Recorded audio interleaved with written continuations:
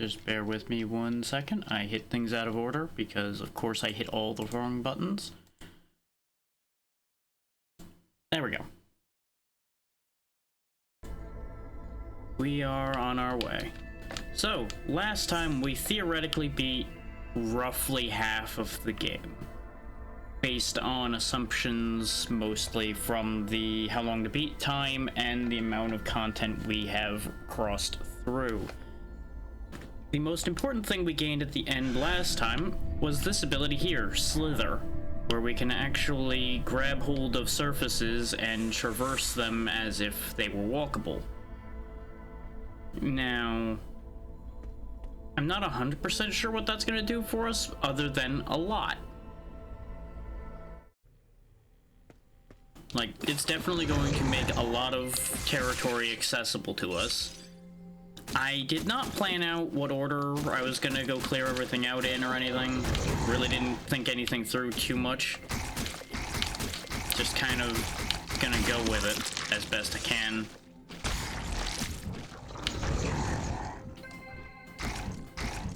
I had considered, like, getting us out from down here before starting, but I don't think it's gonna be that bad to climb back out of here. And, well, it's too late for such considerations now, anyway. We're already here. So...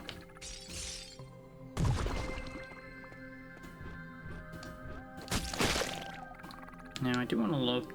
yeah, it doesn't look like there's any other ways out of this section, so we do have to go all the way back around.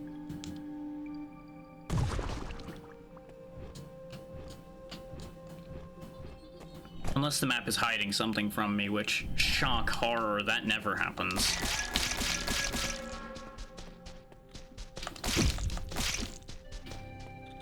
Yeah, I think I used his head to bounce up here before. Okay, if you get hit, you also unslither. So we'll have to remember that for the future. This looks like it'll get us another sediment. Oh, wait, there is more territory up here, too. I don't need to use the heads of enemies to get around anymore. Even if the climbing is a little on the floaty and slow side. Ah. This is blocked off. It relies on the water running. So we'll have to open that from the other side. Wait, I presume then. Which begs the question, why would you? Like, I'm not really sure why you'd ever want to come back down here. I guess unless you forgot something down here somewhere.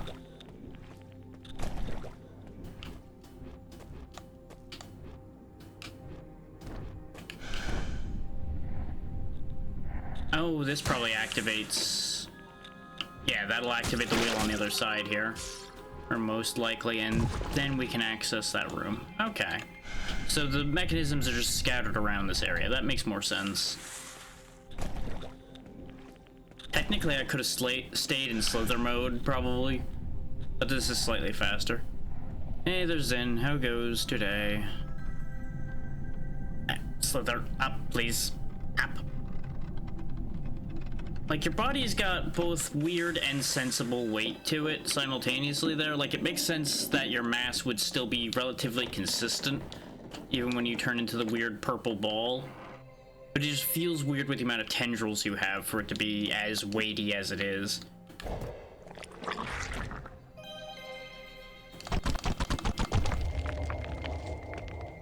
There we go. That presumably activates the lift, and now we can use it. I know, we probably have to do both sides. Quack, quack, quack, quack, quack, quack. There we go. We have done it.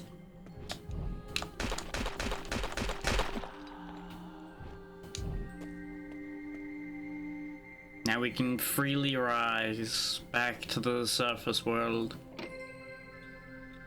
Well, not really, but to the higher parts. Which this does spit us out right next to the plant man. And we can go see if we've satisfied with the fact that we uncorked everything down below. And see if they will perhaps take the vile sediment we found. I'm gonna go ahead and save before we talk to them, though, for multiple reasons. Chief amongst them being, in case of betrayal...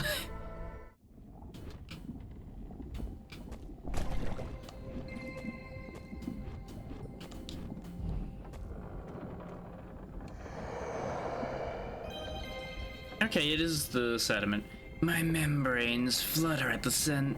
You carry sediment. Pour it into the vats. Yes. A dance of ash, viscera, and bone. Cacophonous rebirth. My membranes thicken, the gardens thrive. You have done well. A gift from the vats. You inhale me. You return to do as I command. Nor should you. This thing definitely seems decidedly untrustworthy, but it's what we got. Seek the awful jars below. Okay, I guess there's like thresholds as to how much of that vile sediment gets turned in, and we get paid based on how much we bring then. Okay. I mean, it's not like we're using that sediment for anything else. So it's not the worst thing to be giving that stuff up, and at least we're getting ichor, which we do need from it. You know, sometimes you have to do business with things you may not trust, especially in a weird world like this.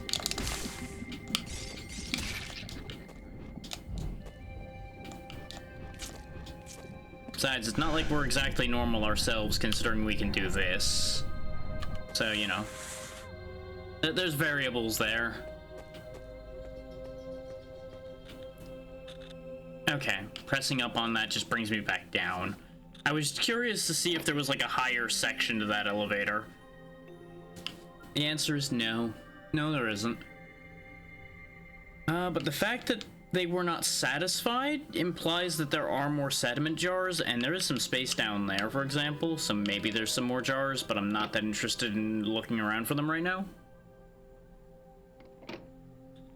Because we've got a lot of ground to cover with our newfound climbing. So I have every intention of making the most of that before I worry about anything else.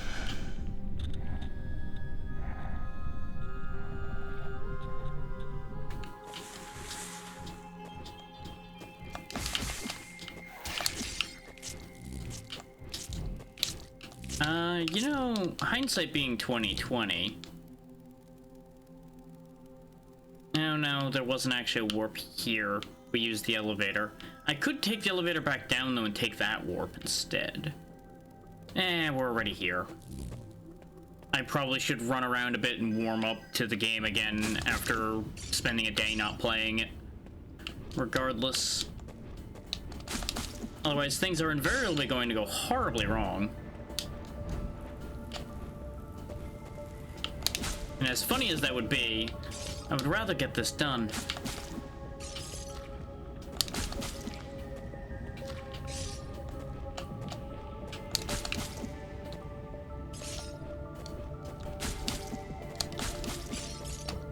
Nom nom nom nom nom nom.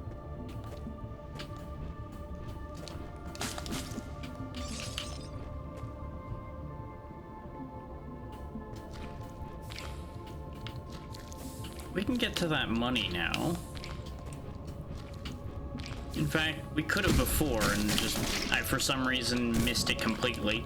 But I think we were kind of just like sprinting through here on our way to places for the most part, not really looking around here at the time.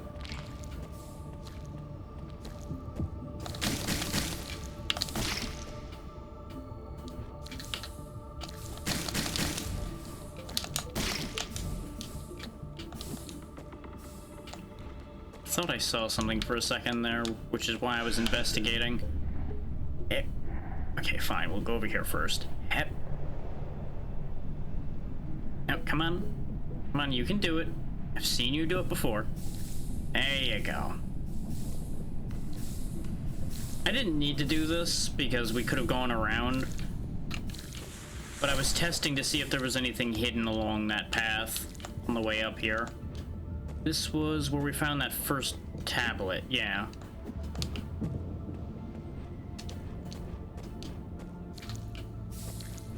which we found a second tablet all the way over on the left-hand section of this area as well. And I'm currently in the presumption that there's at least one more somewhere, because most things come in threes, as we all know.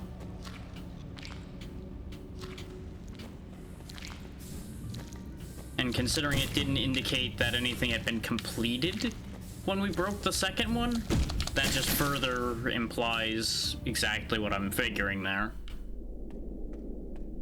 And was I wasting health in there? Absolutely. Do I care? Not particularly. So I'm not anticipating much of an issue.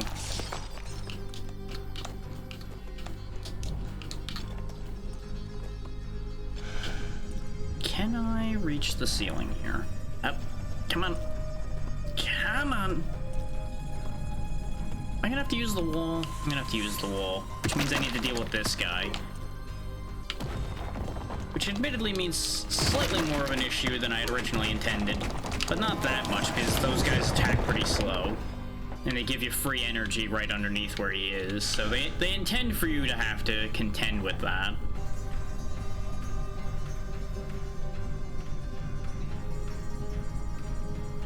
Now, is there something good up here? Yeah, I've got 3 more hits, and I have a heal still that I haven't used. I'll be fine. In fact, I'll just go ahead and use that heal now, because we don't know what we're getting into up here. I wasn't intending to go to new territory at this exact moment, but curiosity is, as usual, getting the better of me. Wait. Does this actually lead down? No. What's the point to this?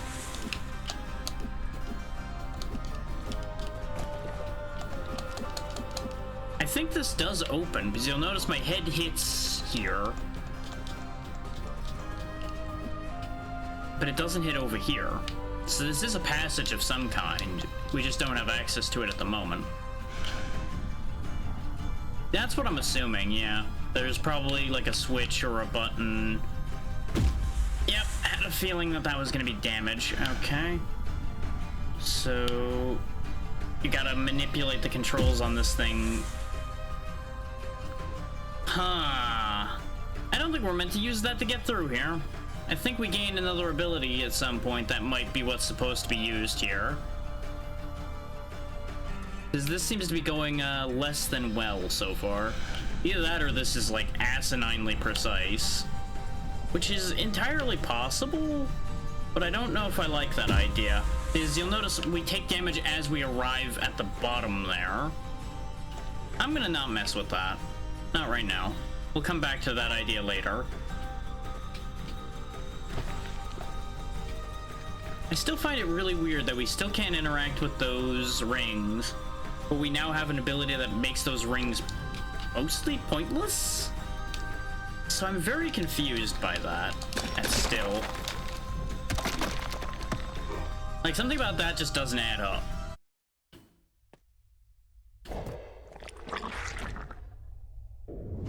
But more importantly, we can go back to the shrine, open some more stuff up, get our health back, and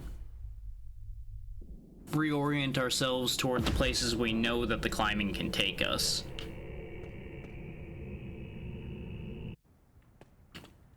And by some more stuff, I mean one thing, probably.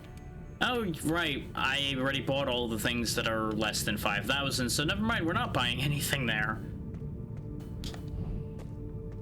We've been rather prolific as far as that goes, and there's that 4th arm. I wonder if we'll get anything when one of them is complete. I could get one of these abilities, but I think I'm gonna just let my Ichor build up and get the wrappings of Namun at this point. Mostly because we don't have any more excavating to distract myself with. We just need to get a bit more artifact fragment, which I believe I can buy if I end up with more Ichor than that. So it'll be fine. I believe this thing sells the artifact fragments. Oh! Memory re-established. Central cortex still incomplete. You assist me? Right, we did find those construct parts. Okay, so if we just bring this thing some more construct parts, it'll keep getting better. It doesn't seem to have changed what it had, so I'm not that enthused about it at the moment, but at least I put a part back on it, I guess. I was just kind of mashing through it because I didn't expect there to be new dialogue there because I completely forgot about the construct part. I assume, yeah, your dialogue still hasn't changed. I now need to sit through one of your words here. There we go. Because you can't exit those dialogues for reasons.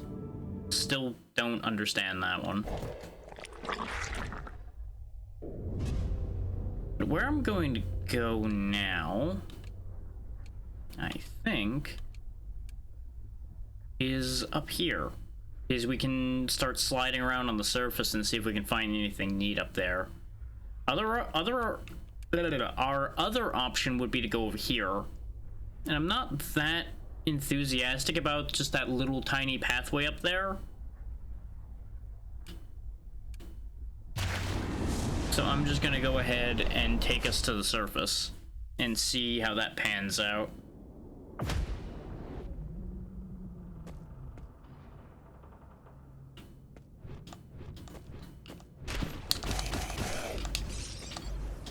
I'll obviously be, you know, a little more careful now because we're actually going somewhere that will be threatening.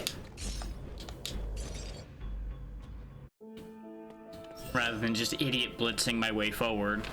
As fun as idiot blitzing can be.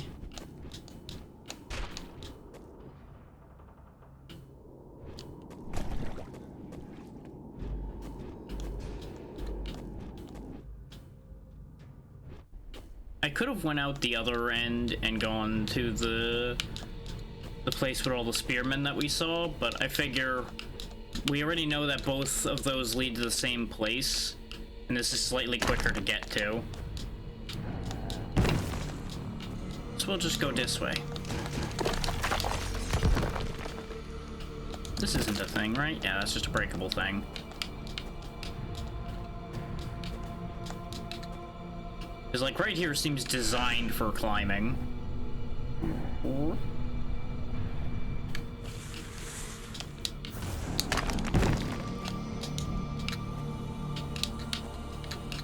And I do still wonder if they, like, intentionally designed this with multiple different abilities in mind so that you could actually, like, path through this differently. It makes me genuinely curious. Divine Remnant.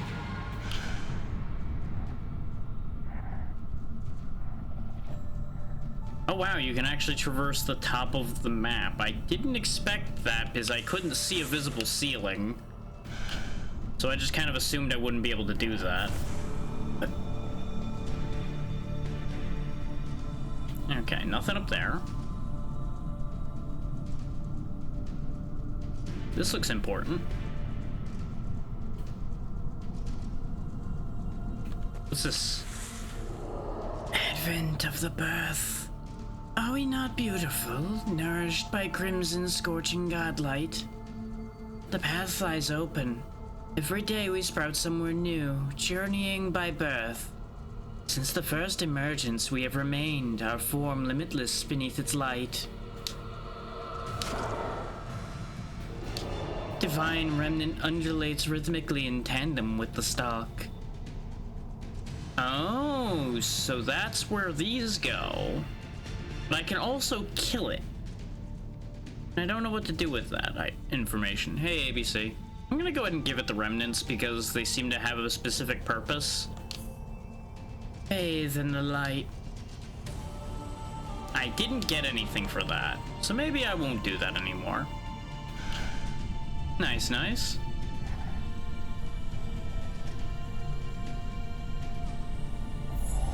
Another Divine Remnant.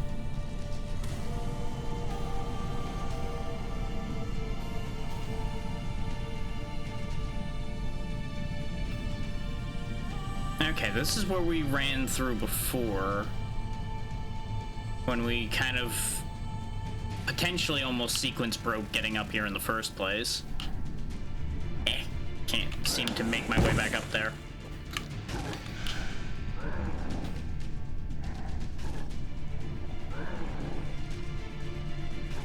Huh. Seems like it's almost designed to force you down from there.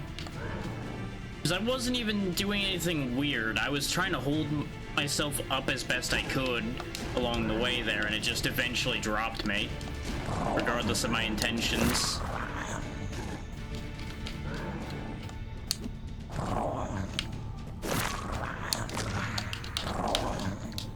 Joke's on you, game. No matter how many ways you try to stop me, I will find new and different ways to break your pathing.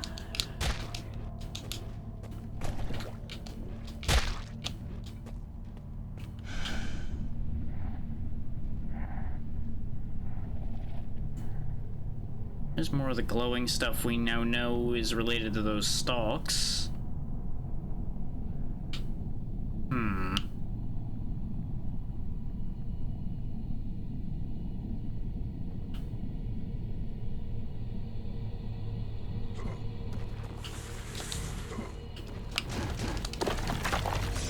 Kill him off. Grab this thing. And run for our life. Oh, guess we're not running very far. Okay. Cowabunga it is, then.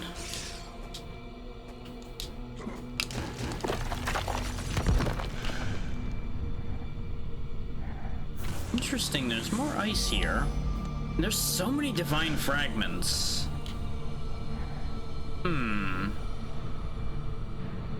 Makes me wonder if I really should be giving up those divine fragments to that stalk or not. If part of me screaming at me, no, I shouldn't. But the curious part of my mind is like, well, but what'll happen if I do, though?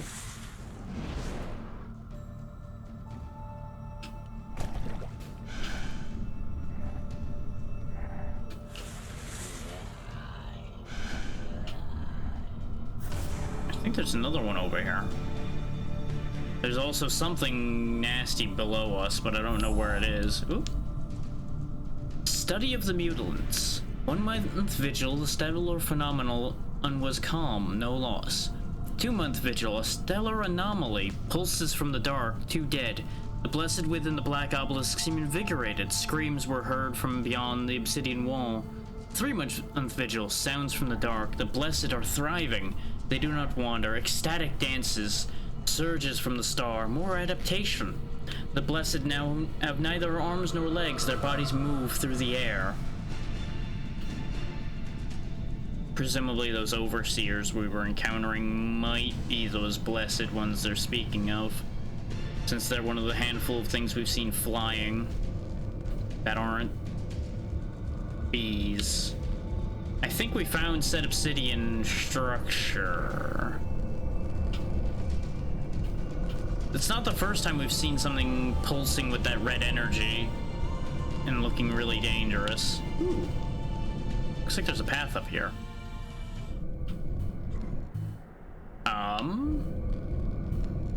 What? Did I get thrown away from there, or did I just fall? Ah, nope. I just fell. The Obsidian Observatory. See, those walls are designed to keep us from climbing the way I've been doing. That much is clear.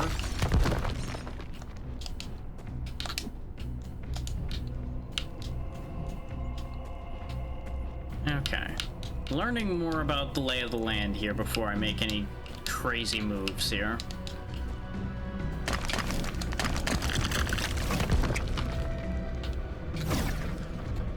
Oh boy.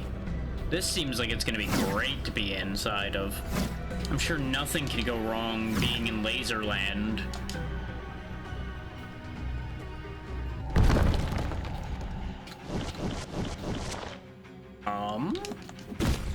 Ow. Looks like we have to just survive this, I guess? Because we can't seem to harm them. Oh no, there we go. Proto-anomaly. I just missed the first swing, I guess.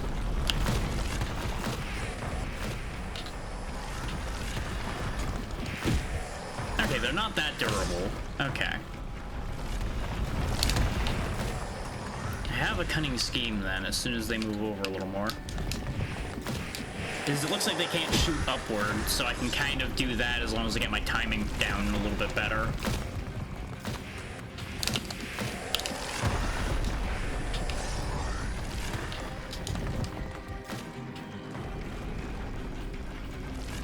That one's being smart and flying higher. I don't like that. You're supposed to be where I can reach you, you know? Fine. You know what will reach you? That. Oh, these are the mutilants. Okay.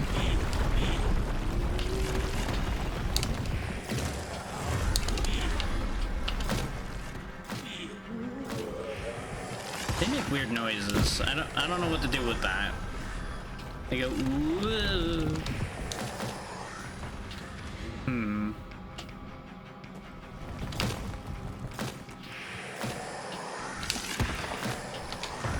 I assume this is probably like a faction that basically embraced the mutagenic power of the Red Star.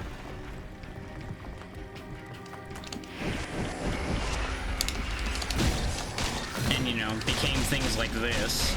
Or maybe they originate from the Red Star in the first place. It's hard to say for sure, really, because we don't have that information yet.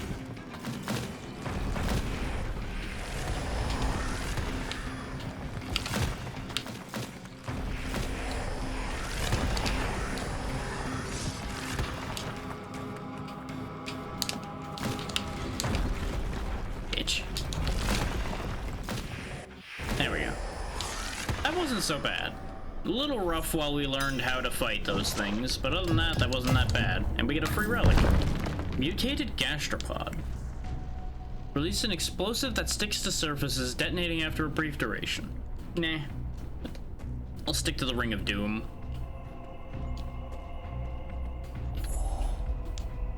The Holy Mycelium. Initial observation. It appeared following the successful opening of the first gate as the child was brought up the steps. Properties. Ethereal webbing, mucus-like to the touch. It doesn't easily give way. Shares certain aspects with the blood of the gods. Second-hand account. A yet uncategorized sample of fauna is claimed to have been spotted within our halls. We have sealed the lower shaft. Such a presence must be investigated. Personal account. Unbelievable. It is as I theorized. The glowing mycelium flows with the vibrations of the void. Even as it writhes before my eyes, it's difficult to reconcile the ichor as a separate form of life.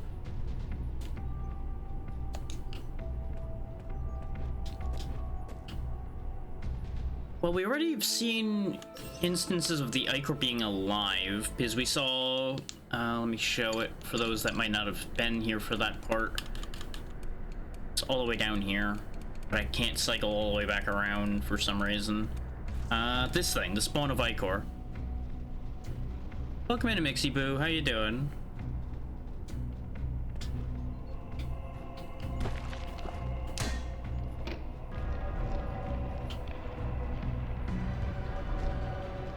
Okay, so that's an elevator, which provides us a way to get back without having to use our weird climbing ability. Okay. Almost makes me wonder if we were intended to somehow have gotten here before we have this ability. I'm doing fine. Can definitely relate on the sleepy, but I'm not that bad off right now. Oh, so both of the places I was going to use my ability lead to the same place. Fair enough.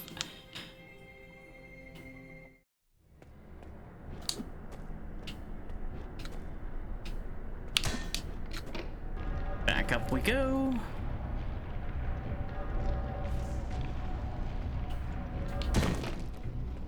So let's see. There is an upper path that we saw. And I don't think I'm going to be able to manipulate my movement enough to get around here. Because there's not a wall for us to slide up. So I don't think that that's going to be particularly viable, because both these rooms end in a door. We can't climb up the door.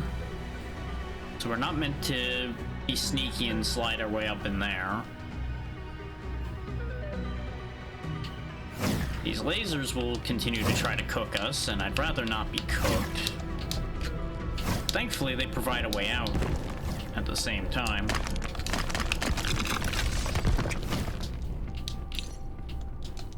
Okay, so I think our only other path would be to try to sneak our way up here. Whether we're supposed to be here or not.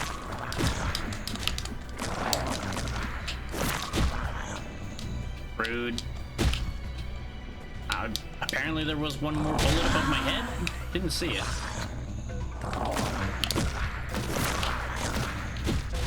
I don't really have a lot of room to move here. Ah, there's another envoy up there that we can get rid of. Can't really get at it from here, though. But just... come on. Up you go. Up, up.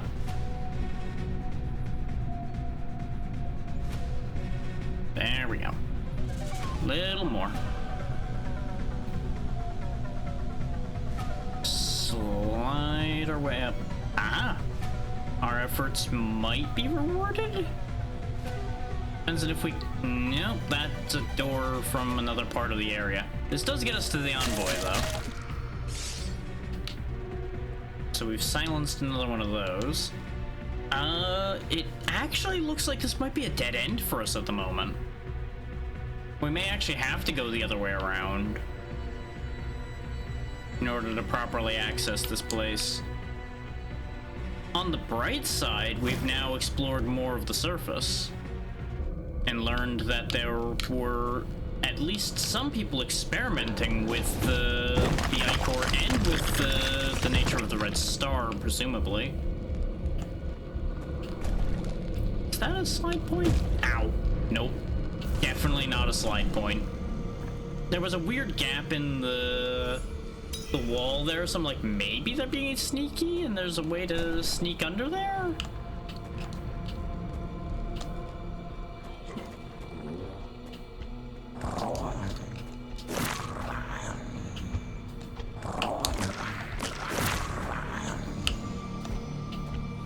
Get back down here, or I will bring you back down here.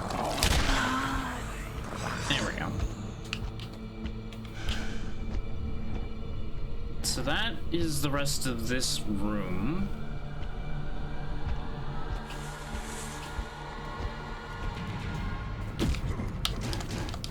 But yeah, if we'd come up here from this side, what we would have ended up doing would be using our climbing to just go right up this wall here, and we would have had to deal with the big guy. Which is another one of the many reasons why we did it the way I ended up doing, by going up around the left instead. But with all this done, it looks like it's back into the gardens for us in order to go back around on that side and hope that it leads to something that moves us forward. This was where we got one of the relics we, I think, are still using, actually. I think that might have been where the ring was? I don't remember anymore.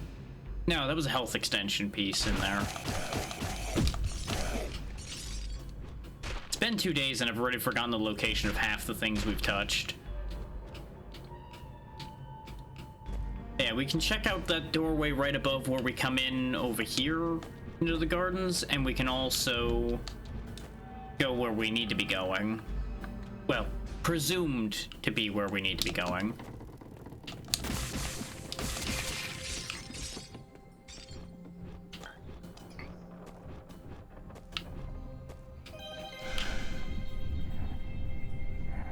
Yeah, because... oh no, this... we have been over here before. This is how you get back from the first area over here once you have our little void ring ability here. That's the shortcut. Still don't know what to do with this. This mysterious glowing object that's over here.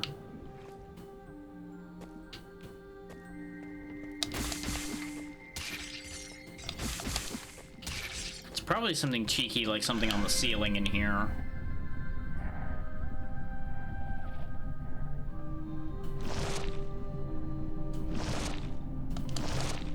Wait? No, I thought I was onto something because the camera moved, but we are still there. Okay. There are sparkles here, so maybe this is the way. Nope. Okay. Maybe I'm barking up the wrong tree. Which it's worth keeping in mind that our little glow ball form here does have an attack.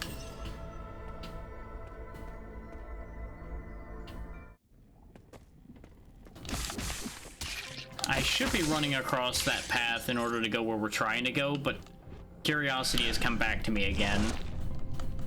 So I'm gonna poke and prod at this again, now that we have the ability to go up the walls this way. Make sure there's not like a 1 square wide path somewhere that they expected us to fit our way through. Can I just... I flattened lower to it for a second there, so I was checking.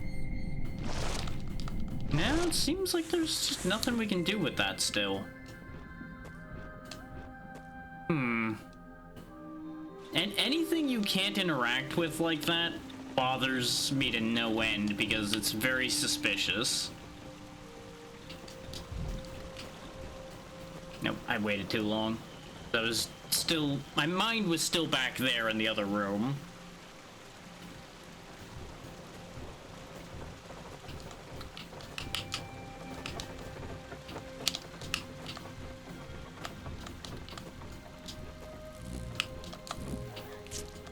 I've definitely forgotten how to move in this game to a certain degree, apparently, in just 2 days.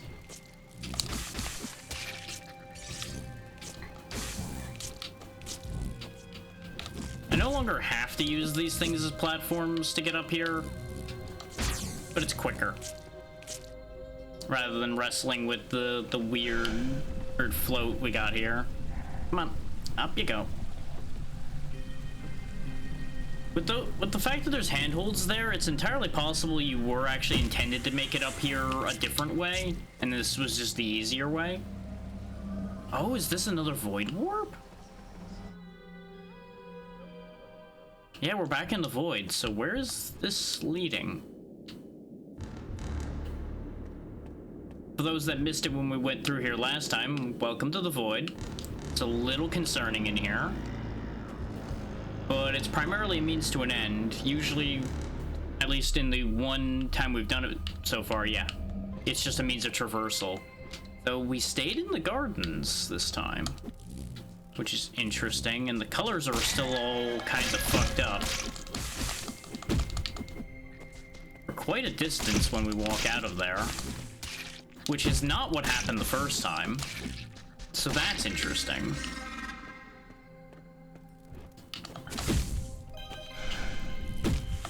You little shitter.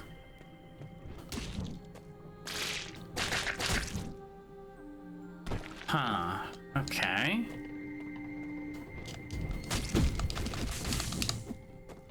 I should heal. There we go. Elevator. I'm interested. Oh, this is where the other spot we saw that we couldn't go anywhere with was.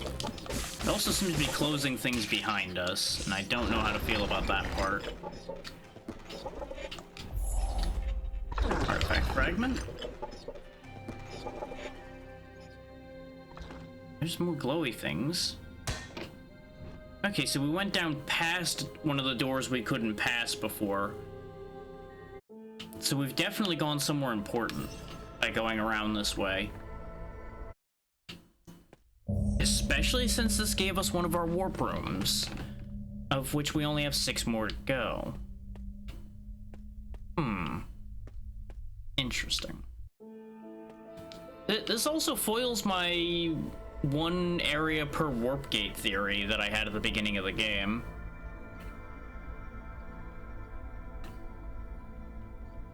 But this warp gate being here at least makes more sense than this one over here being like 5 feet away from the other one.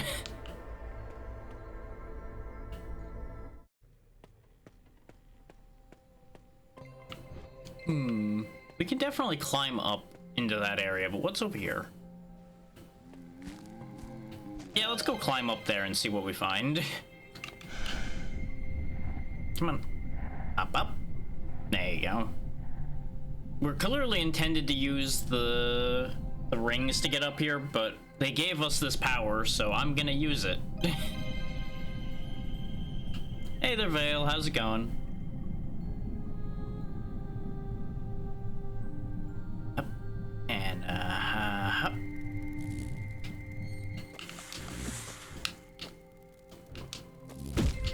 Act. Nice.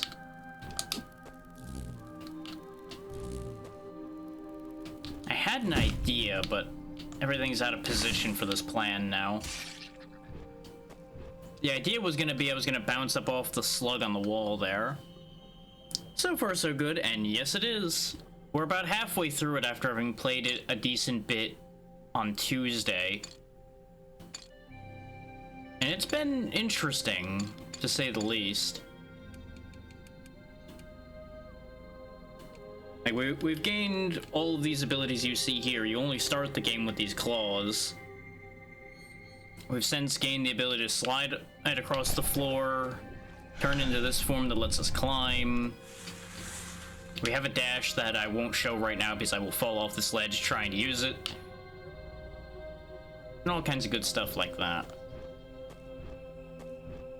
We still can't interact with these rings, which tells me I'm probably not supposed to be here doing this the way I'm doing it, but, well, you know. I'm just gonna kill that, because I'll do it the other way now. I was gonna bounce off him and go up, but he didn't want to cooperate, so... I have an idea. Pretty confident not supposed to be up here, based on the way this is laid out. But you know what? Where there's a will, there's a way. And it wouldn't be much of a Metroidvania if I couldn't sequence break somewhere.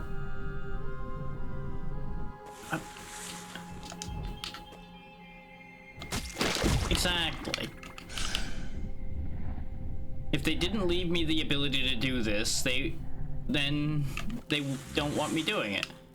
But since they left me the ability to do it, they clearly want this to happen.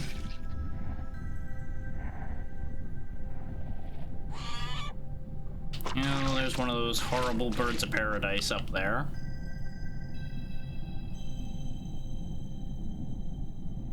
Just squeeze my way around the corner here. Don't mind me coming through. I saw the purple. And another divine remnant. I'm still trying to... Well, I fucked up bad there, but that's fine.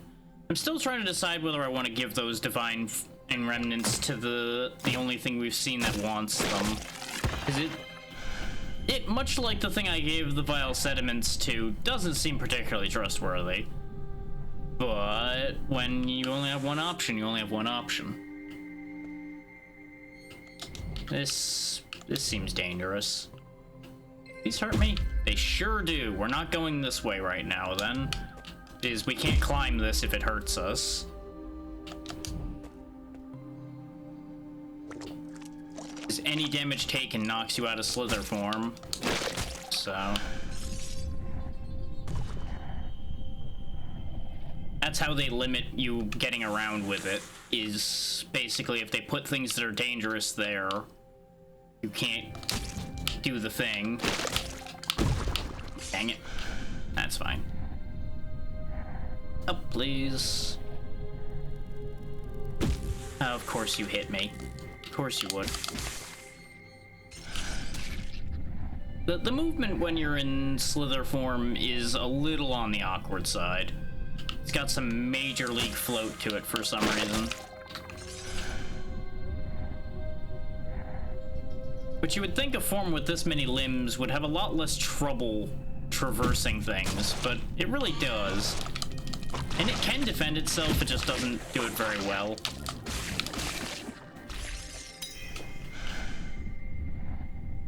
Up and in we go.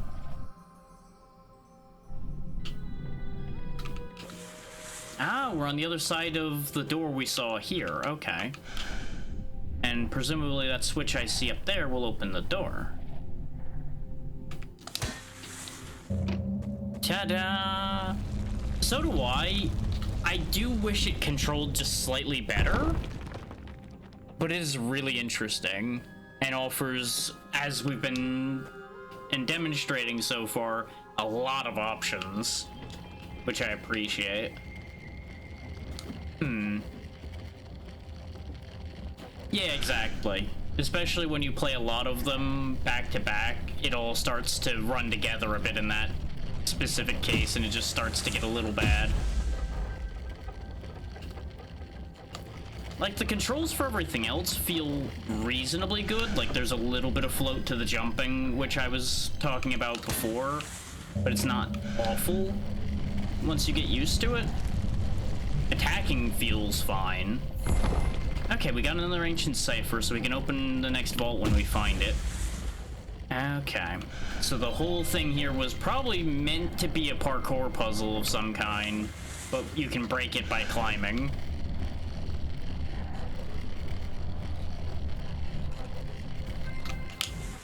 There we go.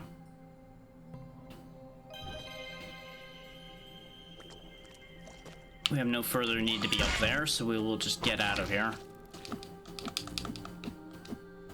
Thankfully, you don't lose anything when you die, and you just go back to the last save point you touched. Much like some of the more forgiving ones go. I have not played Pseudo Regalia yet. It has been recommended to me dozens of times. The only problem is it's a mix of a Metroidvania and a 3D platformer, and that's where I get a little nervous about that, because half the time when that kind of thing is done, it doesn't feel right to me. And that's the other thing, yeah, is it's very short from all I've seen.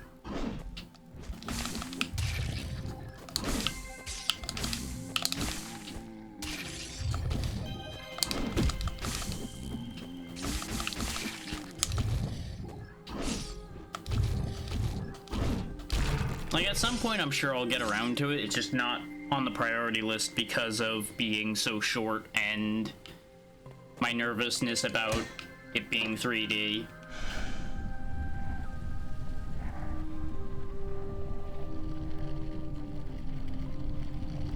Okay.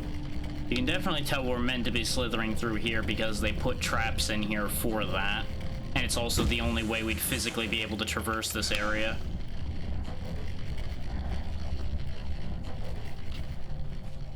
Gardener? Gardener.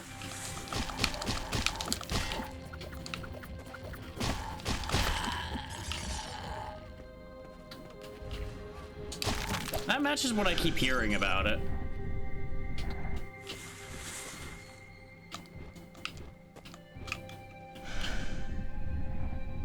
And it's also not very expensive. I think, like, normal price, it's like $8, so it's really not that bad.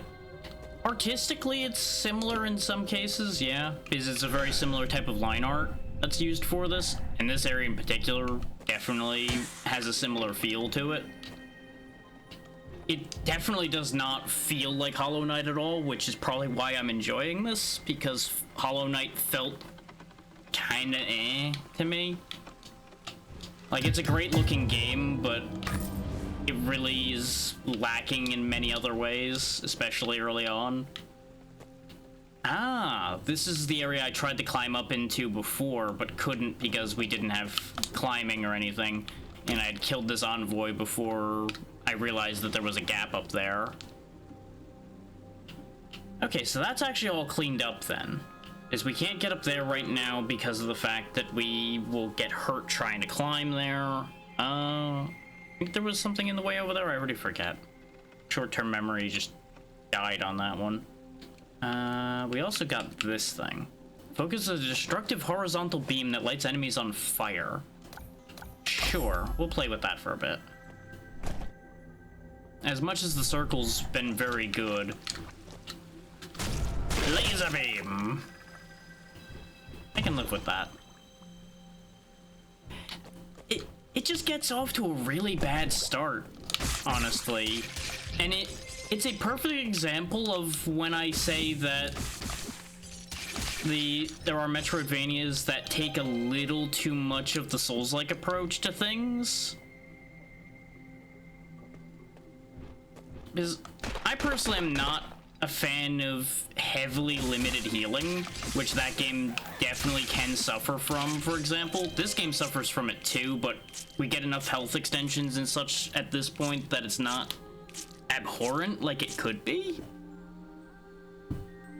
It's also been quite a while since I've played Hollow Knight, though, so take some of what I say with a grain of salt. There is also the extra layer of maybe it was just the wrong time, but it definitely comes to mind most of the times I've encountered Metroidvanias that just lean a little too much towards Souls-style things, because there became this merger between the two genres to a certain degree. Is they both have very similar ideas for exploration and a lot of things of that type. And that's the thing. I don't mind struggling for resources. I do mind when it's a little overtuned to the point where you have very little room for error. Especially early in a game when you're still learning it. I made this whole speech when I was dealing with the first boss fight in this game, which was heinous as far as that goes. It was like a 5-phase boss fight right out the gate, and just like, this is terrible and you should never start a game this way. And the other problem with Hollow Knight, more so than it being a struggle early on, is your movement and your controls and everything feel fucking boring early on in Hollow Knight, because you have like nothing you can do. Like early on, from what I recall, you basically just have your nail and what little the nail actually does, and you get dashing reasonably early, and that's like half of your toolkit for the rest of the game. Aside from attaching a bunch of trinkets and such, and gaining a handful of other abilities, that's most of that game, from what my memory of it tells me.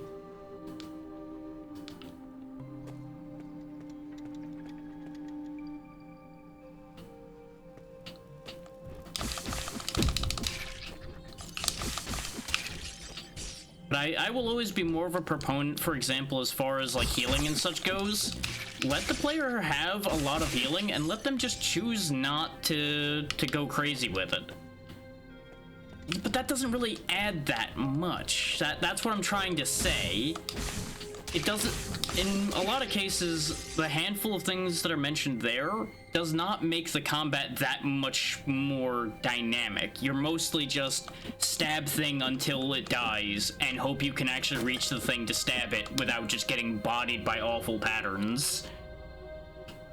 You don't gain much that significantly changes your combat, from what I recall. You get like one shot ability, from what I recall, but you have to spend your healing charge to use it, from what I recall of it. So it becomes a trade-off, which that in and of itself is fine, but like just continuing to pare down and pare down and pare down your options and resources just frustrates and bores me. Yeah, exactly. This at least has these 2 relics that I can play with, and a decent amount of relic options, so I can change how I'm fighting something if I really want to. This still frequently boils down to just bouncing off the thing's head with the claw too, but at least I have the options. I'm always a very big proponent of give the player options. Don't just pigeonhole them with very tiny tool set and make all of your difficulty based on the fact that your tool set blows.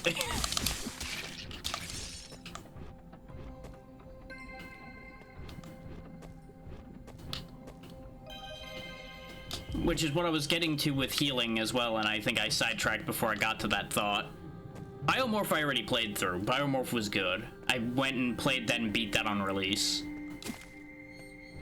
It had a couple moments that were less than stellar, but overall it was good.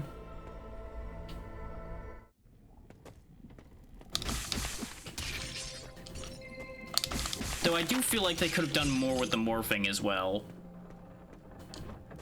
That too felt a bit limited, and there were definitely a couple forms that were just flat out superior to everything else you could get. Which was unfortunate.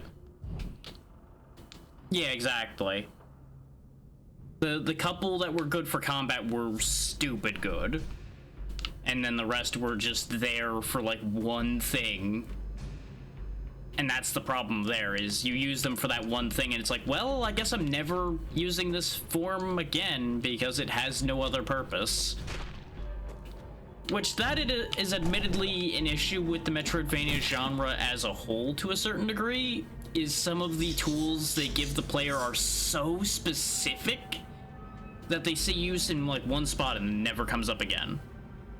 And that's always unfortunate. Outside of like somebody creatively using it to do something that was never intended, which those are fun. That's always fun when that happens.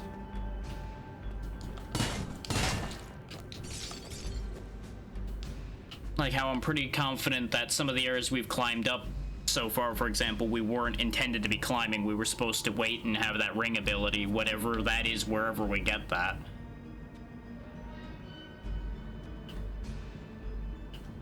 That's a good thing, yeah. And I presume to a certain degree that that's also part and parcel with the fact that that game's as short as it is they spent more time working on that instead of just extending the game further. Which, no matter how much I like some games, there are definitely some games that are a little padded out.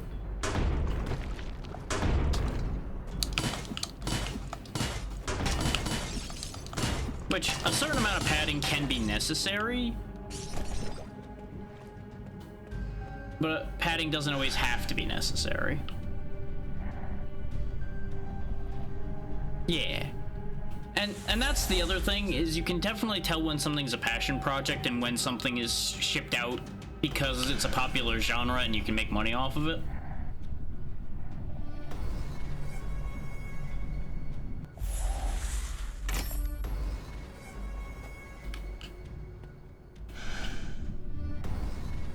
I'm still... At least I do believe we're still waiting for Time Spinner 2, for example, to come out. So I think that's still not out yet. Time Spinner is another example of a really solidly done and Metroidvania that leans a little more toward the Castlevania in some respects.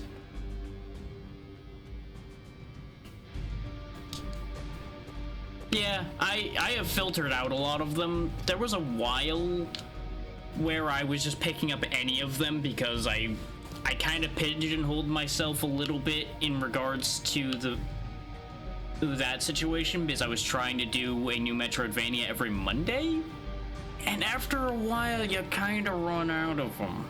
So you have to take what you can get, and that's why I don't do that anymore, because I ran out of good options with any consistency. We had another good batch of them this year, but I still haven't gotten to all of them. But this is why you don't narrow your content down to one specific genre, even if it's one day a week, is you're going to hit a point where it's like, well, the genre's dried up. What do I do now? It's not great. I went in a loop here, which I didn't mean to, but brain got caught in concept and didn't actually pay attention to where I was going.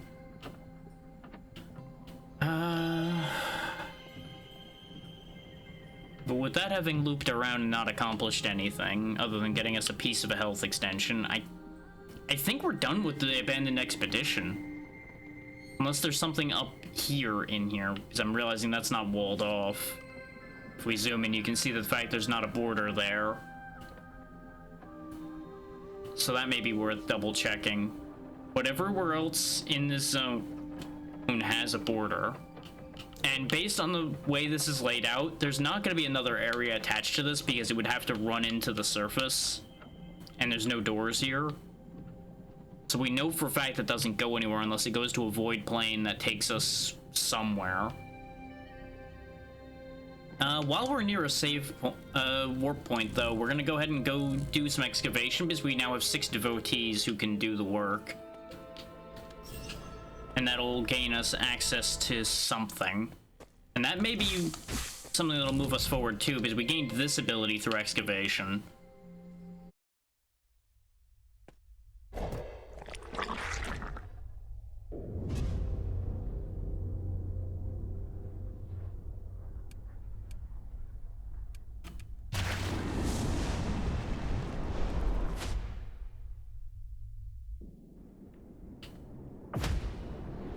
Yeah, they put a lot of good animation and a lot of good work in here.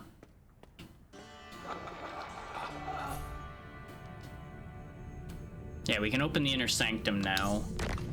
I don't know what this will do, but since it's got that yellow marking on it, it's probably important.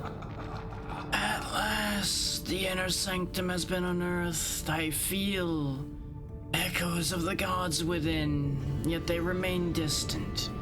It is as if the candle flame whispered, an unknown hand is at work here. Now, my curiosity is, do I spend divine fragments here? Is if I can spend divine fragments at this place here, then that gives me a choice as to which one to spend them at. Sounds good, Vale. We'll have a safe trip to the store. And absolutely.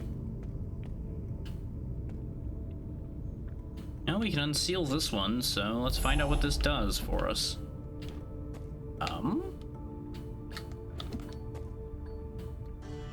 You're welcome.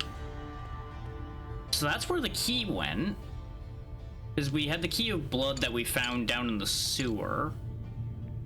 Or from the slime. And that went into this thing.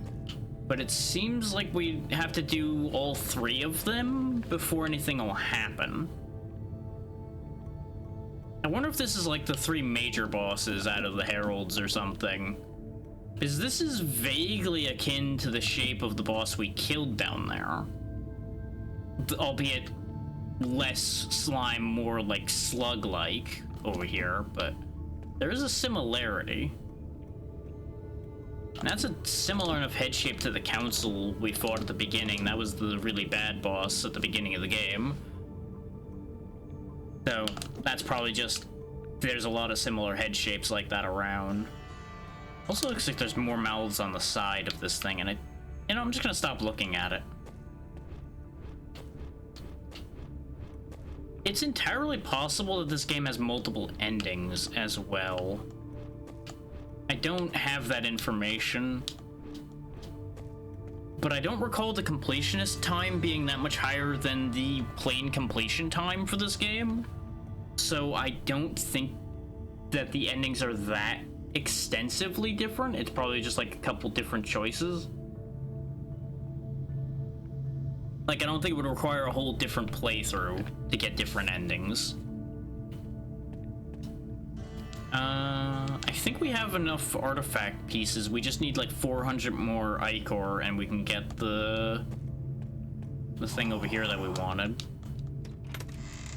Yeah, just a little bit more ichor.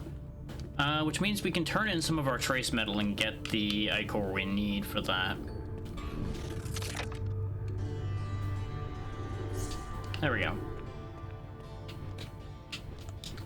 I'm not entirely sure if this is going to work as well as I want it to, or be as useful as I want it to, but it seems like a good idea to have. Because for those wondering why I'm interested in something that extracts salt shards, the thing that charges our healing is salt. It's like crazy, like magic red salt stuff. So if something can extract the salt from the bodies of our enemies, that means we could probably heal from them. I don't know if it'll heal my direct health or if it'll refill my healing charges, but either way, this seems like a massively useful thing to have. Let's see how it works.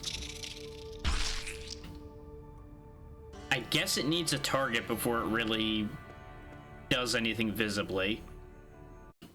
But it makes weird squelching noises so far, and I don't know how to feel about that.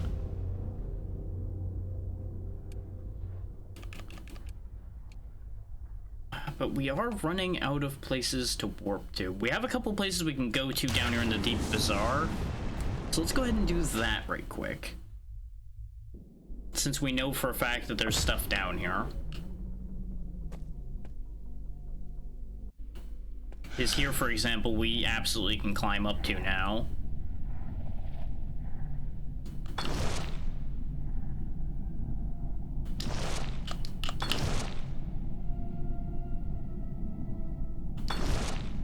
Oh, this is a bit more involved than I thought. Oh, this was just for another envoy, though, it looks like. So that's a little disappointing. I still don't know what those mean.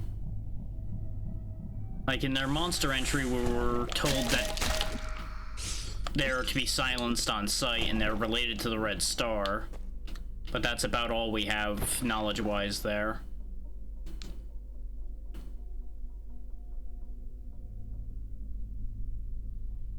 But there's still this room over here too, so we'll go check that before we go anywhere else.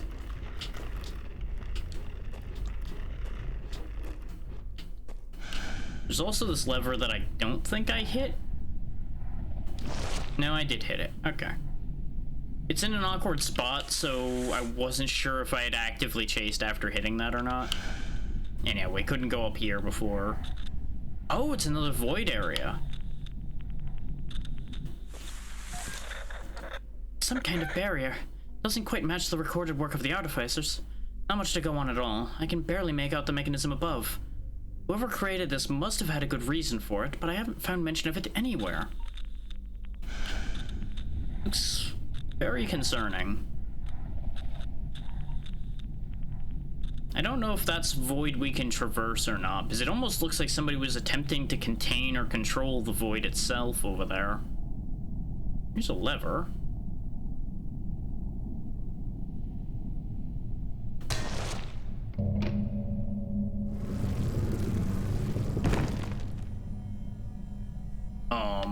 I'm not sure I did it good by doing that, but we'll find out. I think I powered up whatever this is. So maybe not, because we don't seem to be able to interact with this in any way. Because I can't, like, talk to it, I can't use my void thing to get in there. Our abilities, I presume, won't do anything with it. So I don't know what we did. I presume we need something else in order to access it, though. So I'm going to go ahead and put a marker here as well. And based on the eyeball over there on the right, I think there's something I either forgot to do or couldn't do over there in that room. It's nice when I remember to leave myself these little markers so I know what the hell's going on. Oh, that's right, yeah. This room was filed under doable but problematic if I tried to do it. Oh yeah, no, because it was this fitting through there. That was the issue. I don't know what that did.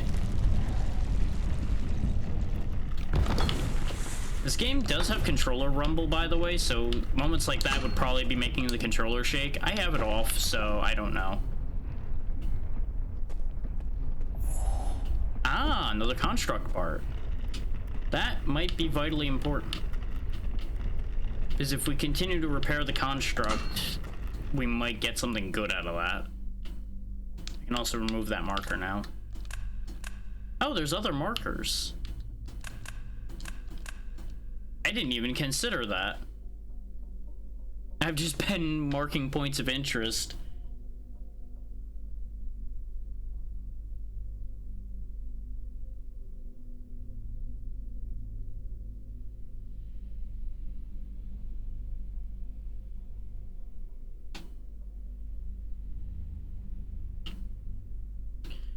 But I think other than this little section over here, that means the Deep Bazaar is done.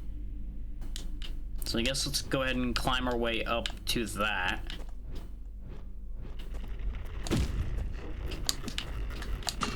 It's interesting what mix of abilities are required in some parts of this. And the fact that genuinely some abilities will just override each other. And it becomes a matter of which one do you want to use at that given moment. Which, that's fine. Multiple abilities being able to do the same thing is fine within reason.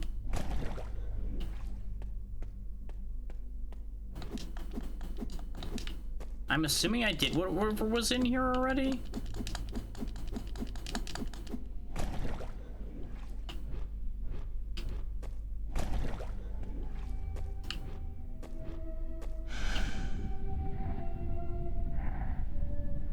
There's that symbol again. Is that what the lever did? No, because the lever had opened that door down there where the thing already was. But I'm assuming that symbol's relevant in some way. I just don't know what it means because we've only now seen it twice, I think. I may have seen it somewhere else and I'm not thinking of it. But I feel like we've only seen that symbol twice. Oh yeah, we can potentially get across here now as long as I stop fucking this up. How am I so bad at this timing suddenly?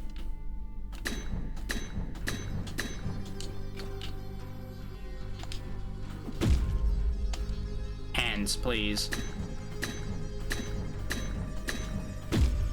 Oh wait, no, I can't shapeshift in the air, so no, that doesn't actually work the way I want it to.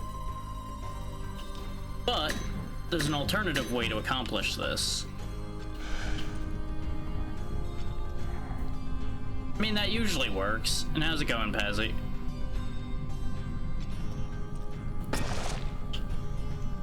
Hey, come on. Up, please. I've seen you do this before. Fine, we'll do it the hard way.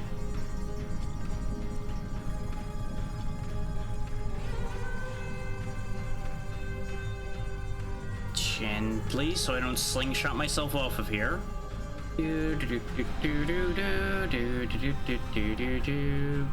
Probably not how they meant me to do it, but I'm going to do it this way. Fingers crossed on that one. And scoot our way in here. So it looks like this just loops around, so there really wasn't a reason to do that. That's just a shortcut past the wheels of pain in here, which really aren't that much of an issue. There is an envoy in there, but I'm not that fussed about killing those.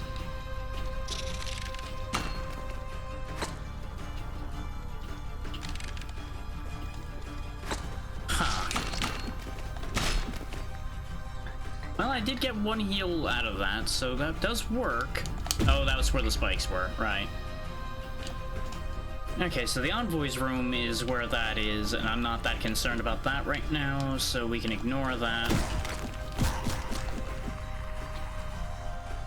We'll just go ahead and mark this spot right here so I know to come back over here when I feel like it at some point. So we've got here and up here left to think about.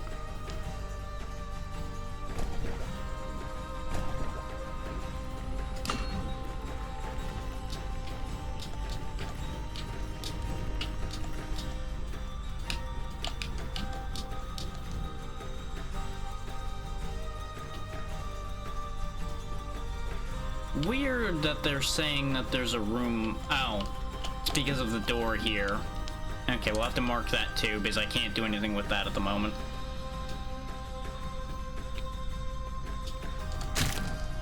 I couldn't remember why we hadn't gone up there, so I had to check.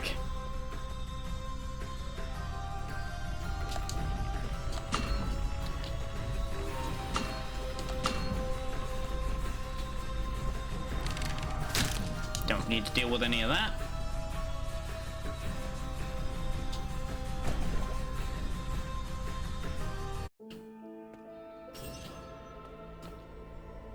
The good news is there's not much ground left to cover. Bad news is there's not much ground left to cover, which leaves me questioning, where am I supposed to be? But we'll figure that out. Once I run out of options, we will start rechecking places, and we will get to the bottom of this.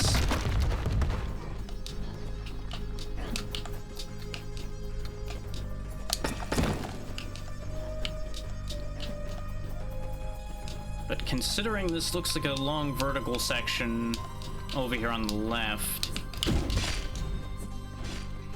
This should lead to something. Yeah, this is another place where we're supposed to be using that ring ability that I still don't know where is or what is.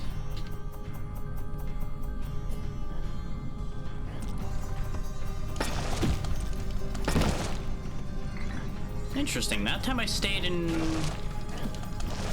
ball form. Ordinarily when you get hit, you get knocked out of it. I wonder if it's because I was mid-attack. Yeah, I think it has something to do with the fact that I was in the middle of the attack animation.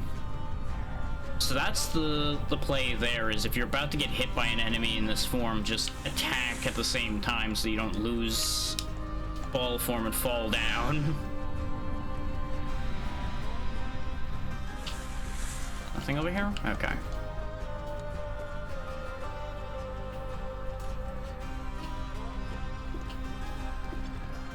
I see.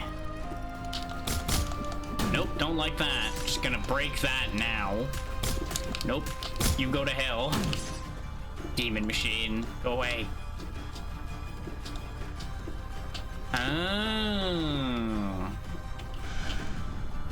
These are recovery spots for while you're in ball form. Just for those that don't know, when you're grabbing a ledge, you can resume ball form. When you're in the air or falling or basically anything other than plain standing or grabbing a ledge, you cannot resume ball form. Interesting, he went through the wall. And I know in the air and falling sound redundant, but there's actually a reason why that's differentiated. Is there are plenty of times where if you fall, you can't do something, but if you jump up into the air, you could still do the same thing.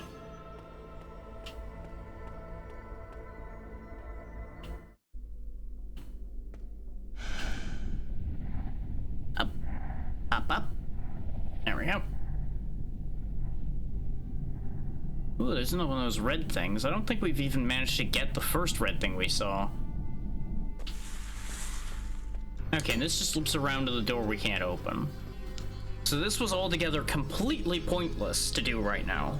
But we have knowledge. We've gained more map information. The problem is, like I said, we're running out of map information that we can do anything with. On the basis that I put an eye down here, that means we need more than just ball form to get there, because we got ball form right here. So, and we were just over here, so if we couldn't solve that right now, we probably can't solve that at all. Well, currently. I don't remember why we didn't follow these up or these up, so we might go back up there to double check, because it may have been me just running straight through. There is something right above here I can potentially go grab. We could double check the bazaar as well, though I don't think they'll have anything for us that we particularly want, because they seem to just take progenitor flesh and give us money, and they exchange materials.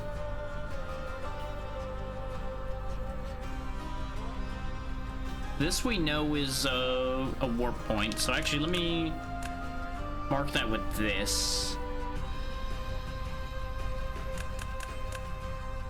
Start marking known warp points so we don't keep questioning that when we see them. And one of these was a warp point as well. I think it was this warped us here, if I'm remembering right, which is why this one's unmarked, but we suddenly kind of just stopped around over here. And this was blocked off with a door.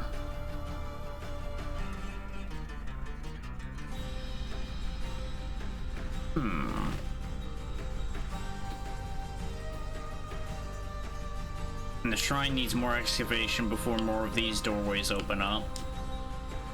And the excavation relies on ichor, which we don't have enough of right now. The fact that there's a save point here is interesting. I wonder if it's one of those cases where there's more than one way to get into an area. Like, get into an area to begin with, that is. Can I... No, I cannot do both at the same time. Okay. But I can jump and do that, so... I have an idea how to get there. It's just gonna be, yep, a bit rough to pull off. Because, mind you, I didn't let go of the right bumper, but you'll notice it retracted the bubble for just a second there. I think we actually need to have whatever lets us grab to these hooks before I can do this idea here correctly. Yeah, is when you dash, you aren't in your normal form for just a couple frames, so you lose the bubble for a couple frames. And the only way we're getting over there really is dashing. Is those bits that are bouncing around don't bounce the right way consistently enough for me to be comfortable trying to use that as a way to get up there. Is it doable? Probably. Is it worth it? Probably not. Oh, that's how that works. Okay. So it'll sit there and drain.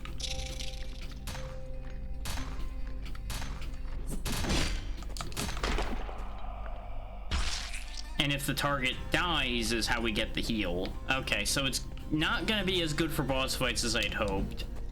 If my presumptions there are correct. Which they feel like they probably will be with the way this game's been.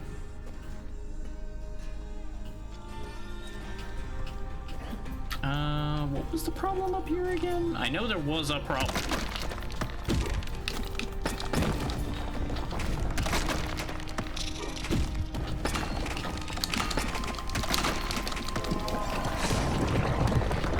Okay, the fact that the beam hits multiple targets is good.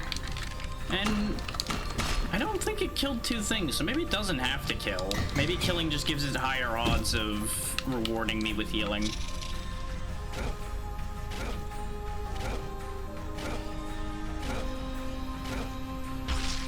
Okay, yeah, no, it just seems to have a random amount of healing, so that's perfectly fine then. We can definitely spam that with our void energy and keep ourselves in better shape then. So this was definitely a good thing to buy.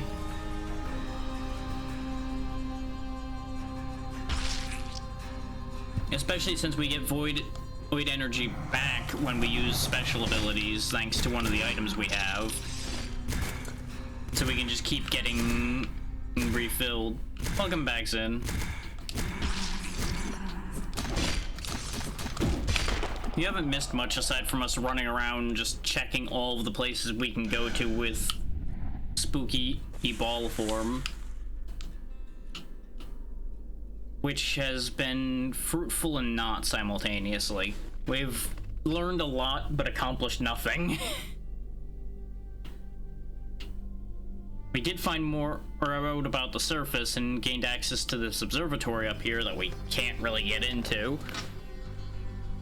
But we found it.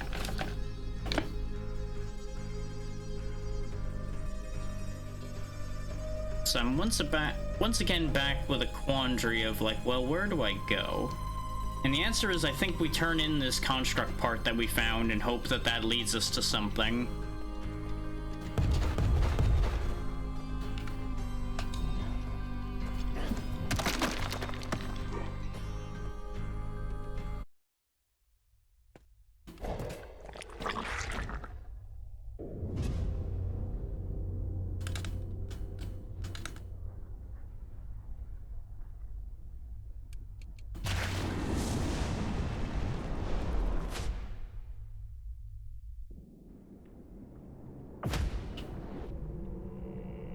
Based on the one construct part being that one whole side plate, I wonder if all we needed was this other construct part that I found now in order to fix this thing. We'll find out. Sleep interrupted. Awakening. Secondary assembly has been completed. Okay, no, there's a third one. That's the top plate. Pathways restored. Central cortex still being reconstructed. Near full restoration. I desire completion. Requesting further assistance. Okay. so that somewhat solves it, but not completely. We need one more construct part to finish that, I think. And then that will hopefully help us. I do wonder if that's related to those purple doors. But since it's the Grand Artificer, I feel like it'll not necessarily directly help that, but we'll find out. You still don't have anything new to say. I don't even know why I thought you were going to. We still don't have this one awakened yet either, but I presume that's tied to clearing out another Herald, of which we have admittedly only killed 3 out of the 11. So that's confusing. I also forgot to read the entry for the fermented here, so we'll read that. When the gods vanished, so did the alchemist's unending supply of flesh. As the salt vats of the great gardens began to run dry, new means of refinement and distillation were envisioned to ensure the Grey City's supply of life-nurturing salt will remain secure. The vats were refurbished, and countless were those who enriched the holy liquid. Yet their sacrifices were for naught. Calamity ensued as the city crumbled, and the vats, choked full of bare shells, were forgotten. Flesh, bone, blood, and viscera congealed and reformed, birthing itself unendingly until a new being emerged within the dark. Yep, that seems great. The Obsidian Observatory. Basked in the Red Star's light across innumerable centuries, the observatory remained the sole structure able to reach beyond the ice. Once a beacon of prosperity, it now stands as a derelict testament to the technological achievements of our distant past. From it, the sisters and their following watched the black sky, staring into the darkness between the stars. In the emptiness, something stirred, and like minds took notice. Within the observatory, they tore open the first gate, artificing wonders that sang in tune to the void. Yet such careless exposure does not come without risk, and beings not native to our world have since overtaken its umbral halls. So Finat, the channeler. Okay, so their reckless access to the void is part of what stirred their problems, then. And the void itself. How does one begin to fathom the space between all worlds, the counterbalance to the known, the endless expanse bordering the real? Its vast nothingness lingers on in perpetuity, unchanged, yet within lay the key to our ascension, or so we believed. Guided by unseen hands, we pursued salvation from the trappings of our mortal shells. How foolish we were. The void is not for us, for it is our opposite, a realm of the unrealized and unmade, a cage for whispering dead gods. While our great achievements allowed us to channel some of its flows to our benefit, only those not of our world may truly pass beyond its dark veil. Yantir the Apostate. I mean, that has implications all its own, considering we are able to travel the void, but we are supposedly born of the void to begin with, so those born of it could pass through it. That makes sense. We're only missing 3 actual regions now, I'm noticing based on the list there. So that's interesting. We have half the journals. We found all but 23 of the enemies. And there's 4 beings that aren't enemies that we've not found. The Grand Artificer, the grandest of the sisters' designs, and the greatest achievement of the city's artificers. It is part monument and part wondrous tool. Infused by the energies of the void, it offered near limitless potential for creation. Its unveiling marked the dawning of the golden age of the first civilization during the time of the progenitors. Such times would not last. When the gods vanished, so did their followers, and what was once venerated now lies torn apart and scattered. Yet the broken construct still appears to display a glimmering of sentience after being unearthed, a glint of purpose flickering now and again across its metal orbs. Strange stalk. This peculiar growth flourishes in the light of the red star, stretching towards the sky in an uneasy display of shimmering tissue and sprouting limbs. Unlike other flora of this world, it appears to perceive all stimuli as one entity through various appendages sprouting all across the scorched surface. Still not sure how to feel about that thing.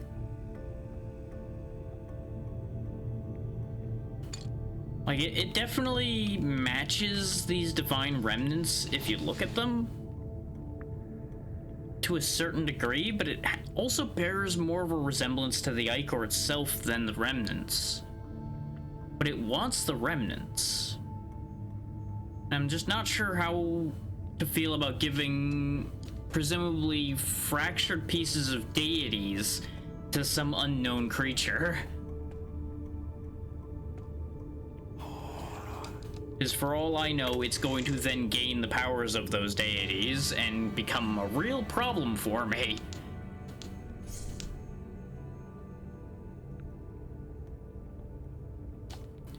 I feel like there's another few pathways that we saw that needed to be entered not from the ground.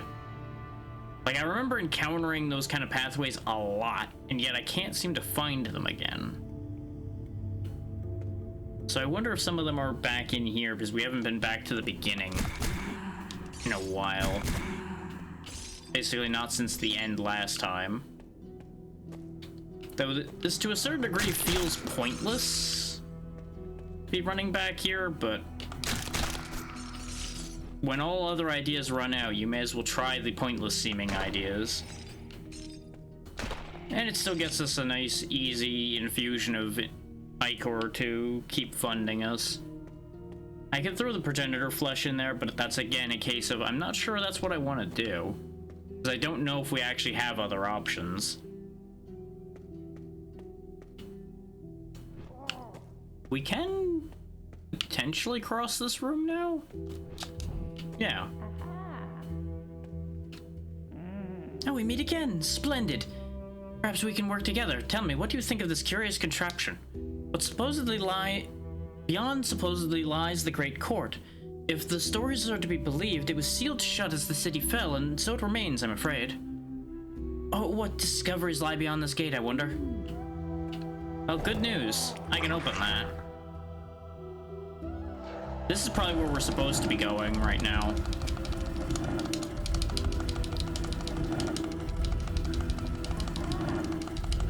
Aha is right. I'm opening a big door. I don't know if I need to keep mashing, but I'm just gonna keep mashing till it was open. There we go. It opened! Wait, you did that?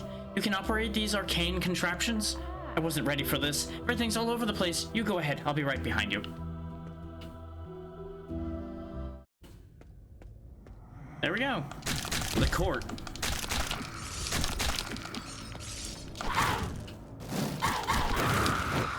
So, fun fact. I think this is the tile set, and at the very least the attendants were in the demo.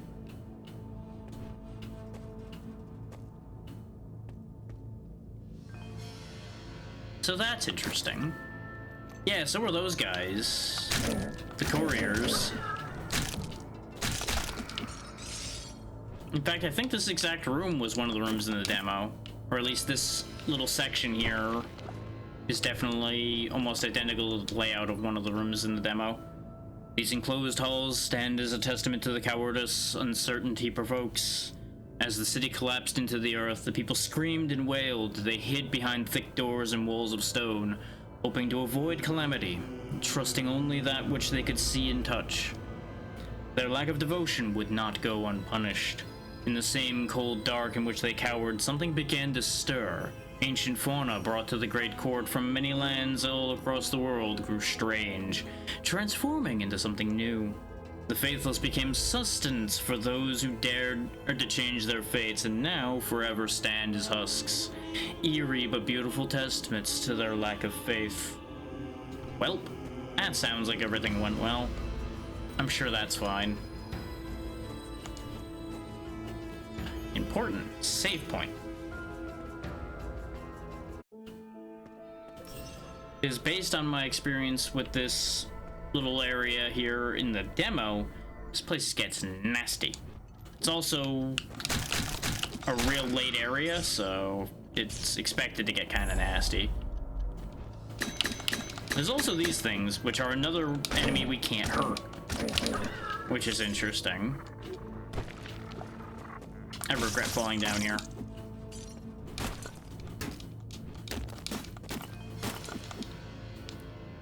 But yeah, if you remember from what we just were reading, we only have 2 more regions left after this one. As the city sank, the masses flooded our beautiful court in search of refuge. We believed it to be an impenetrable bastion able to withstand even a barrage of stone crashing down from above. Some made it past the closing seal, others were felled by their desperate advance. Those of us who gathered within sang praise to the gods as stone struck stone. Alas, our faith proved futile. The gods no longer heard our cries, for within the inner chambers only their husks remained, still brimming with holy ichor. Throughout the centuries, their carcasses sustained us until at last a new order of life began. When the husks ran dry, predators set upon prey, and terrible sounds stemmed from within our once gilded halls. Now all is quiet. Goal of the 5th echelon. Attendance. The moment the court was sealed, its countless servants were condemned to an unlife of singular purpose to attend and nurture their malformed rulers in perpetuity. Orbits we saw before. Magnificent pieces of engineering that once carved the city out of bedrock now drift without purpose. Courier. Ancient messengers of court nobles, they travel cautiously through the ruins of their master's domains, trying to defend themselves against imagined ambushers and thieves. And there was one more thing. Oh yeah, we also didn't look at the mutilants when we ran into them before. Many were the Watchers of the Stars in the Obsidian Observatory, and equal in number their creations. When calamity struck the city, the last devoted few knelt in the light beneath their mistress. As limb after limb was severed from the whole, they were granted the gift of rebirth. Proto-anomaly. Anomalies remain a common occurrence within the observatory after the opening of the first gate. They were considered but a planar byproduct until they began to react to the flows of the void. Sacule. Boredom is the precursor of creativity, and the depravity pursued within the court's sealed halls resulted in many horrors. These small amorphous nodules first rose from the chambers of pleasure, hissing and squealing incomprehensibly. Well, that's not a sentence I needed to read today, but, well, it's too late now.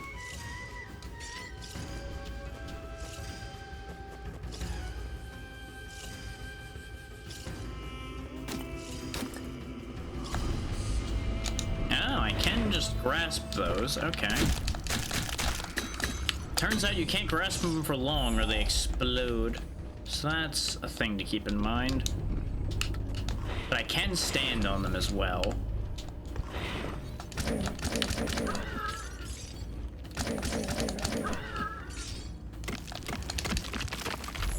Another artifact fragment. It's interesting in some ways how this area is kind of a mix between the first area of the game and kind of a amalgam of everything else.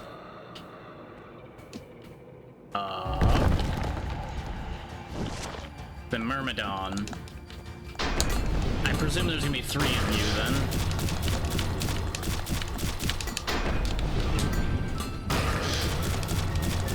Based on the fact that all 3 of them have glowing shields.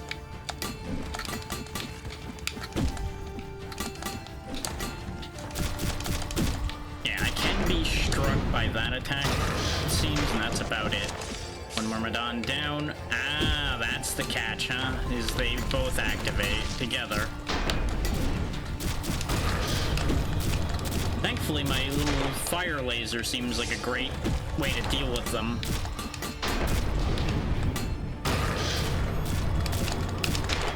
There we go. Aberration defeated.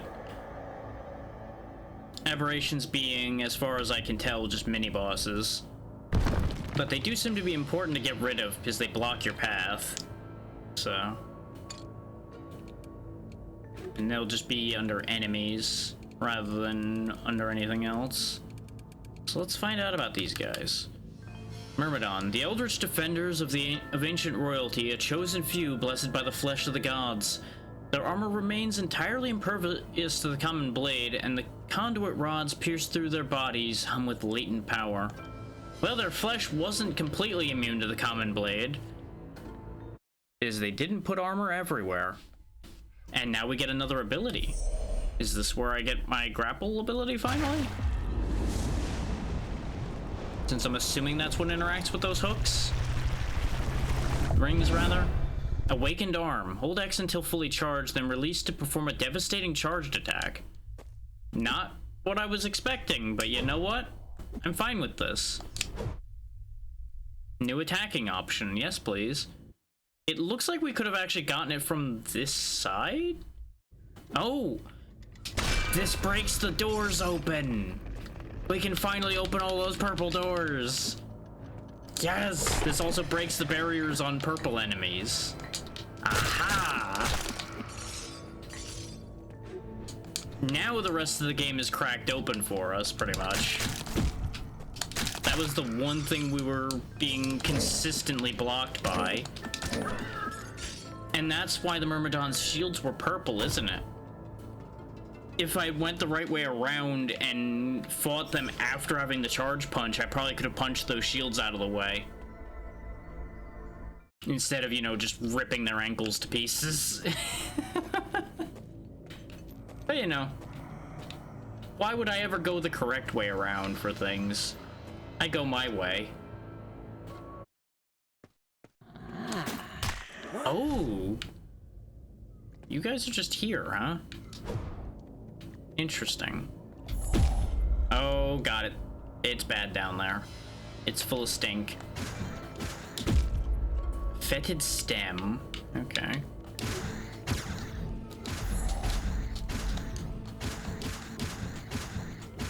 Nope, can't climb high enough doing that, so that's not possible. Oh! Neat. I have an idea then. It's a little bit of a questionable idea, but I think I can make it work.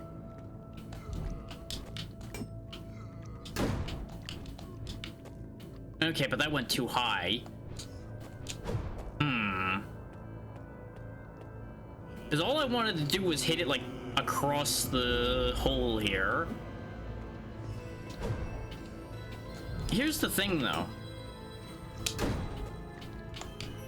The implications from us gaining the ability to move these blocks from the charge punch as well means if I had just come across here sooner, having remembered that I could jump across that gap, we could have actually had the ability to move those blocks when we went to get this ability in the first place, because we didn't need this ability in here anywhere. So we could have done in the sewer section down there in either order, that before or after this area. So that's nice. I like that. I like that you actually have a legitimate branching path there.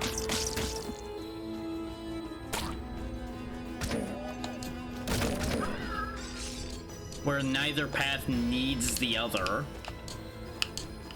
But there are different things you can do on each side depending on what order you're doing things in. That's always good. That's how it should be. Branches should be meaningful.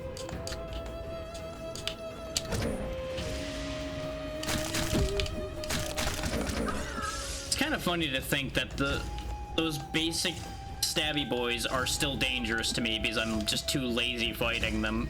So I just get stabbed occasionally. And I'm just draining health on the regular because of that.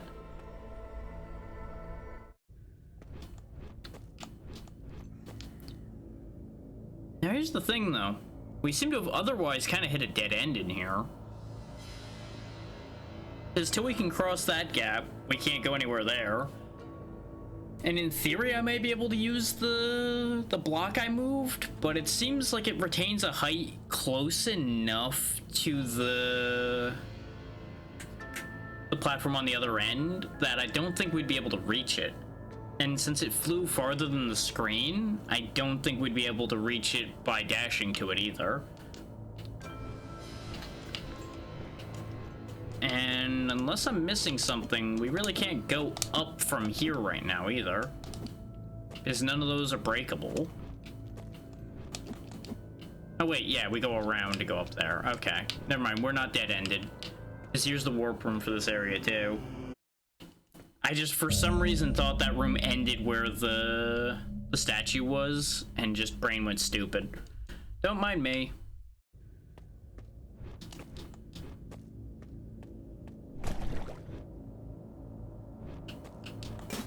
And this is how we break into this room. There's a couple places where we saw these blocks blocking our path off completely that we can now move them out of the way. Nice, perish. There we go.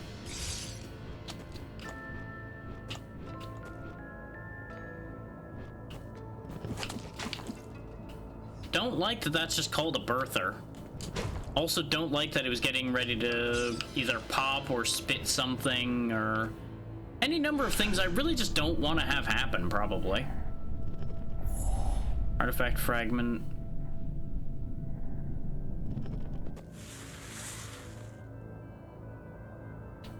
Apparently it just gets...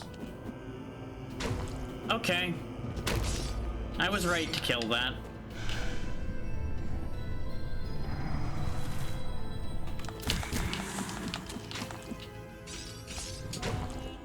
I feel like this is gonna be a log entry I'm better off not knowing, but let's go look.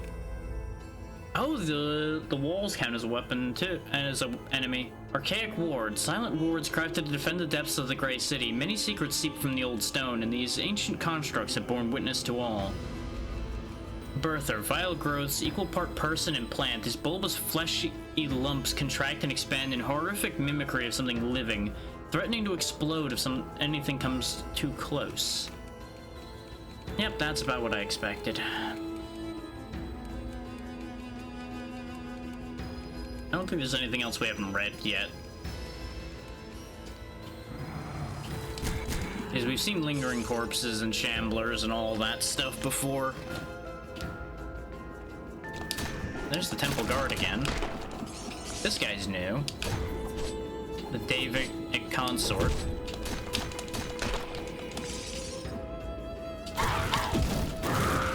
Attendants.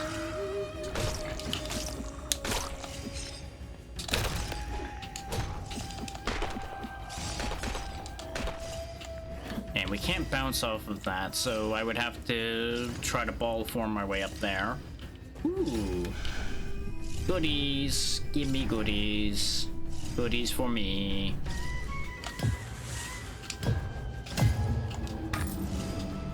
Oh, we got the attendant soul. What does your soul do, attendant? A specter haunts you, occasionally releasing healing salt when at low health. I mean, that's not bad. I definitely want to keep the extra health. The faster healing's good, and yeah, no, I think I'm gonna keep what I have set because I can use the refill from this to just keep refilling my health stealing ability instead.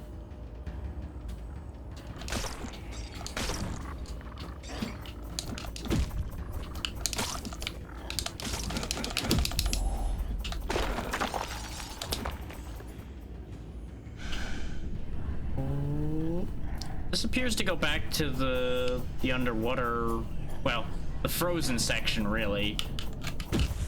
Just what used to be underwater.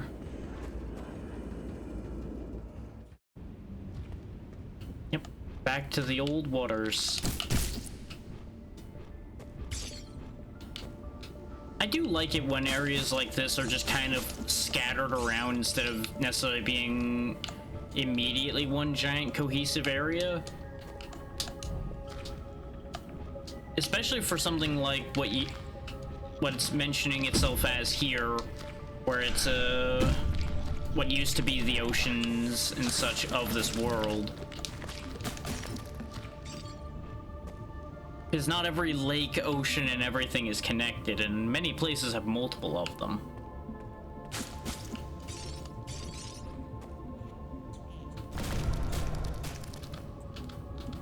This is what I think of these ticks. I'm just gonna burn them. There we go.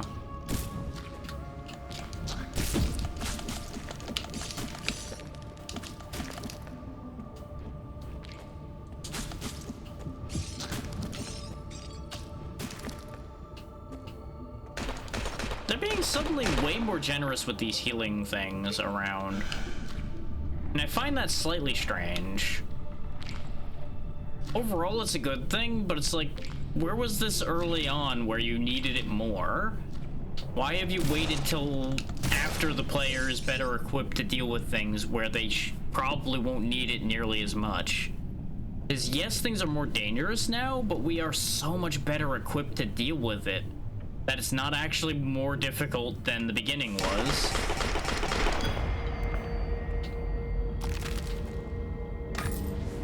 Acquired the Lost. Identity unknown. The soul appears to absorb ichor when summoned. Huh. I don't know what that's gonna do then, other than obviously what it says it does, which is absorb ichor. Which I assume means you don't get the ichor, but it eventually will do something once it gets enough ichor. I don't know if I'm gonna mess with that. Mostly because we need ichor for so many things still.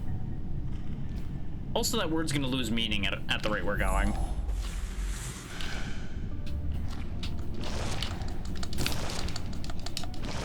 I'm just gonna wait for it to come back. There we go.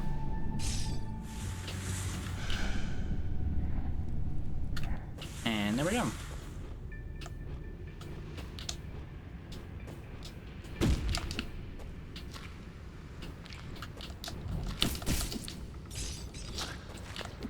In some ways, I'm actually reminded of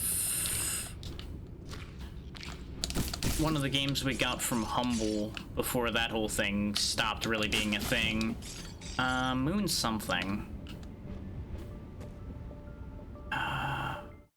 It's gonna bother me now. What the hell game was that?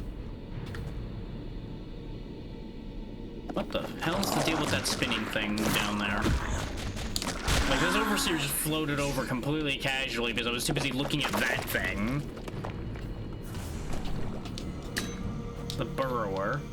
Okay. Give me a second. I need to know what the hell game I'm thinking of. It'll literally take only seconds.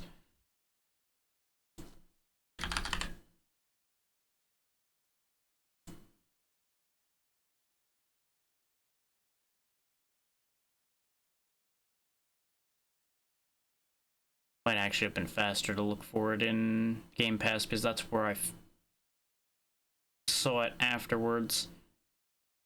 It's just typing moon has ended up with way too much information that is not what I was looking for, including many things without moon in the title.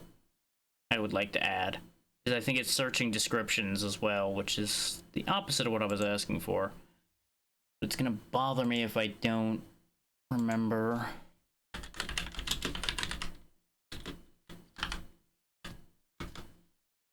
Moon Scars, there we go.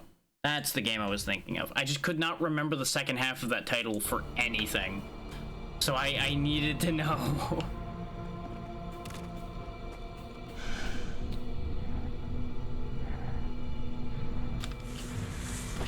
Okay, so that idea does work.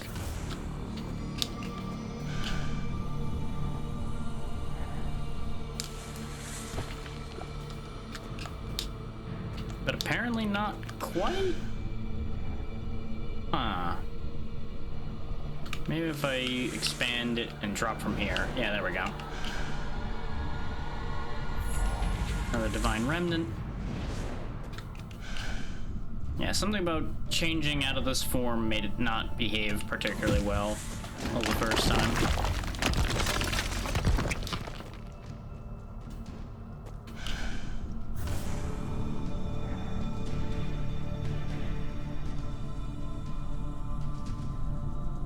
I could go through the obvious door, but why not go get whatever this is and go through a weird door? Which leads to more goodies. Oh, and to another stalk. Huh. Stand in the light. Change. We who exist at its behest, once whole, now scattered. The broken pieces shall converge and the light remain. It will reach beyond the cage. Huh. And to be fair, you'll notice it's not actually asking for the Divine Remnant, it's just resonating with it. have a bad feeling about this, but you know what? I'm too goddamn curious now.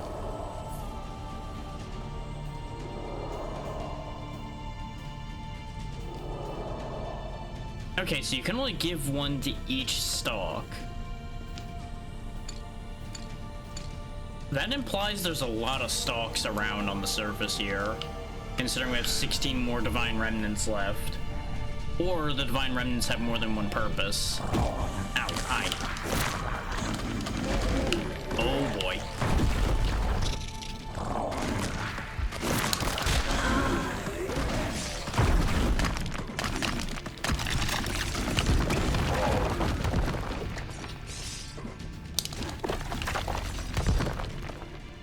Really do still get very distinct Grime vibes from up here, between the stone-bodied enemies and just the general weirdness up here. That's not to say there hasn't been a lot of weird Metroidvanias in the past couple of years, but that one just sticks out in my mind, primarily just due to the nature of the things here.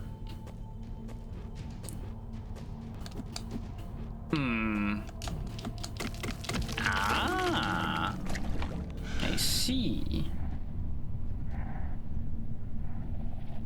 What's this?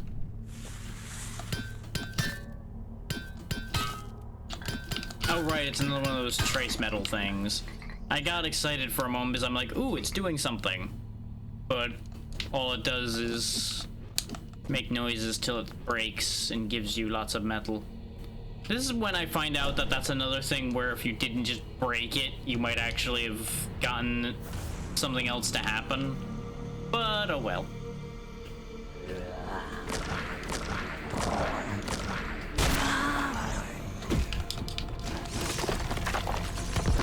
Let's quickly head back through that other door now. See where that door leads us.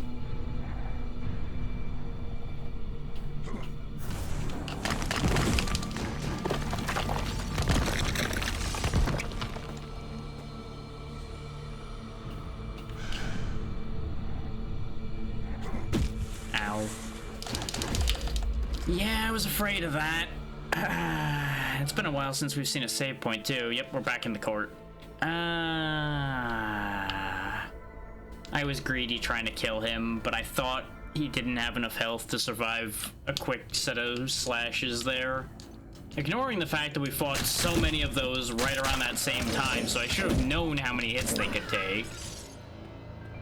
But it's fine.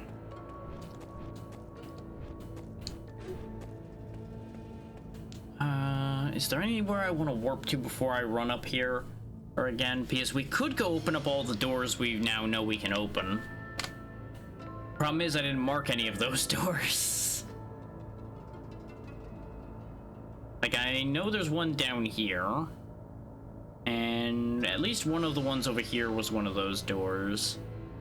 But a bunch of the other doors like that we encountered, I don't think we actually have any need to go through, because a bunch of them we ended up on the other side of, just by running around and doing things.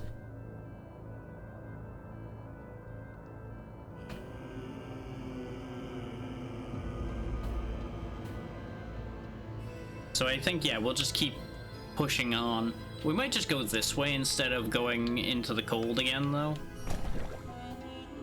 since we know that there's a spot there.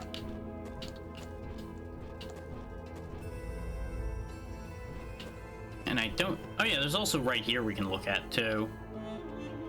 Ah, more recollections.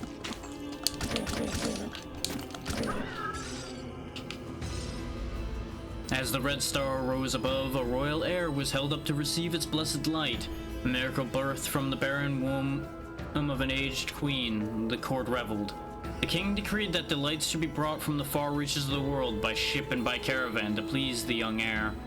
Yet none seemed to sustain the child. No exotic fruits, spiced meats, nor sweet nectar nourished him. He remained malcontent, his body weak and slowly wasting. Desperate, the king and queen beseeched the gods for aid and brought their blessed flesh before the court. From that day forth, the child became the epitome of joy, his belly round and full. Ah, so that's how that whole thing started, with consuming the flesh of the gods. All from a child blessed by the red star's light. Otherwise known as probably possessed of all kinds of weird space shit, so that's a thing.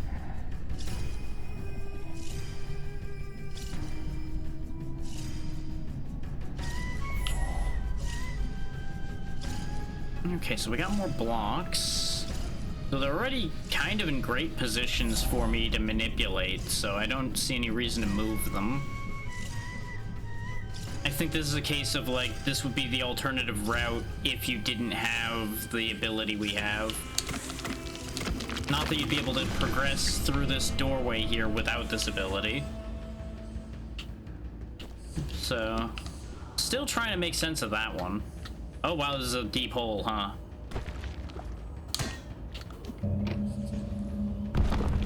Something stirs in the distance. I did a thing. What that thing is, I don't know. Something.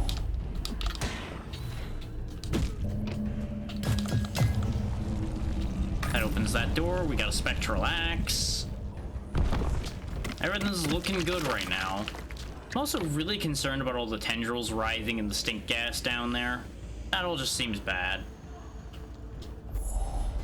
Artifact fragment, and that loops us back to here.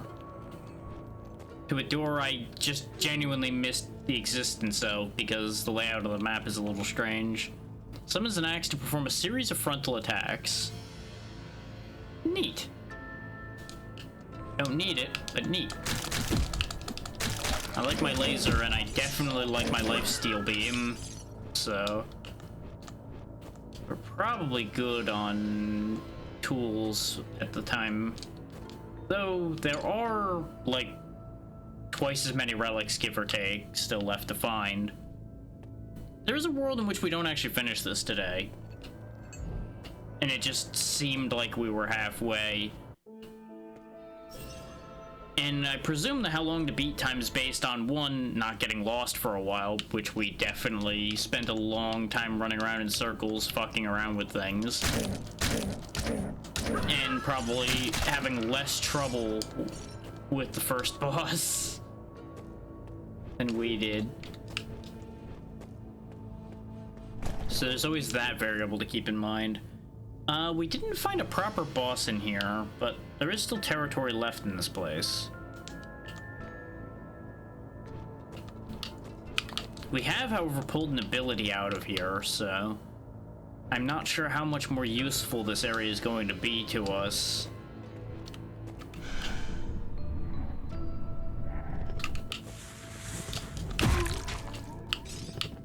That's still very upsetting. We probably could have used it to bounce up to this next part, admittedly, now that I think about it. And that would have been quicker, but it's fine. Speaking of quicker, let's just not deal with this whole menagerie in here. Oh, I did need to deal with some of the menagerie, though. Otherwise, we won't be able to get up there. There we go.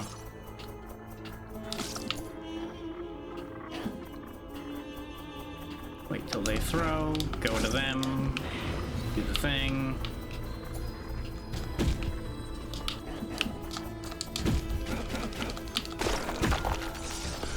This is going well.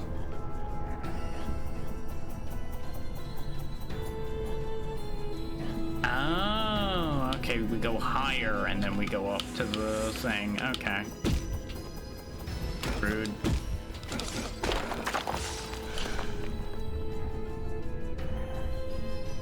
I was confused for a moment because it once again showed like a purely horizontal path, but it's not actually purely horizontal at all. Neat. One more of those and we get yet more health.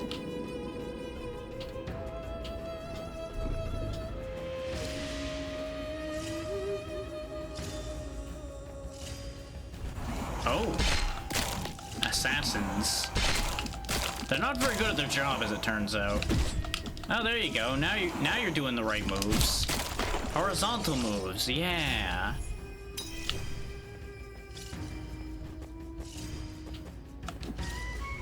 That looks important. Let's ignore that for now. Does this open the big doors up there?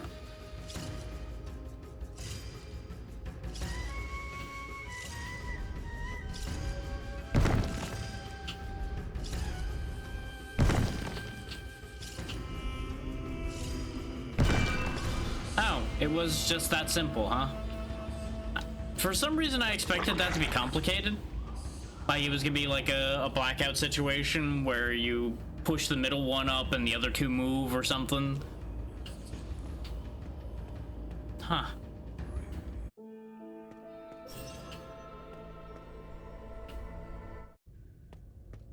But we have another warp point here too, leaving us with only 4 more warp points to find. So we're running out of map.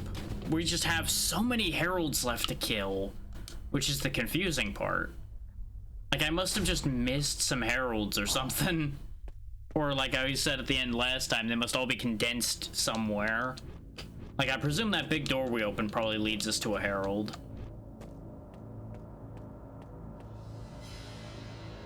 Especially since there's a save point and everything right before here. Oh yeah, this looks important. Get a load of this guy. The prince, I presume. Oh, we're gonna have to fight down here, huh? Oh! Yep, the Pustulant Prince. Neat trick you got there.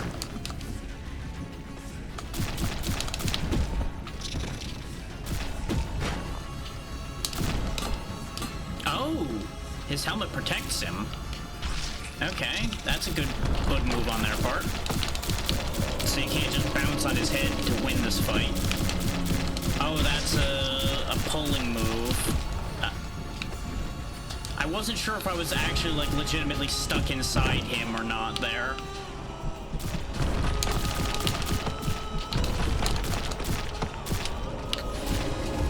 Okay, that does pull pretty hard.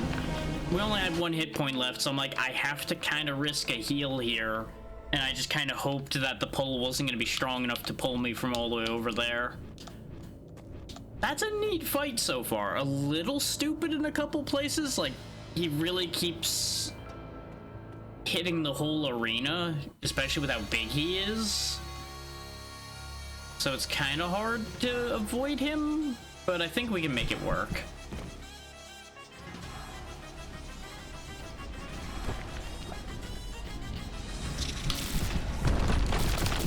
Because, like, I can avoid his ground attack that way. And as long as I'm moving, his pull's actually not that strong.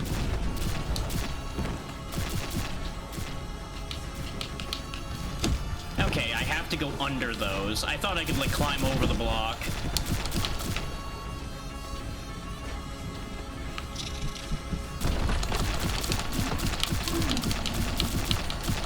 Oh, ew. Ew, ew, ew, ew. Don't do that. Where am I? That's the other issue, is this background makes your iframe ghost form really hard to see.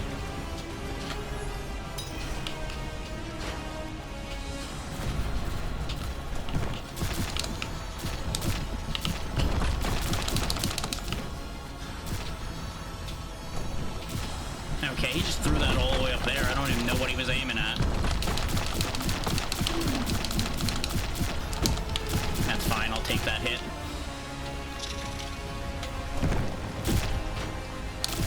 I didn't really want to take the charge hit straight up, but he's dead. Remember what I said about tool sets helping a lot? Yeah. There was gonna be a lot of waiting around if I didn't have a means of reaching him while he was up there. But hey, second try. Not quite first try. That's still not bad. And we have another key to activate, presumably another one of the 3 statues in the inner sanctum. So my theory, I think, is pretty much on point so far, that we will be activating all 3 of those as part of the end game. Oh, follow the light if you wish to know where you are. Save point.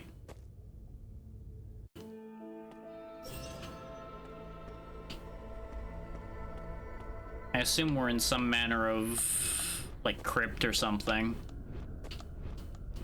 Okay, the light seems to be hanging out here. You gonna move anymore, or are you good here? You're just good to hang out there, okay. Will this turn on the lights? No, it'll open the big door.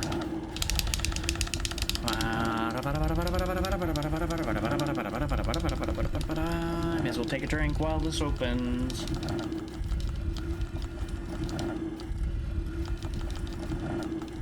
Yep, door's still opening. Still opening. I get that it's a big fucking door, but did it really need to take this long to open? There we go.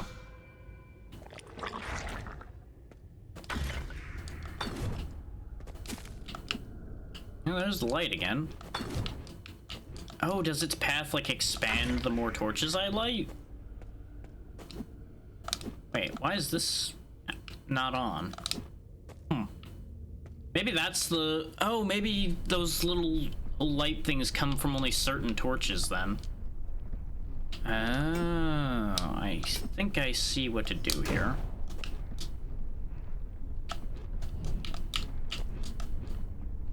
Bingo. Another ancient cipher. So that means either A, there's extra ancient ciphers in this game, or B, there's more than 3 vaults. Is we've opened 2 vaults and we have at least 2 ancient ciphers on hand right now. In fact, let's take a look. Yeah, we have 2 ancient ciphers. I thought so. Huh? Aha! I found a hidden torch for more devotees.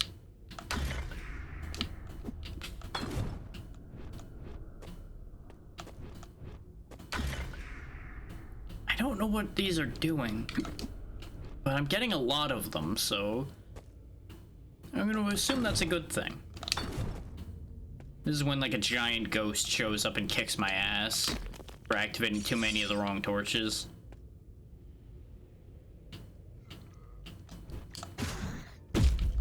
I would have cleared that if I had dashed, but I didn't know what I was getting into.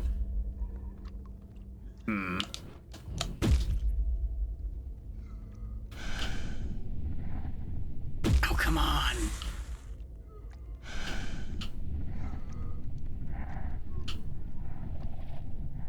Okay. This is why the float on this is kind of a problem.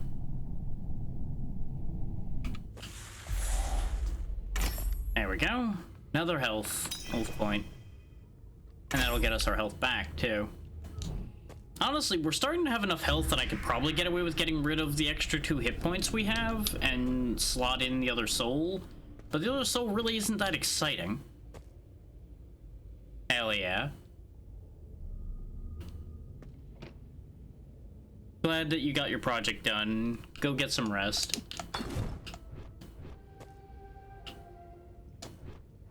I don't think I can reach that. Oh, no.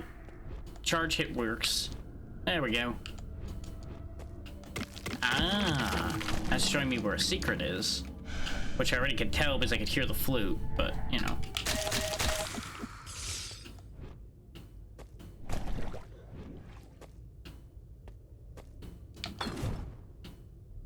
Another void path.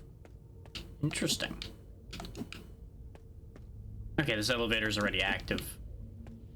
Let's see where this void path leads.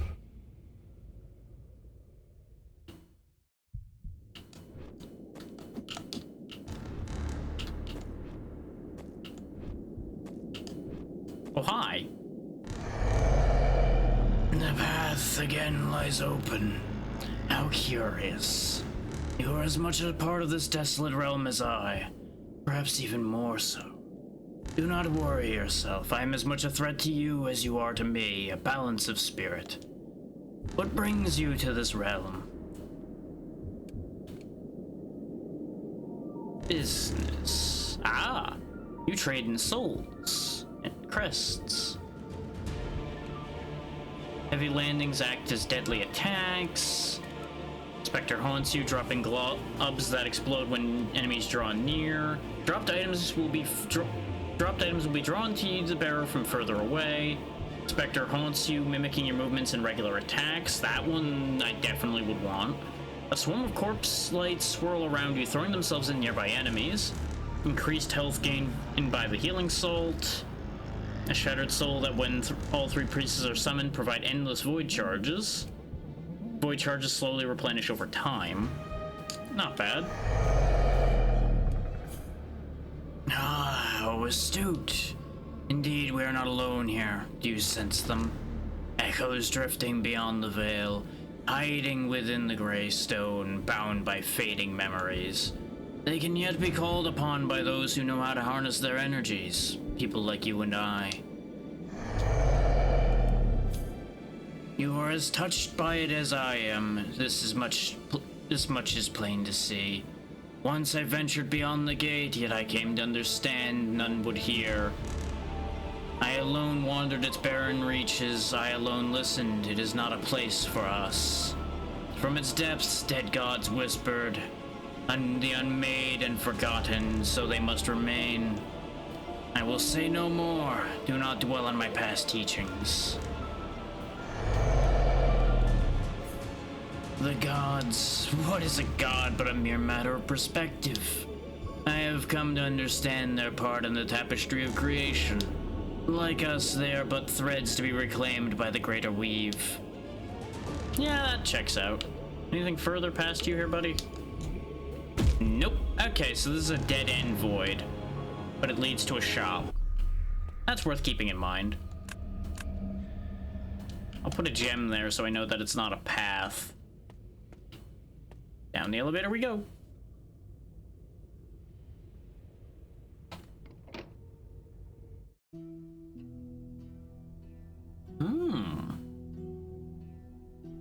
We're back in the first area, and we have another warp point.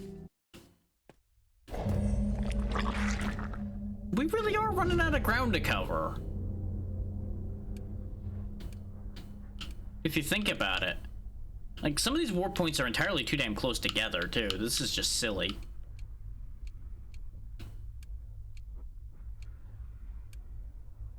I feel like they could have, like, cut the amount of warps in this game down by almost half, and it would have been fine.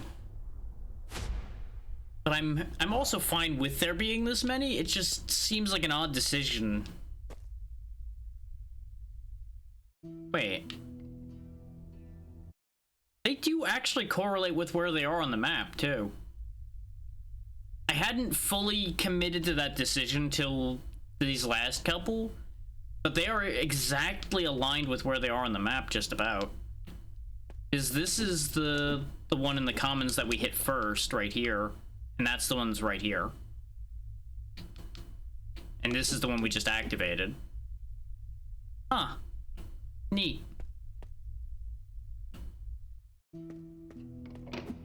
I want to say I theorized that sooner, but I wasn't sure if I had actually said it out loud when I theorized it. Because there's multiple theories I've kept to myself about these things. Because they're not fleshed out enough to really say much on. Faith is a gift. Faith, dearest flock, is a gift in its own right. It is the banishment of worry, doubt, and erratic aims. Yet despite the blessings bestowed upon us by the gods, there are those who oppose our faith, misguided souls fit only to serve as sustenance for the great vats. To the devout, faith promises beauty in existence and purpose in death. Bare your teeth, dearest flock, for the gods have seen fit to bless us with their flesh so supple.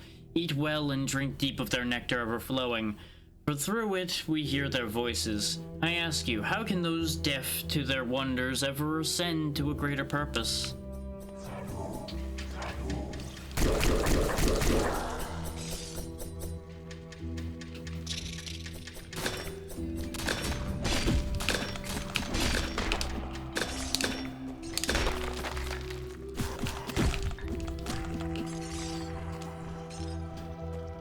Another ichor monster,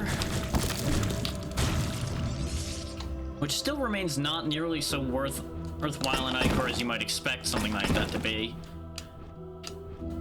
But it was in the way, so it still needed to go.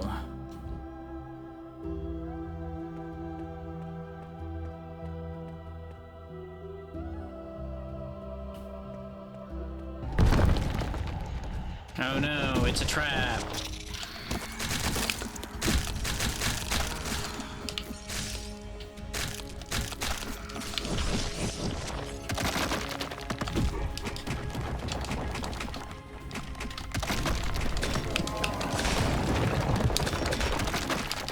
honestly forgot that the first builder we encountered was in this area.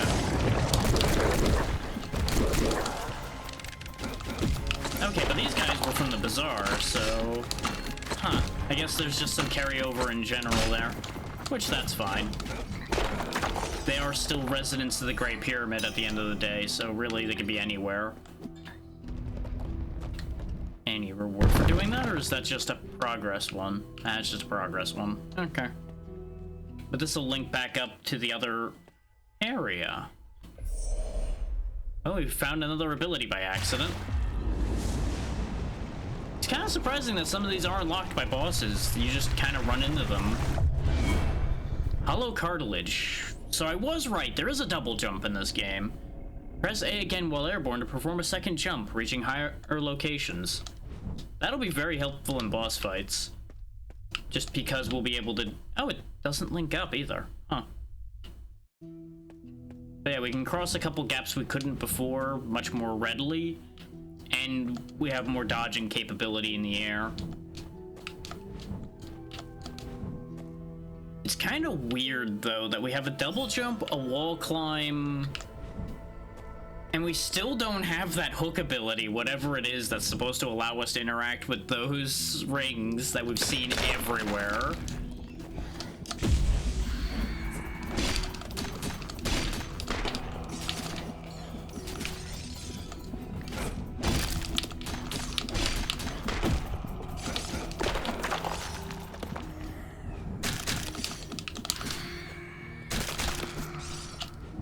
This is kind of what I was talking about with ability redundancy. There's gonna be so many places where I'm never gonna use the climb anymore. Because I no longer have a reason to. Huh. They stay even after their nose gets broke off. Does that count as them being dead? Oh yeah, we didn't read a lot of these at this point.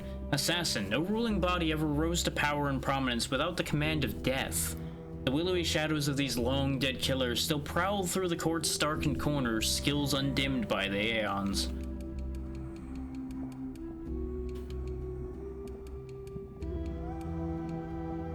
David Consort.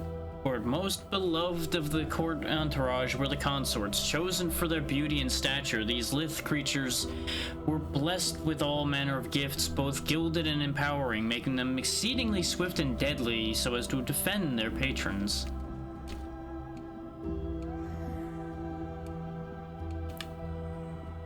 Did we ever look at the emissary? I think we missed that one when we were looking before. Otherworldly inhabitants of the Obsidian Observatory, this race of beings was initially observed following first contact with the Void. They linger there still, viciously tending to the shimmering mycelium-like growths overtaking its halls. And this is why I was nervous about the growth we were giving the divine stuff to, because it reminded me of these things. Is they both have that same mycelium-like feature to them and a similar coloration as well, much like the Ichor. Had me slightly concerned. Fetid Stem. The unspeakable rituals enacted within the court as the city fell are believed to have spawned the tormented flora that now haunts its halls. Oblivious to its surroundings, it wanders without purpose, leaving a trail of festering toxin in its wake. Godhead. These eerie constructs float about silently, obeying an unknown directive. Seemingly indifferent to everything around them, their purpose remains a mystery.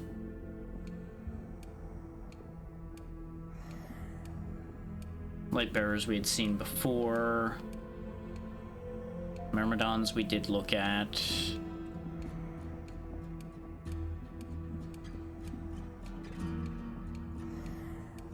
Thought there was... Oh yeah, there we go. Voice of the Court. The golden blazoned envoys of the Grand Rulers once spoke with the power of their gods, their words attuned to the frequencies of the void. In time they became little more than puppets with blackened tongues, consumed by the whispers carried by the light. Oh, that's not a nose, I guess. That's just their tongue having overtaken their head. Yikes. That's a thing. And of course, the pestilent prince. One would scarcely believe this grotesque being to have once been but a sickly noble child. Yet the royal scribes' shaking hands recount the truth, rebirthed in desperation to the flesh of a progenitor. Immortal, insatiable, Within the sealed halls of the court, it festered, growing into a colossal, gorged avatar shaped in the image of the god it consumed. Oh, so that's gonna be the one that was in the middle. The one with the funny teeth and multiple mouths. Yantir the Apostate. A wayward soul once believed to have been lost beyond the gate. The enigmatic texts of Yantir the Apostate are shrouded in speculation and half-truths, studied only by a scarce few who dare explore what was once decreed apocryphal in nature. While little of his writings remains, zealots still claim Yantir's words hide truths of the void few long to hear. Neat. Those who speak the truth are often ostracized for the fact that they're telling people what they didn't want to hear.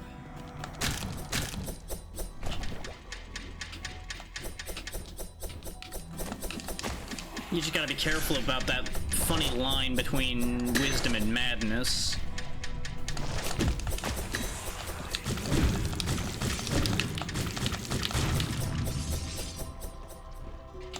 Or, the phrasing is usually genius and madness, but wisdom and genius have much in common sometimes as well.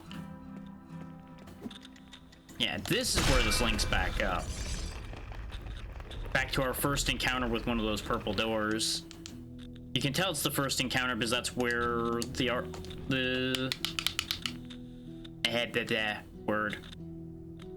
archaeologist put her thing down. Couldn't think of archaeologist for a second.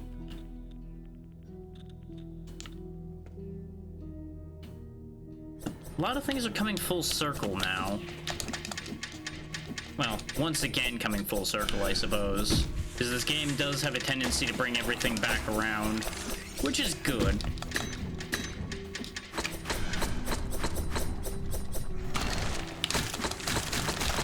It means that there's less backtracking, especially of an unnecessary kind. I ended up backtracking a decent bit, mostly because I got confused. Looks like that's a breakable wall up there.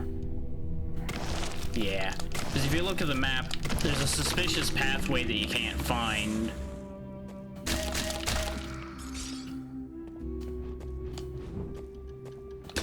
And anytime there's a path you can't find, that means there's something hidden.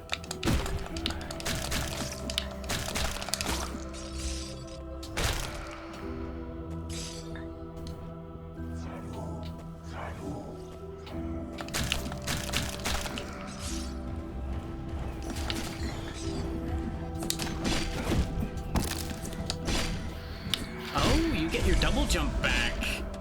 I was so thrown off by getting that back. Doesn't matter though, this sent me the direction I was going anyway.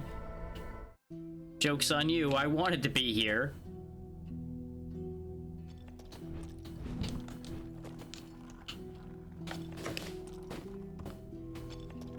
The question becomes, what do we do now? Because with double jumping, I think I can get around in some other parts up here now, again. Like, a lot of the things I would have used double jump for, I climbed up to using the climbing ability, which is why I'm like, I'm not sure what this actually opens up for us, but we can go drop the key off at the very least. And from there, like, regroup and plan our next move. And see if that second key actually does anything. I have a feeling that it's gonna need all 3 keys before something happens, though, since the first key also didn't do anything. There's also this path down here. I'm just gonna wait till he's done throwing fireballs, and then I'm gonna deal with him.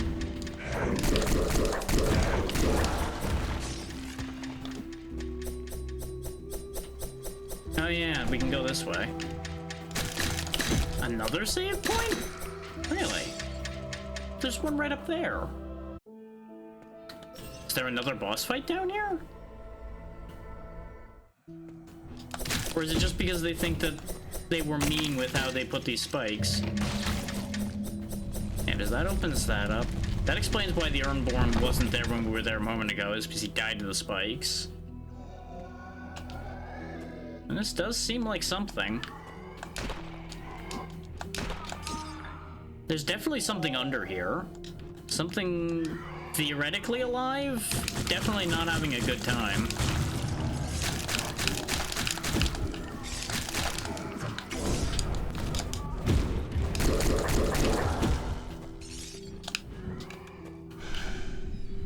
I wonder if maybe that's related to clearing out all the envoys. Another ancient cipher.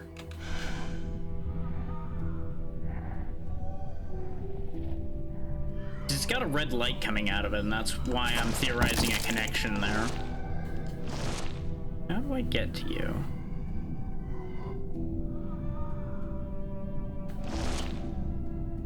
It's not that simple. There's a hole in the wall here, though. Let's just go ahead and go this way. Maybe this will eventually lead around to him, or it'll lead down to the spooky red light thing. Either one. Put the Screamer.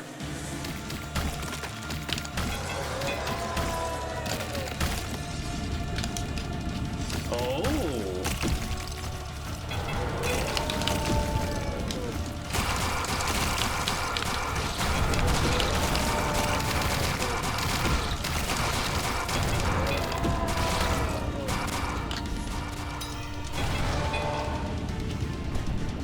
Is that your whole pattern? Is just throwing these two waves?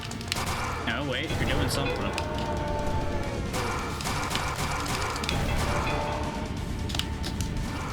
Okay, so you've got 3 waves, you do.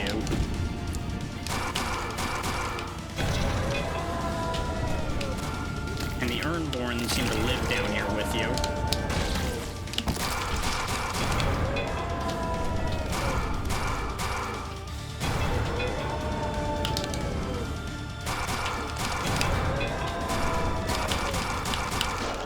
There we go. Easy. Once I understood that that's what the whole fight was, I wasn't as worried. There we go, we got another relic, and that's another herald cleared out.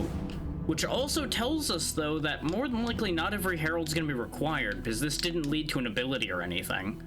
So it's probably only the 3 heralds that hold the keys that you actually need to kill in order to complete the game.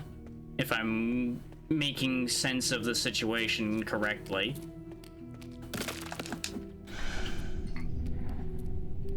But the more progenitor flesh we get, the more we can potentially do with that. But on the bright side, we now got rid of the awful noises he was making constantly. Still got spooky red light coming out of down there, so that's a thing. And we have seen the name Ut the Screamer before. We saw that in one of the journals, and everybody was saying he was talking a bunch of bullshit. So let's find out. Ut the Screamer. It is often claimed that the Zealots were struck down and buried within the rocks as the sky shook. Yet others swear to have seen their beaten, malformed husks still holding sermons within derelict prayer halls. Few now remember the name Ut the Screamer, yet many are the tales told of harrowing lamentations reverberating within the very stone of the city's foundations. And he just turned into a big mouth, constantly yelling shit.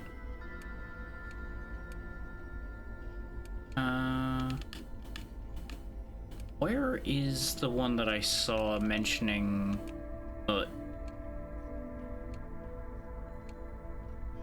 Oh yeah, there we go. Ut the Screamer lies.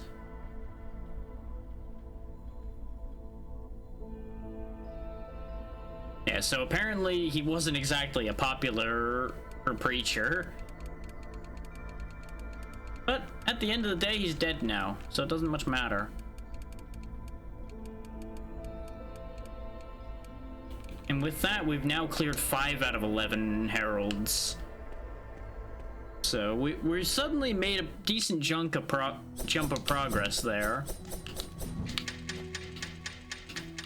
Need a little bit of a boost here, buddy. Come here. Thank you.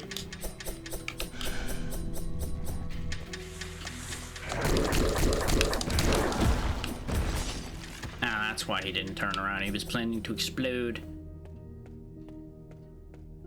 Oh, good. Looks like it was a good thing that I went back this way to go turn the key in, because otherwise we'd have never found Ut without going through the whole damn map again. So we are at the very least gonna warp back. turn in the key like I said we're going to do. I need to look at how much progenitor flesh I have on hand now as well. Because if we have a lot of it, I might actually start sacrificing some of it for Iker. Since we have not found any other use for it, it's still. So it may just be a means by which you accelerate your Ichor or gain. Because it has had one other use, and that... Okay, yeah, there is going to be 6 arms, like we were talking about before. They just add the extra ones. So it's more like a Shiva type deal, I guess. I think I'm saying the right thing there. Probably not.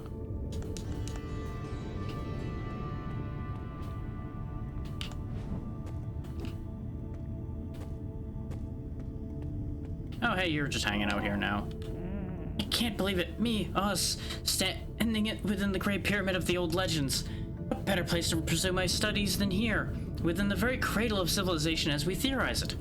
It will take years, no, decades to catalog every crumbling piece of forgotten past hidden away within this place. I can't wait. I was looking for a peculiar phenomenon. Pray tell, have you come across these stones before? They're quite strange. My instruments indicate some manner of energy lingering in the area. I can't quite wrap my head around it. Wait, come again, they whisper to you? Incredible. Say, if you come across more, please pay attention to what they tell you. You share it with me, okay? Aha, we can share the recollections with her now. You found another one? Fantastic work. Let me get my quill. Quick, place it next to the others. We're nearly there. I can feel it. We stand at the cusp of a true scientific breakthrough. It's rare in a profession that we get a chance to view a puzzle in its entirety, the very source of, well, all. It will take time, but I'm truly beginning to make sense of this. Please bring me more. I was kind of hoping they paid for it, but you know what? That's fine. Some of the scriptures within the library, well, they make no sense. It's almost as if the texts are being rewritten before my eyes. I can't explain it. It's all jumbled, past and present. They say the gods vanished, but I'm not sure that explanation suffices. During every emergence, traces of their essence can be observed, at least in some form. The unliving have come to call them heralds, as I understand. If they are who you seek, these texts should lead you to them, at least for now. I'll mark their locations on your map. Aha! That's how you're supposed to get the information as to where the heralds are. So there's one more up there. Is that just the next one? Did they not give us all of them? Or is that just the only one they have information on because of what we've given them? Either way, that tells me what I already knew in that one of our targets is all the way up here. I didn't quite think it was that far up, but I knew it was going to be somewhere in the observatory somewhere. It's a pleasure to see you again, dearest friend. Well, not my dearest friend. A lifetime of friends makes it hard to choose a favorite, you know? That's fair. Those records boggle the mind. Every time I think I've established a truth, a conflicting account emerges to disprove it. It is a puzzle of a lifetime, history dancing at my fingertips, the void, the progenitor gods, the heralds, the red star. So much to be understood. Sorry, lost myself for a moment there. If you need anything, you know where to find me. Now here's the thing though. Have you considered that a lot of those things are the same thing, just recounted in different eras with a different name? Because that definitely happens. Okay, I don't actually share anything new by doing that.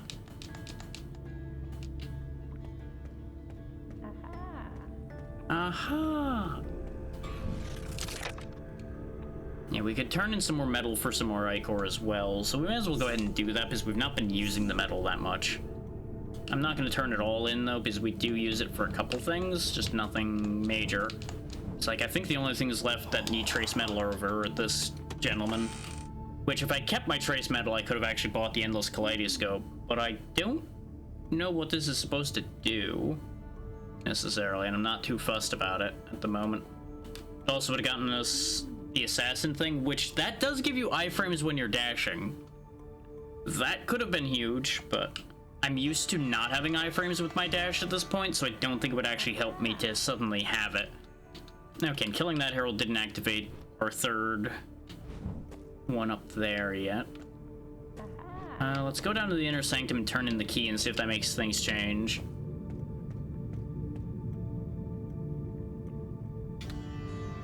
Yep, as expected, the one in the middle was that key. So we just have this one left now. Here's the thing, though. I don't know if unsealing them is going to be a good thing. Unsealing them might lead to what I have to fight as the final boss, and I'm a little worried about that idea.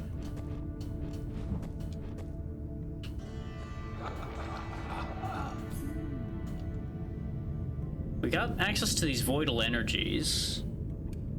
Or I wait for the strange seal. And I feel like the voidal energies we may as well just open. Oh. Ah, one of the ancient mirrors of the Vizier. According to the scriptures, it once allowed those of voidal affinity to instantly travel between the holy shrine and the elusive chambers of reflection. Focus your energy, hallowed Advent, and you may return to your last visited chamber. Oh, so that warps us back to the last save point. That's great, but not at the same time. I don't think that was worth purchasing. Because we already have the warp points, and there's a warp point attached to here. And so many of the save points have a warp point near them. Because you gotta think, just realistically here, how would you end up back here at the shrine without using a warp point, but having used a save point that would actually get you somewhere close to where you want to go? Unless this allows me to warp to every save point, which is not what they're saying, because it's saying it's the last one you used.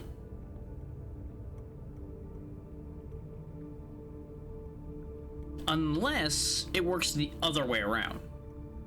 If it allows you to go from a save point back to the shrine, that's useful. But as a one-way trip from the shrine to your last save point makes no sense. That seems like it would be completely useless.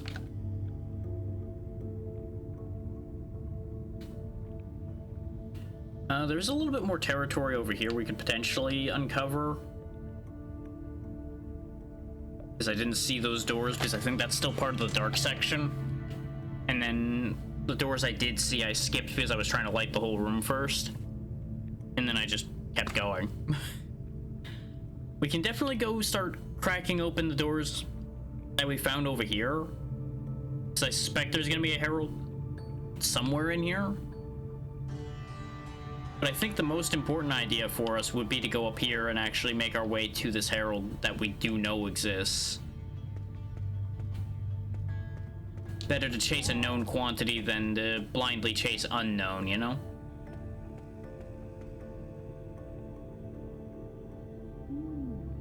Oh, don't be a pain. Oh, okay. Useless text anyway. We'll try this reflection thing. See if it gives us choices. Nope, it puts us here, but it does allow us to translocate back. So it isn't a one-way trip. That's the important part. So that is actually somewhat useful then. I do still think it's a massive redundancy that is not worth the 5,000 Ichor I spent on it. But it's an idea. Now, on the basis that these warp points are where they are in the world, that means the other warp point is down left of this current point we're looking at here, which means we can mostly ignore that because it's probably in one of those two doorways there. Or we actually do go back there and just quickly clean that up. But I'm not that fussed about that idea. One of the warp points is clearly going to be up there in the observatory because we currently do not have access up there in any real way. We have neither a surface warp nor a warp up there.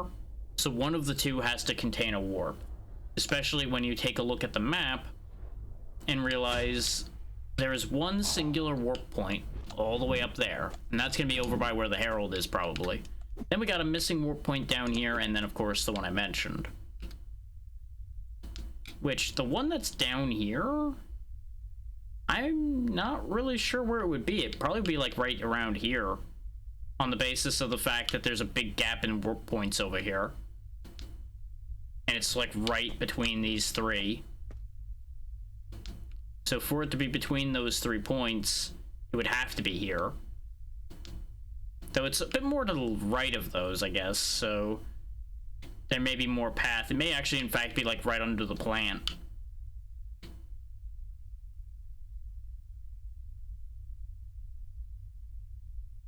Either way, that solves the mystery of where all the remaining warp points are, which means we are most definitely running out of ground to cover.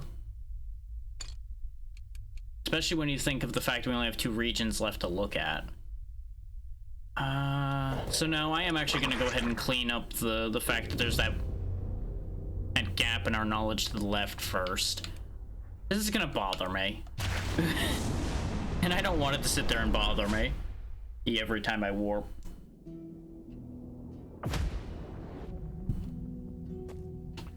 And realistically, the most of the time it's going to take is just this elevator ride. Because we can move around so much faster with double jump. I remain confused as to why it has a double jump when it had all that other stuff, but again, it's fine. They can assemble the abilities however they wish to.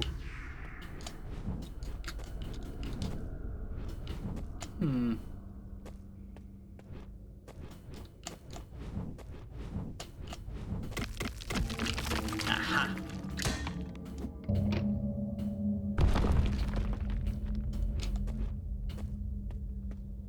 I'm assuming I have to activate all of those for something to happen in this area.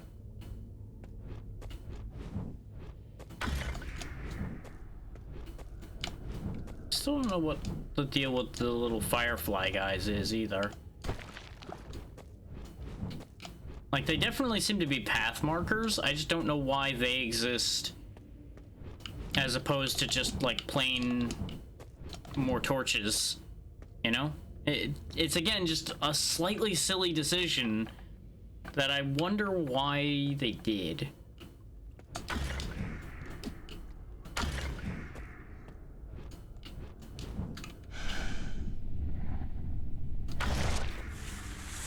Okay, so the whole point here is just going up.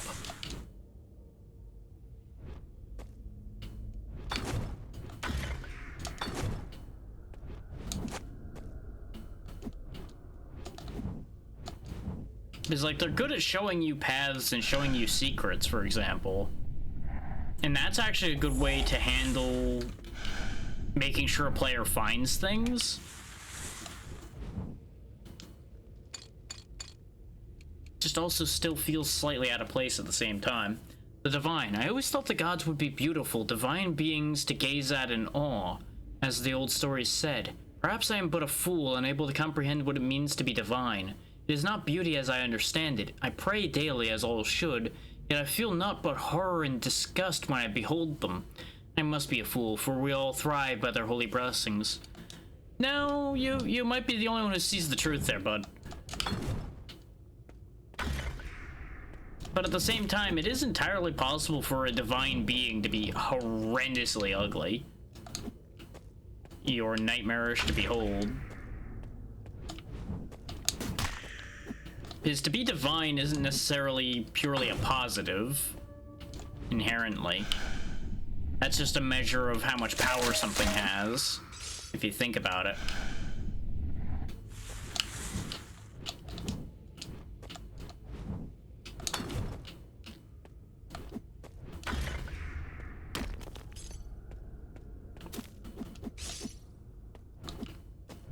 And of course, you know, the definition of divinity also varies from universe to universe a bit too, so there's variations of that variety as well that could potentially be involved.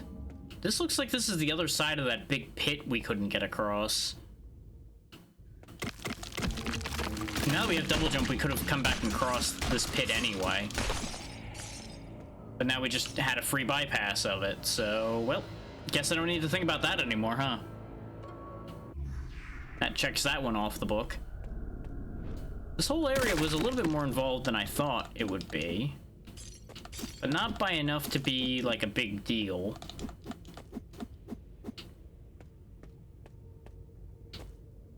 And it also allowed us to check another envoy off the list. Not that I'm aiming to get all of them like I mentioned before. I'm not aiming to 100% this game, as I never do aim to do that. If I happen to manage it, well, you know, that means it's a pretty easy game to 100%. And that's important for people that are interested in such things to keep in mind. But I personally don't have any reason to be pursuing it to that degree.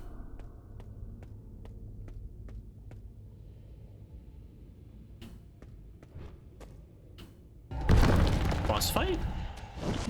Nope, just an arena. With a different enemy, though. I haven't seen these fire slingers yet.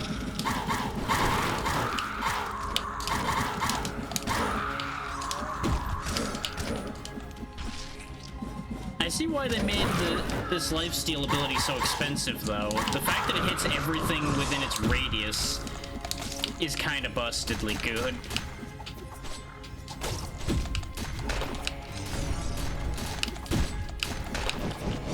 And the fact that I just have multiple very cheap and easy to use ranged attacks now makes a huge difference in our combat. I do like how those consorts turn to stone and can be broken after they die, though. That's a nice touch. There we go. Do I get anything good for doing this? Since it's a dead-end room? Yes, I do. I get a relic. Sensor of Heart of Tanhun. Ooh. And it's not a dead end. There are more goodies beyond, perhaps.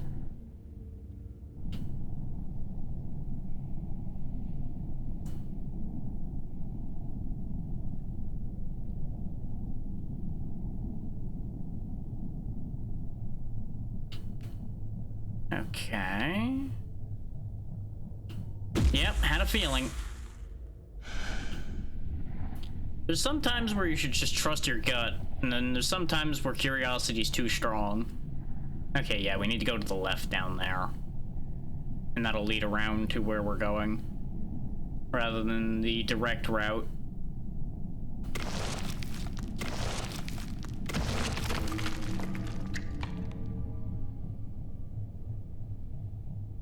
This is an involved path, I gotta say. Ah, that opens the door there. Which makes this even more involved than I thought. Ah. Must be cramped in that tiny little void ball. Ah, I see. So I'm missing one of these, unless... Nope, because these will move out of the way once all three are activated. Aha! There is a thing here.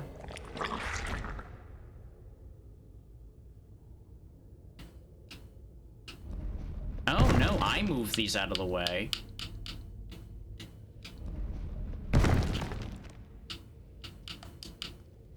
Oh, I moved them out of the way once the crystals are activated. So I can't move that one in the middle. I tried multiple times in multiple directions, but you'll notice the middle crystal is the one that's missing. So there's a whole thing down there. I don't know what it is, but it's a whole thing. And I'm very curious now, so I need to go find that last crystal.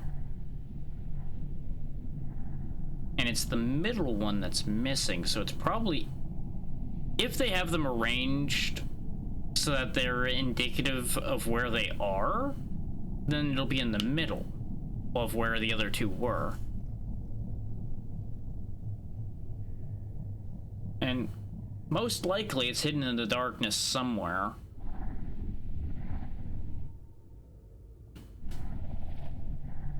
Which, admittedly, that part seems like it's a given.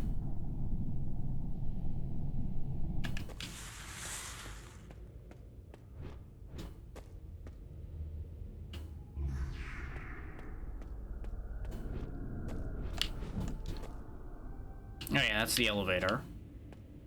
I was like, what if I just climb up there? Though there is a reason to climb up, potentially. Because, like, there's that hidden space up there.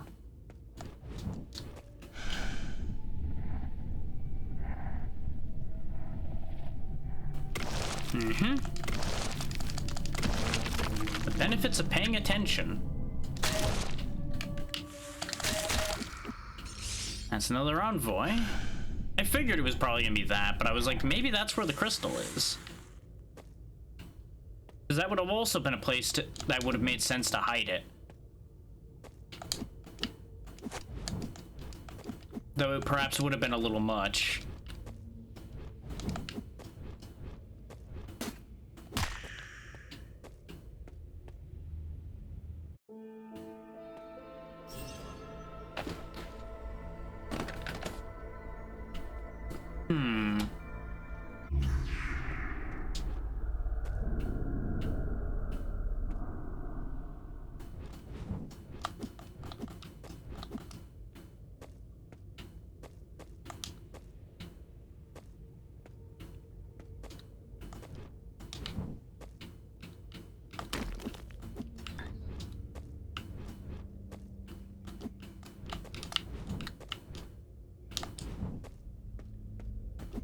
Yeah, because they're going to be attached to a lever. So there has to be enough room for a crystal and a lever to coexist. Wherever this lever and crystal is.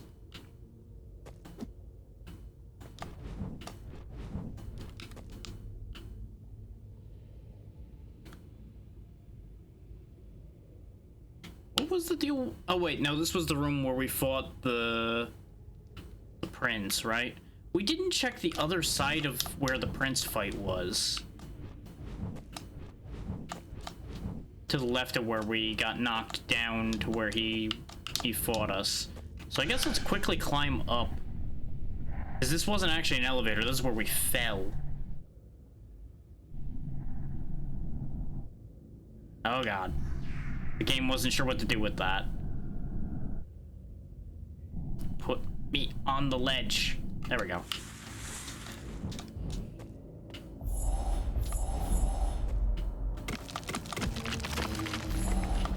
Oh, an extra progenitor flesh. Huh. Guess it was his snack stash.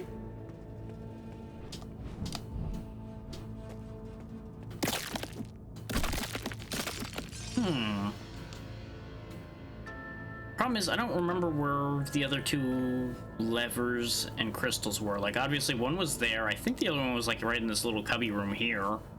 So where would the third one be? Like, presumably it would have been in the room, right? Because why would it be suddenly much further away? There's also this bit here to look at anyway, so let's look at that while we're here.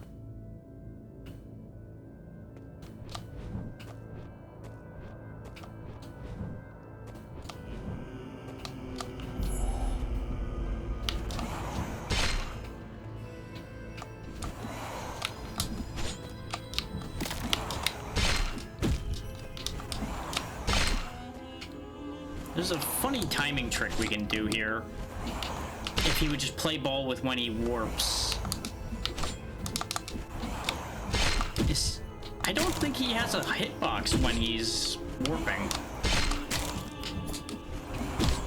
So I don't think doing this is possible right now. I think we do actually need that ability to do that. Which would have been funny if it worked, but, you know. Whee!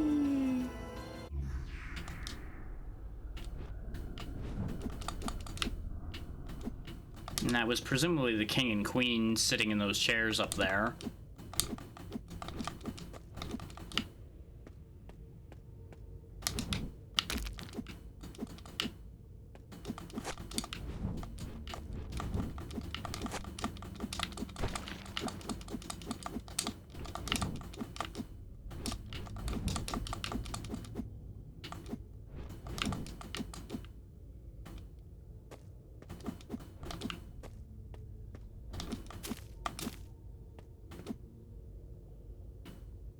That one was there. And if it isn't down here, it's in that other little room.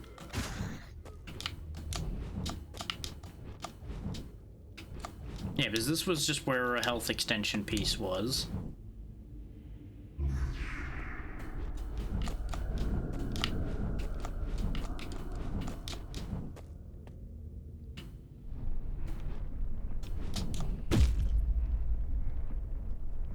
No, because there wasn't a thing in here either. This was another item.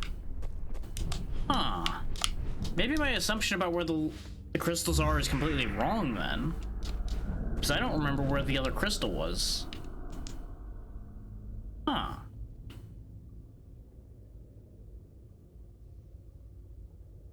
Well, we don't really have anywhere else to check at the moment, though. So I don't think there's any worth to worrying about that right now. Because presumably then it might be up here, where we can't get. We could take this path up. See about what goes on in this section, because we haven't been over here yet. We also didn't get a teleport point down in here. So I don't know where that other teleport point actually is. That's also worth keeping in mind. What we can do though is translocate and then use the actual warp room to move around a little easier. We don't have the money to buy anything. Unless I start turning in progenitor flesh, which I'm still keeping to that like weird gut feeling that there might be something else I can do with that. Because we do still have one more thing to open up.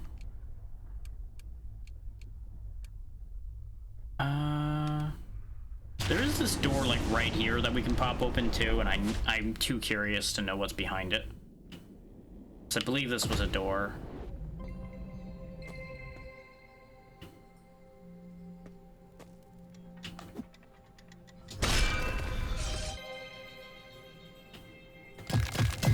No, it just kept a relic from us. Volatile jar. There's that symbol again, too. Release a bouncing explosive, lighting enemies on fire. Neat. Definitely helpful. Not sure I will make that much use of it because I like my laser. But at least we have multiple methods for setting this things on fire now.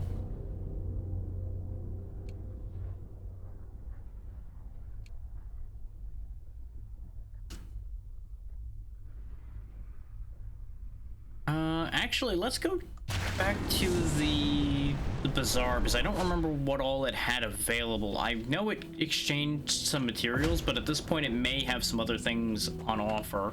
We can also check the little upward section down below here that I forgot about till now.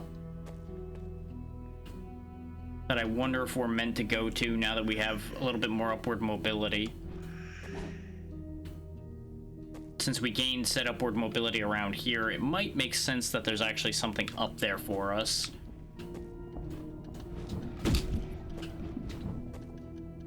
Just right in here.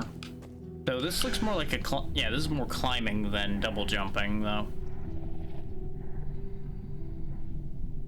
But still, it did yield an item. Another metal ingot. So, all in all, not particularly worth coming back for, but those metal ingots might come in handy once we activate the Artificer. Because we can at the very least turn them in to get more void energy charges, which now that I'm using my abilities more, I might actually do that.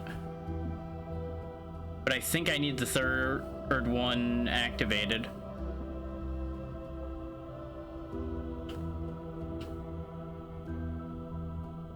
The third of the trio up in here.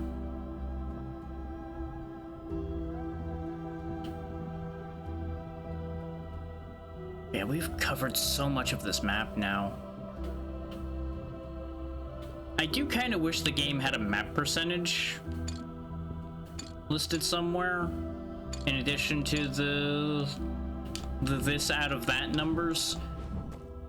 Just so I knew how much more physical ground there was, but it's fine that it's not there.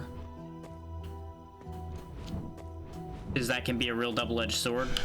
Oh yeah, this is one of the ones we could slither to that I never came back for. Even though I kept pointing out, it's like, yeah, this is probably going to be something I want. Attacks release frontal projectiles while at full health. That's great, except for the fact that I never am at full health.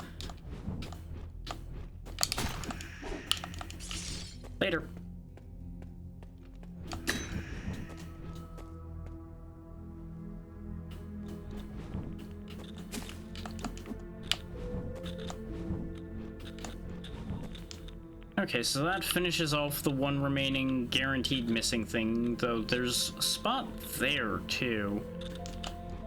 Can't believe I'm just sifting through all these random places when I'm trying to finish the game. Just like, but curiosity, things, stuff. It takes seconds to traverse these areas. Just go do the thing. Go get the stuff. Claim the prizes.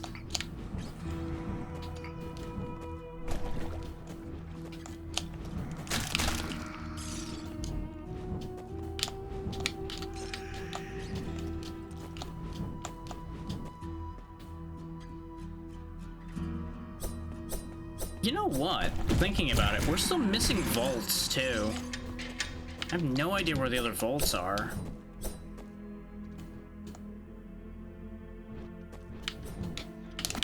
That thought just hit me. I'm like, wait a minute. We haven't seen a vault in a while. But we have now 3 extra ancient ciphers. So there might be more vaults than I thought. But that resolves this room, which I think resolves this whole zone. Just gonna check for any missing lines.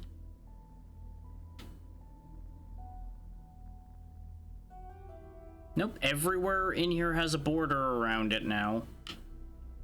So there might be a thing. Oh, nope. There's a missing border right next to us.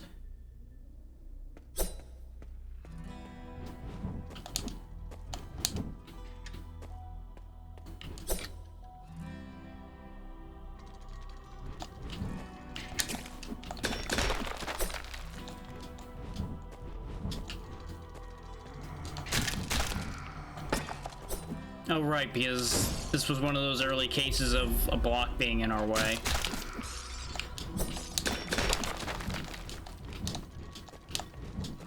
And then there was our first red item we can grab. So I don't think we've ever actually managed to grab one of these. And that's our healing charges, which makes sense. I don't remember where that other red one we saw was now. I know it was relatively recent that we saw it, but that doesn't mean anything because I've covered so much random ground. It's fine.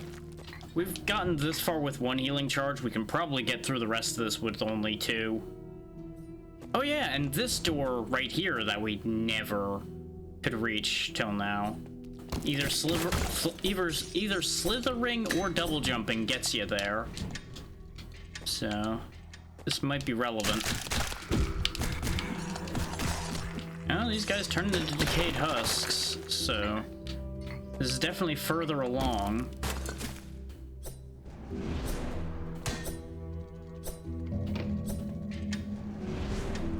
Don't know what that did, but it probably opened the door forward. Yeah, I see rocks falling over here, so it's probably path forward of some kind.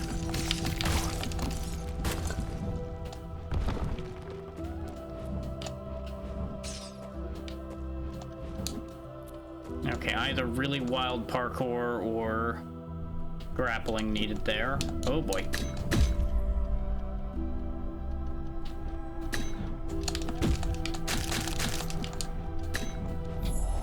Construct parts. Aha! Worth it.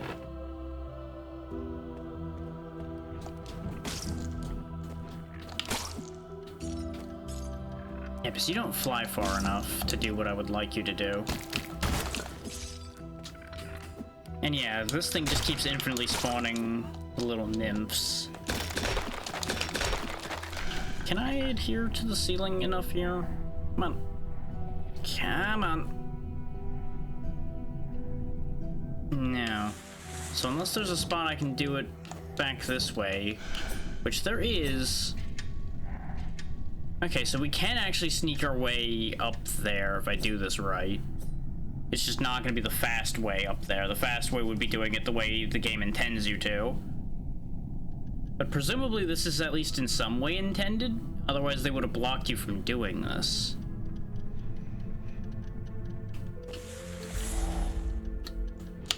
Well, we have double jumping now. We have a charge punch. I can shoot lasers out of my hands. So, you know, depends on if you count any of those as superpowers or not.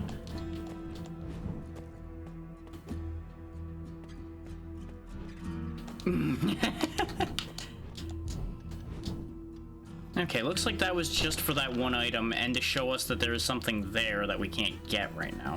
I'm gonna mark that. I'm not sure how you're supposed to get to that, but I'm not gonna worry about that right now.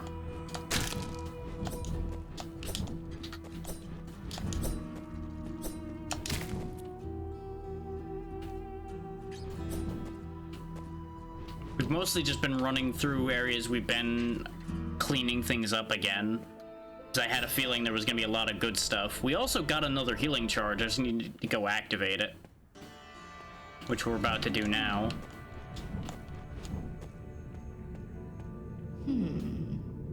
I see you've discovered another receptacle. Shall I awaken it for you? May it serve you well. There we go. Now we can heal twice. Oh, I see. So the diamonds above her head are all going to be the healing receptacles then. Okay. That makes sense. And we know of at least one other one, but I forget where it was. I feel like it was on the surface, but I can't guarantee that. We'll just go ahead and warp over to here rather than walking, because I could walk through this whole section here, but I can't be bothered.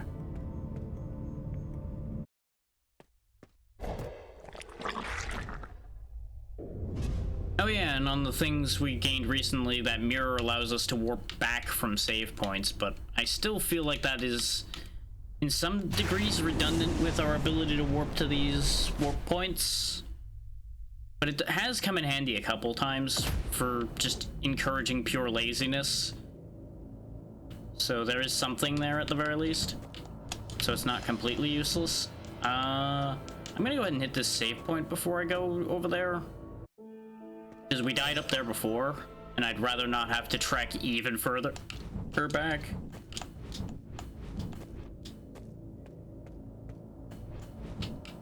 We can't get up there, we already established that.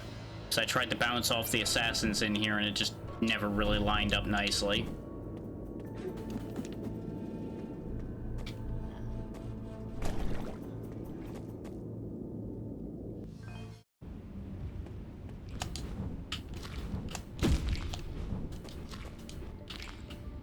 Once more in the old waters. Pathing through here definitely feels a little bit more natural with the double jump, because I'm not using Slither for everything.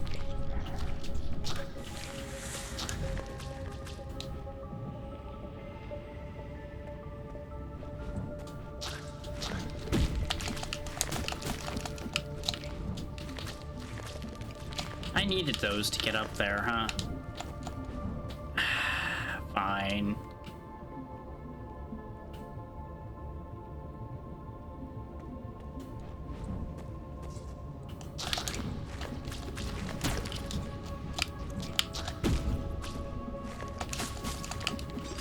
Because this is probably worth it. Somewhat. Health extension piece. Not an actual health extension yet, but it's another piece of it. I do feel like we're close to full health. It just feels like we're reaching a good amount.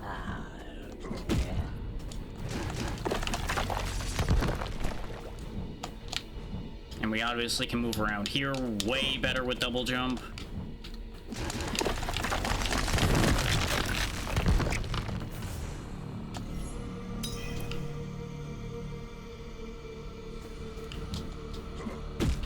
And yeah, it was in here that I ended up dying trying to climb up.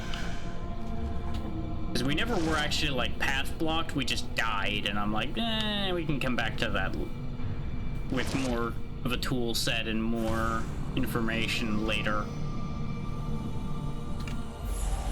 Well, it was definitely worth following the hidden path, because now we have another healing charge, and that's not even the one I knew about.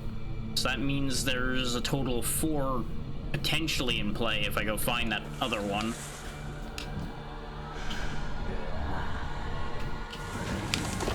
Which that could be a game changer, having that many healing charges.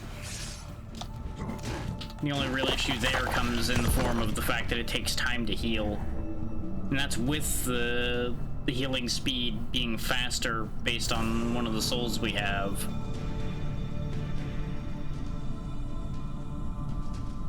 There's another warp point here. Void warp, that is, not a teleport back home thing. Relic. Jazir the Pompous. Just a head? Okay. Manifests an orb of light that deals damage as it slowly travels forward. If struck at spawn, damage will be increased. Ooh, that could actually be really good. The only problem is it doesn't light my enemies on fire. And the fire has paid off a couple of times because we were able to dot damage a couple things to death that would otherwise be guarding. But we can try the Orb of Doom. Why not? We also, I don't think, even looked at this. Place a sensor that causes foes who pass through its vapors to take increased damage. Boring. Oh yeah, we didn't look at the chakram either. But, you know, it's a chakram. Which, don't get me wrong, the chakram is probably actually pretty good. Because I assume it'll boomerang back, so you can probably hit things at the end of its path and hit them a lot. But I'll take my lazy beams and fireballs.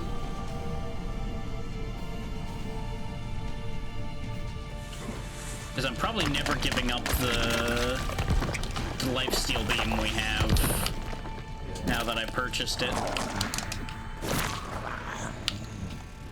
So now that we're getting more heal charges, it's not as much of a requirement, I feel, to have the lifesteal beam. But it's certainly gonna help.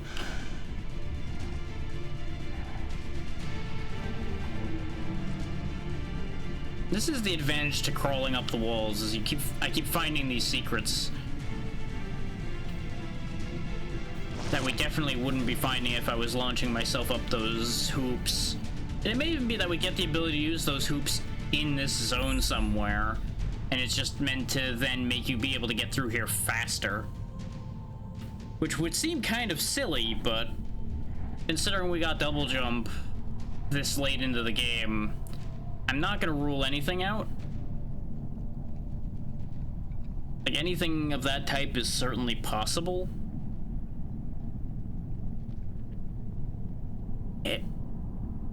Up, please. Hi. Later, dum-dum. Bet he thought I was gonna be dum-dum. At the end of the day, I still am, but that's neither here nor there.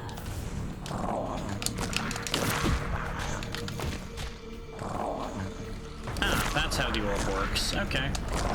That's not bad. I see potential in the way it sits there at the start of its movement. Now, where's the access to this? I don't see any obvious openings.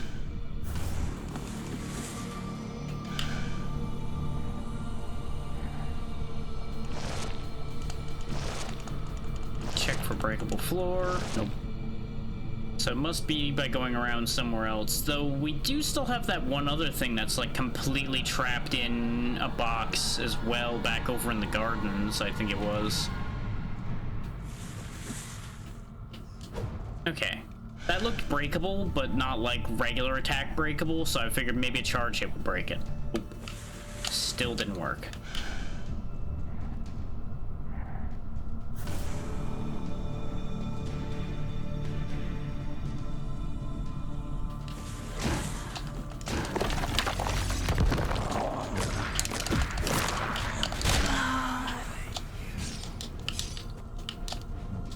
I did fuck up by killing them, admittedly, because now I have to do this to get up. There we go. I could have just bounced off of them like this. So it would appear, even though there's light there, that there's nothing actually up there. Nope, not dealing with you. Goodbye. there is something potentially down in the other part, and it looks like I'm gonna have to go back, but worked out that we went in here. Even if it did lead to me taking more damage, it was definitely worth it.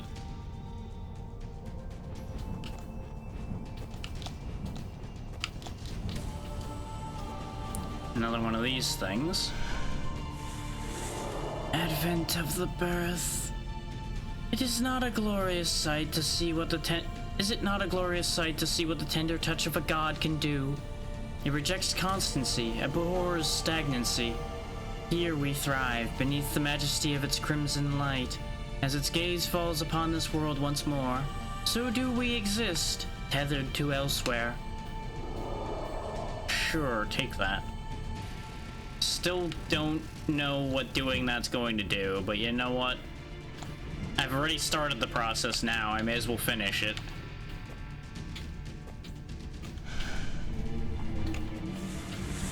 Aha! The crimson light danced from the majesty that had pierced the firmament.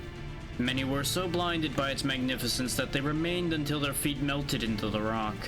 Countless joined in bliss, forever remaining in the light. It had blessed them for their dedication, resculpting them just as it had the world around them. The light made no distinction. The light can still be felt reaching into the stone of the world below. Well, that's great. People got melted into the floor.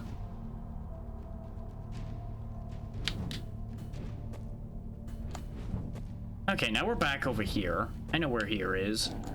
You, move over. Thank you. Aww. Well.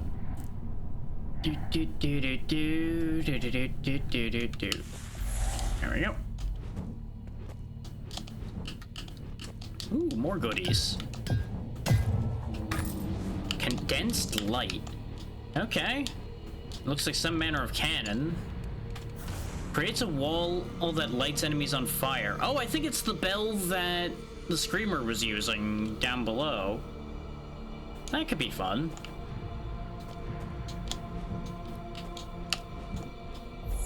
Divine Remnant.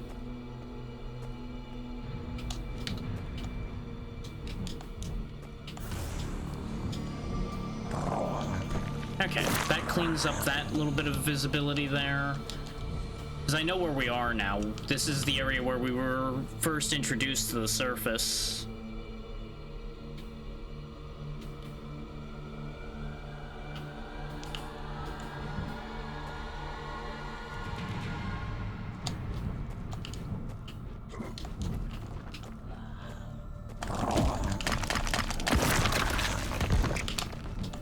Yoink. There's a lot of Divine Remnants just kind of hanging around. And there's another one.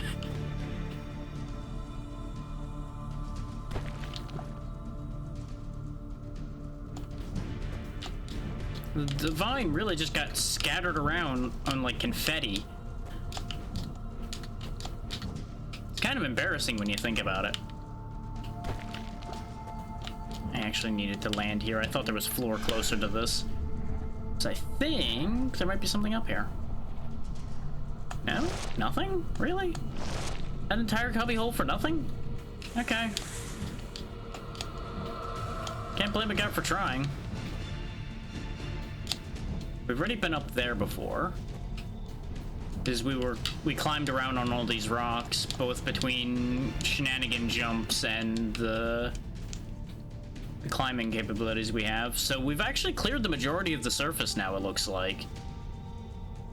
Because it all seems to be dead-ending out now. Aside from a little bit of territory here and a little bit of territory here. Everything else has been cleared. So the surface is actually way more boring than I had expected it to be. That's a shame.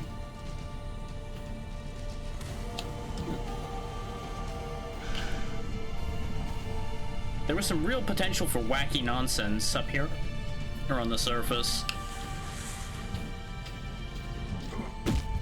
And I guess there's still a chance that there's more to the surface, you just have to go through the observatory to get to it. This is just all this interconnected section of the surface.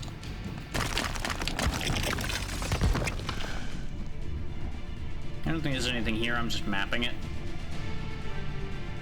And I don't know if we went to every stalk up here, but I'm not actually that interested in completing that. For lack of a better way of putting it, side quest.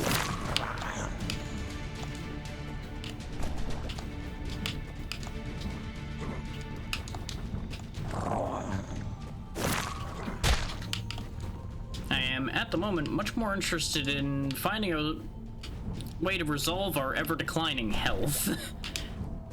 Which, theoretically, we could have worked on resolving through all of those enemies by draining their health with our move, but I didn't want to stick around near them to do that.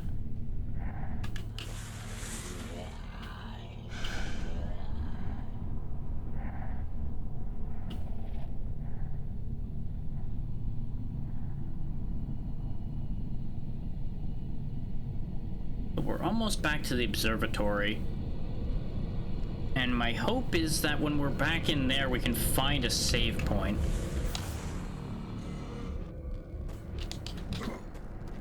This guy's safe to steal life from, though. Or try to, anyway, because remember, it doesn't always steal anything. Thankfully, we basically can use it for free.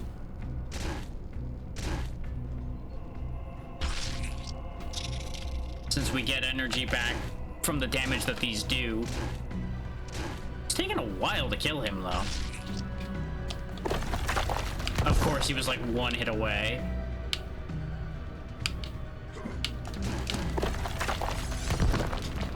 Yeah, this just does like way less damage than our actual attacks, which that's not a surprise, I don't think.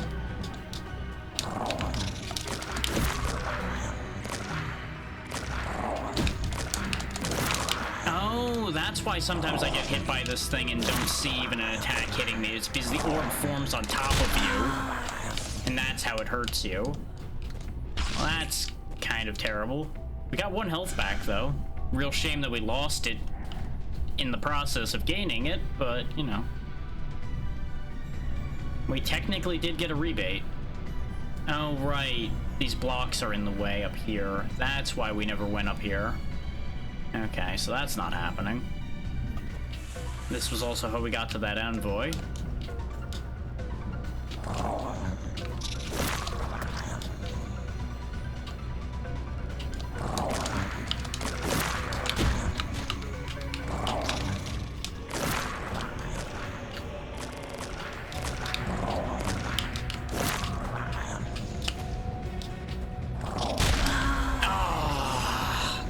I really don't like the fact that they can spawn their projectile on top of you to kill you. Oh, the Vizier is actually conscious, I guess. Intriguing development. An aberration, to be sure, but of what nature? You utilize my mirrors, yet fail to grasp their underlying design. My study remains deep within the palace halls. You may seek me there. Good to know. Good to know. Which means probably that last thing we can open is where his whole thing is. So that begs the question of, I mean, honestly, at this point I may as well warp over here and take the shorter path up there instead of taking the longer path so that we could have explored all of this, because we've now explored all of it. So at the very least, let's go back.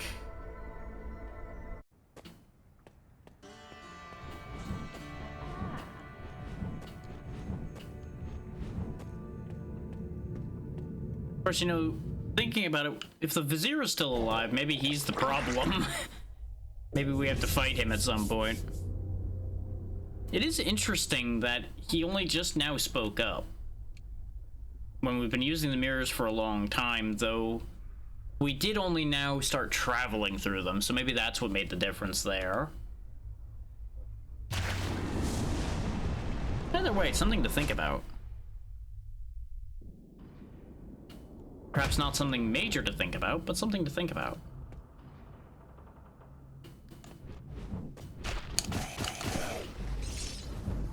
Hey there, Goodle.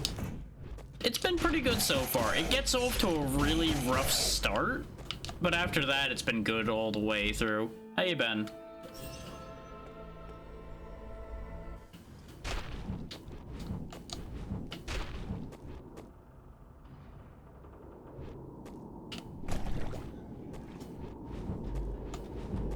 Well, if you like a 5-phase boss fight as your first boss fight and you have minimal health and no real attacks to work with, then, you know, by all means, have a good time there, but I consider that rough, personally.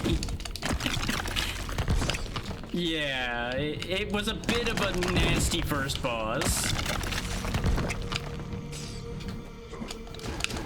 It's pretty cheesable, but it's just like, that's a little excessive for your first boss. Just maybe a little bit.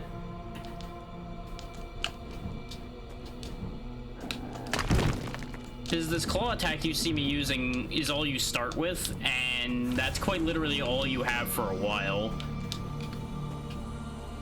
So... And then that health bar up there, knock it back down to about, I think, like half of that, and that's what you start with for health, and each of those is one hit of health. And it starts to make more sense why that was a problem, probably.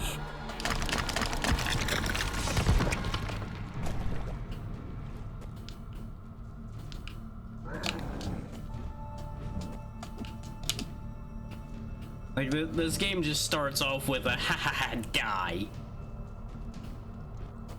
It still only took, I think, like 5 tries to get past that fight, and it ended up being really cheesable. But the fact that I felt like it was necessary to cheese it maybe isn't the best sign. This area is also kind of a nightmare. Am I really not gonna... There we go. I just want to get somewhere, goddammit. But I need to get rid of him or he's gonna shoot me off the wall I'm trying to climb there. But he's in an awful spot, so we lost, like, most of that health just trying to kill him. Okay. But you get neat tricks like this, where you can just kind of climb the walls freely. So that's fun. And, you know, giant ball of death is also pretty fun.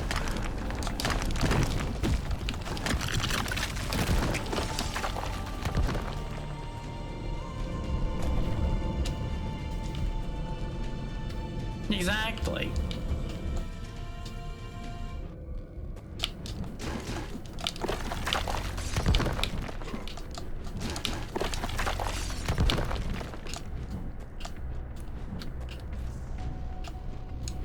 Okay, now that we're back here at the observatory without being basically dead,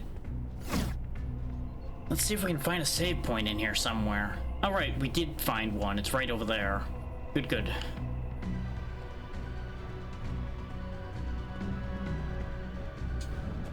I forgot that we did actually find one in here when we were here last.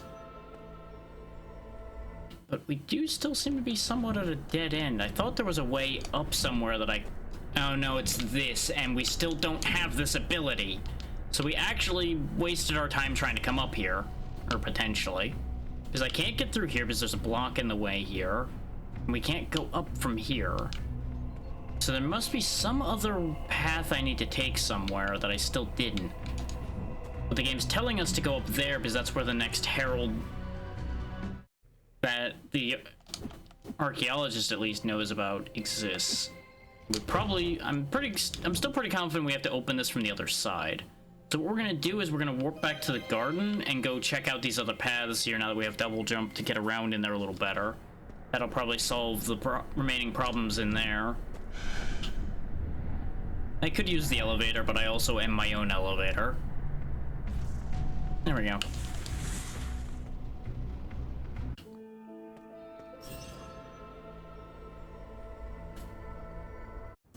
That place is one of the few places where it's actually good that we have the ability to use the mirrors to go back in addition to the warp points.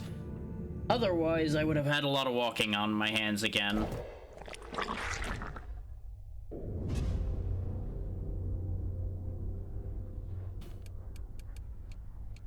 Okay, while I'm at it, let's fulfill my curiosity a little bit. There's another warp point over in this quadrant of the map, based on the constellation it shows you here. This spot right here should be around here somewhere. But when I looked for this one, I couldn't find it, so I'm a little suspicious on that one. This is every warp point in the game, though. All of these dots were here from the beginning. These ones that are lit up are the ones we've actually activated. So we're almost out of warp points to get. But they're scattered in kind of a weird way. Some of them are, like, weirdly close together. And then there's some areas where there's just, like, miles between them. Okay, that's what this door's issue was. We can't open that still, I don't think. Unless this opens it. Because we weren't able to get up here before. Okay, yeah, it is that simple. Fancy door just opens with the same lever everything else does. Yeah, this could be something different. It's a trap.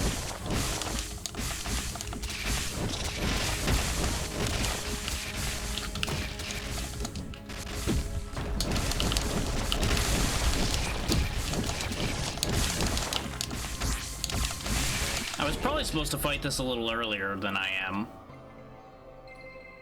Probably without, you know, being able to throw a portable sun into the middle of the wasp hive.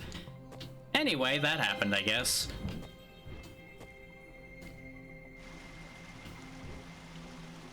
Whee! So, oh. You know, this brings a lot of things into perspective, actually. Because I think I know exactly what this ability is going to do. Yep. Entozone sack. Press left bumper while airborne to latch onto nearby hooks, breaching chasms and avoiding obstacles. We can now activate all of those rings I've been seeing everywhere and never been able to do anything with. I had a feeling I had mostly missed whatever her ability this was. Turns out if I had just opened that door after I activated all of the other mechanisms in this place, which I admittedly, I think activated some of those mechanisms way later than I was supposed to because of the order I did things in, then we probably would have had that ability far sooner. Oh well. Because as soon as we had Slither, we could have gotten up there even before we had the double jump or anything. Hey, you know, everybody has their own path through things. You can also, I think, get through that? Maybe. I don't remember what the problem there was. So now we can do things like this way easier. I did a bunch of shenanigans involving, like, climbing up there and then using Slither partway up in order to climb more. It was a whole thing. Yeah, because now we use this to climb up here and get another relic. The warp hook. Okay, that's a thing. Go ahead and get rid of this marker. I think it's gone now. Manifests a hook that can be targeted by the tendril simulacrum. Well, I don't think I have tendril simulacrum, so I don't know what the hell it's talking about, and I'm not gonna worry about it. I have the thing now, and that's all that matters.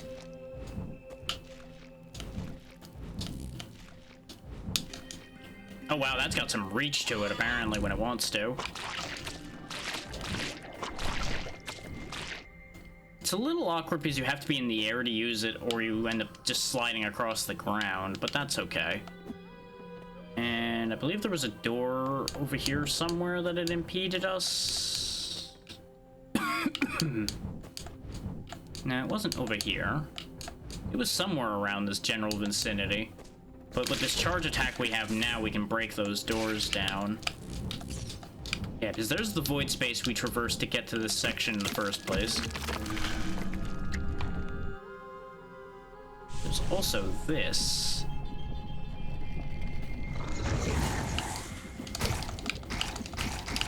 Which just seems all kinds of friendly.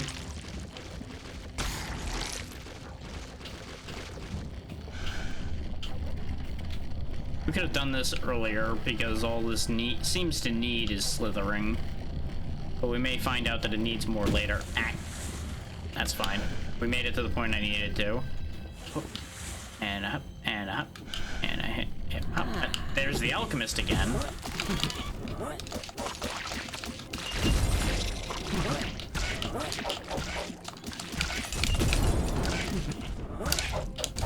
Thanks, game. Thanks for ignoring my heal input and then deciding, yeah, we'll take the dash input that you barely touched the B button for, though. You didn't need the heal. That was fine.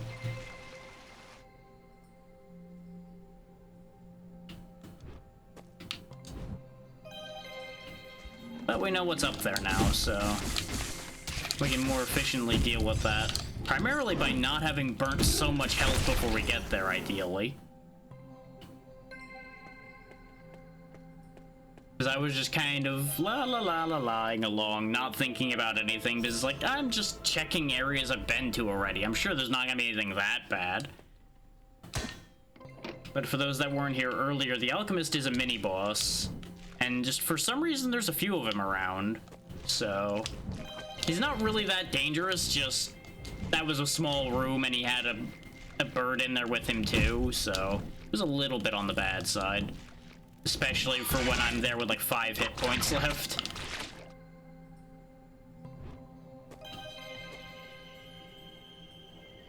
No, this was a room we did already. We need to go further up. Oh yeah, that's how you were supposed to hit that lever. I believe I slithered up that wall instead of doing what you're supposed to do based on the very clear hook point there. Like, this whole area was designed with that in mind, as was an area we did before we even had double jump. So I think I did a lot of things out of order here. You know, as I do.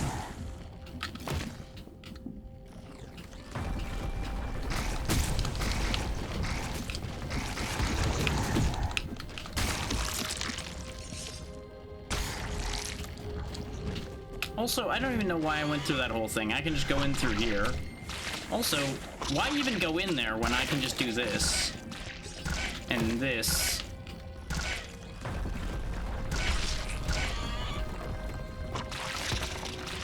Just fuck you and your shenanigans, game.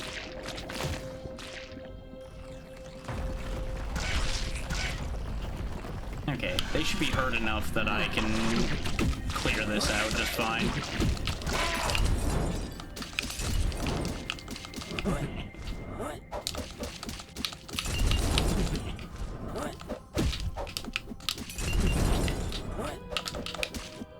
And this is why the alchemist isn't much of a threat.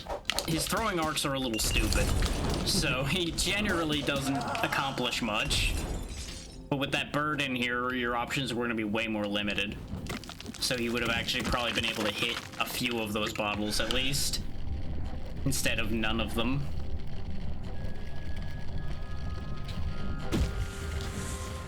Damn you, game. Yeah. This is the problem with the Slither form, is it's kind of weirdly slow, but also can go fast when it wants to, and I have yet to figure out why it works that way. Like, basically, it's got a weird momentum to it, but it doesn't really quite work correctly as far as momentum goes either. Those are all immersed in fluid, so we can't get them right now. There must be a way to drain that.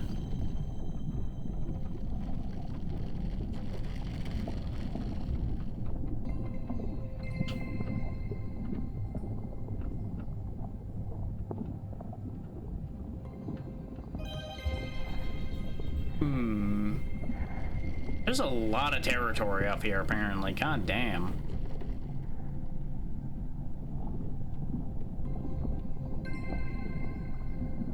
I'm not too worried about those 2 items. I did forget to activate the third heal charge we have. I should have went and gotten that activated. Ooh, there's another devotee up there. We want that. The more devotees we have, the more we can excavate the shrine, and the more we can unlock that way. And I think this might actually be the last one we need to activate the last thing we know about. Yeah, because that puts us to 8, and I think 8 was what I needed? It was either 8 or 9. If it's 9, I'll be upset. If it's 8, I'm happy.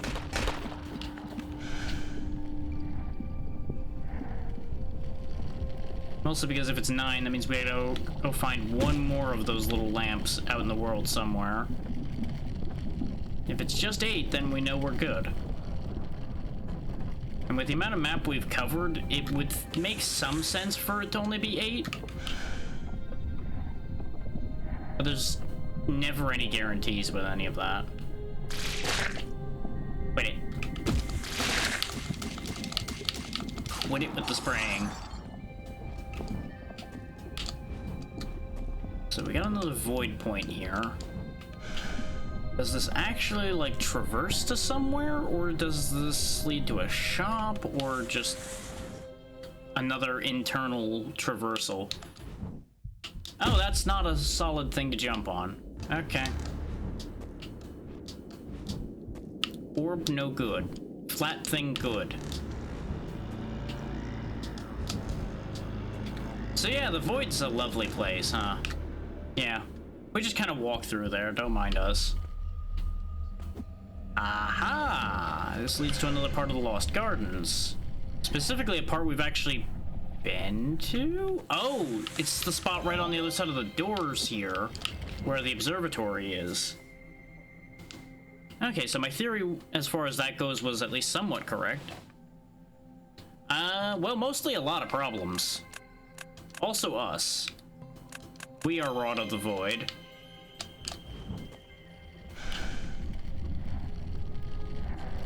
We came out of a weird, like, void egg thing at the beginning.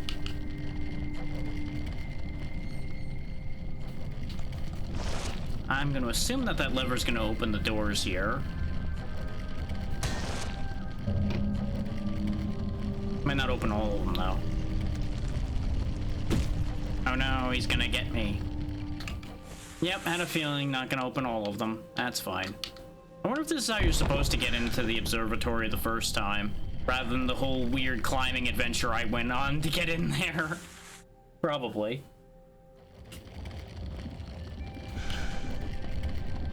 All in all, it doesn't really help us at the moment.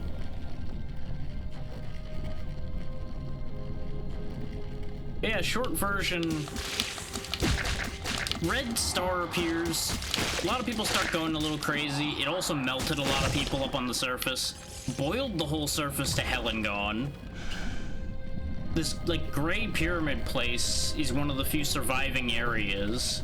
But most of the people in here are either crazy, dead, undead, and extra crazy, or just in some kind of really awful cursed mutant form, which is most of what we've been killing is the weird, like, cursed mutant things. Ah. So this leads back to one of the other warp points we found. Not warp point, but void point, rather, where we traversed across, is it took us from here to there. Apparently the people in this pyramid were worshipping the void, and a lot of bad things came from that idea. They were also eating their dead gods, which is a complicated thing to consider. There's a lot of ways that could really be a bad thing. And in these gardens in particular, they were putting all their dead people in these vats that they were then making the very salt that we use as a healing item out of. Basically, anybody that didn't agree with them went in the vats. So, you know, that... The culture here was great. Nothing wrong with that at all. Nope. Doesn't lead to incredible amounts of problems, no matter how you look at that or anything. No. Why would that backfire? Okay, that's underwater as well, so we're not going that way yet. So this whole area is a dead end at the moment. I also have to wonder if I missed the go underwater ability by now, because there's definitely been a fair few places where I've seen water in my way, and I just have had to leave. Though none of it's been vitally important so far.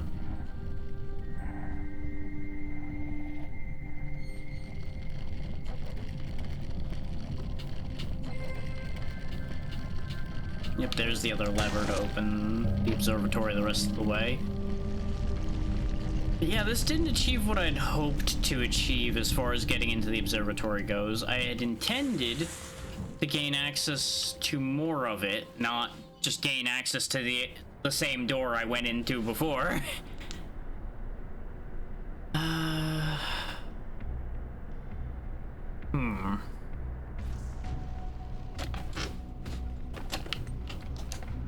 So that's inconvenient.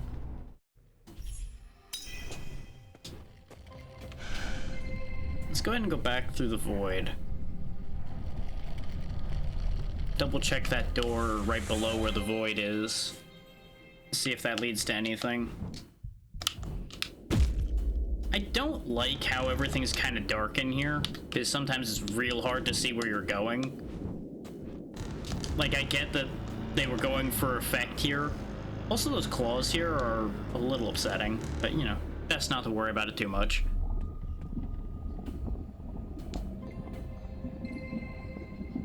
Wait. Wasn't there, like, a bit of path here that we didn't see before? Oh no, it was further down. It's over there. As soon as I had mentioned that it was right below it, my brain immediately adjusted the map in my mind. Like, oh yeah, it's literally right there. It's like, well, no, it isn't. That's the problem.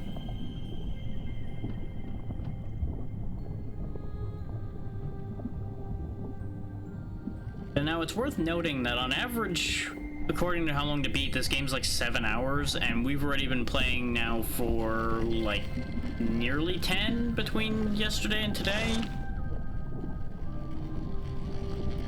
So either I've done something horribly wrong with my pathing, or there's just a lot of layers to this that can be skipped.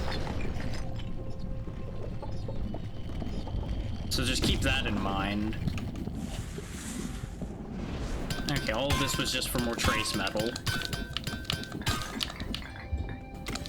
And a breakable wall. Which leads... to a relic. Festering spores. Lingering cloud that damages foes until dissipating. We have gotten a lot of relics today. Like, we've more than doubled, I think, the amount of relics we were carrying since we started today's session. We're still missing a shitload of souls, which makes me really wonder where they are. Like, I know like 6 or 7 of them are in a shop, so that accounts for a chunk of them, but like there's still so many that we haven't seen. We only are missing 11 enemies, 2 regions, 6 of the heralds, which are the bosses. This fucking thing right here is the awful first boss for those that didn't see it. Fuck that thing in particular. Missing 3 characters. Oh yeah, there's 2 journals I didn't read. The cradle. We dug for days at the behest of the stonemasons, mining the winding veins of dark metal running through the stone far below the great foundations. We toiled without end, the tunnels shimmering with mesmerizing metal dust. A messenger arrived from the tunnels below, something in her eyes. I've never seen the like of it. All were called to the depths. I could scarcely believe my eyes when I knelt among the others before the nacre shell. It rested silently within the stone, caressed by the very metal we mined, ichor reshaping itself. I will never count myself among the learned, but even one such as I can recognize the presence of the gods. Mechanism. Only I remain. The stone sunders every tool. To think we ventured this far into the passageways only to meet our end in ignorance. The mechanism reaches through the stone. Its design is unlike any I've seen. I can only imagine it to be the work of an artificer of old. What a waste.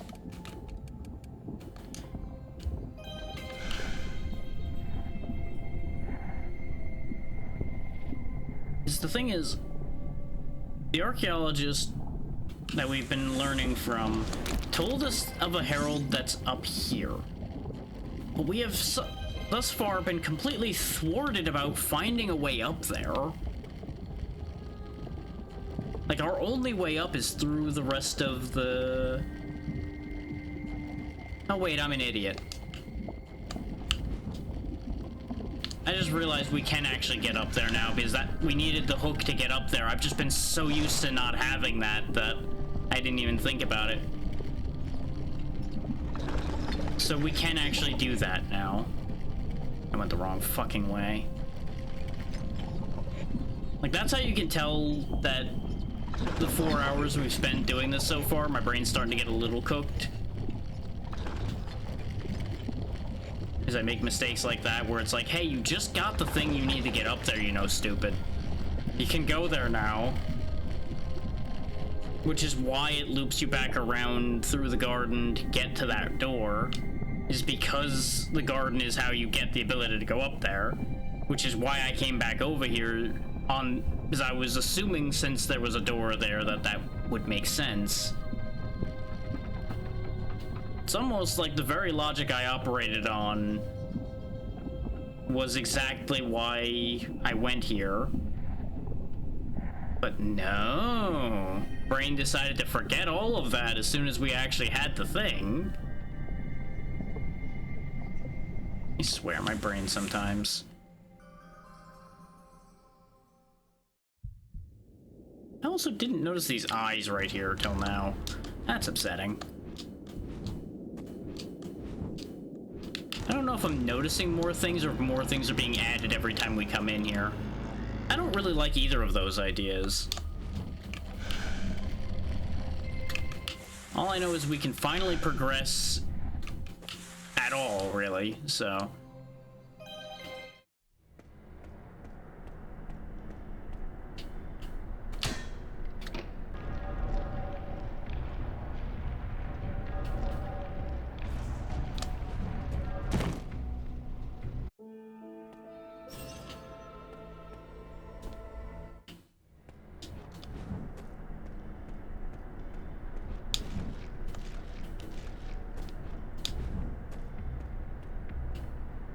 Yep, even more of the myceliums up here.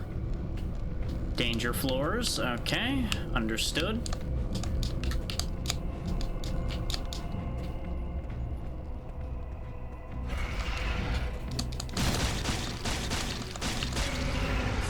Looks like we are actually in the observatory proper now, though.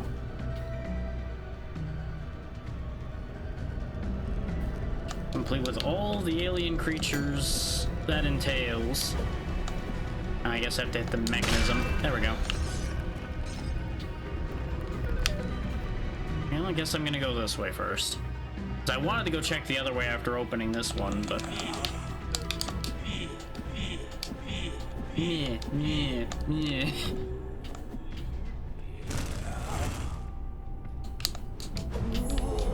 There we go. Killed them and got the fragment. Is this really all that's here? Break a wall down just for a fragment? Guess so.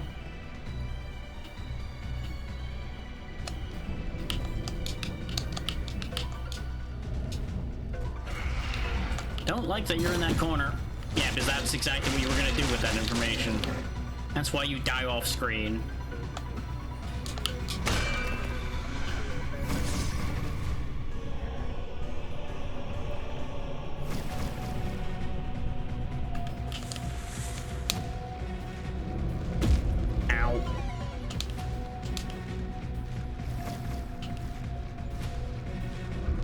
For those that think I might actually have any real control when I'm launching myself like that, by the way, you only have a very little bit of control.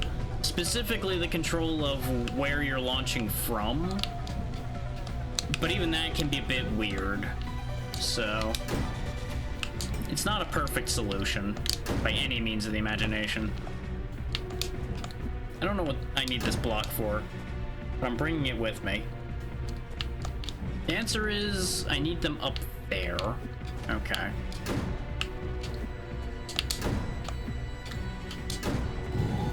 First time this game's had a block puzzle so far. Okay, good, that did work. It's also not exactly a complicated block puzzle, admittedly. Except I should actually send this back. Is what we do is we send this one. I wait for the full charge. this way, then up, then over, and in. Easy.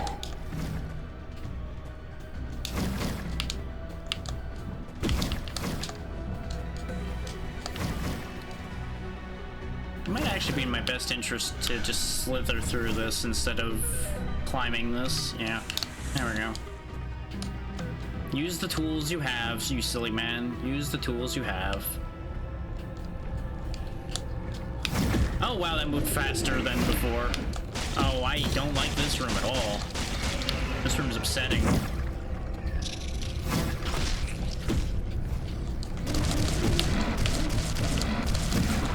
Okay, now that that thing's gone, now I can actually process what's going on in this nightmare. Though I do want to know, what the hell's the deal with that thing? We had seen a emissary before, but we hadn't seen the subjugated yet. Subjugated. Heretics and apostates cast into servitude long ago, their mutated forms lumber forth in search of an end to their agony. Good. Good.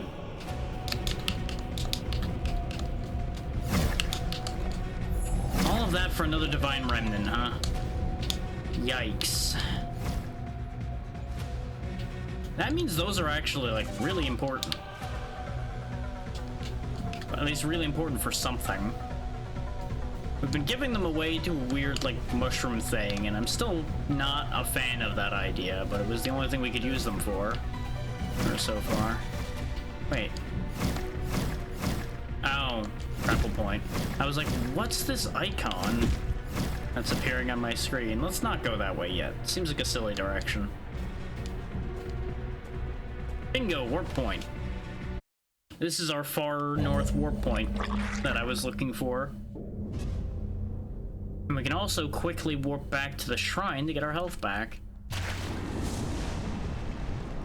Just be a little sneaky, you know? No sense running all the way up there with less than half health. Since they have not provided me with another save point that I've run into yet. I probably missed one, as has happened before, because I'm just like chasing the path I'm on and it just happens to be right off that beaten path that I'm running down. But we haven't missed too many doors immediately. It might be on the left-hand side of that tall room on the bottom left there. Might be attached to that little corner I didn't go to, or it might be across from here. I'll laugh if we go directly across from here and we actually find that save point. Which seems admittedly highly likely. If you look at where we are on the map, the Herald's not far away, so there's going to be a save point not too far from here, somewhere. Because there's always been a warp point and a save point near every Herald.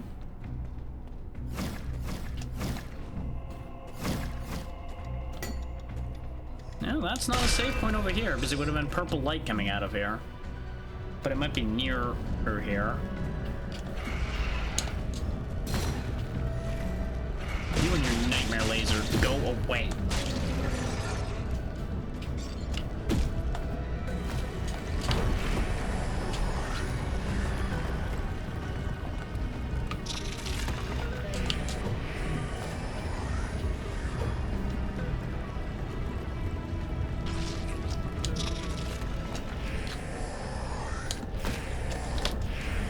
Not sure why the health steal thing wasn't targeting the anomaly, since it does take damage, but I guess maybe there's something special about that. I don't know.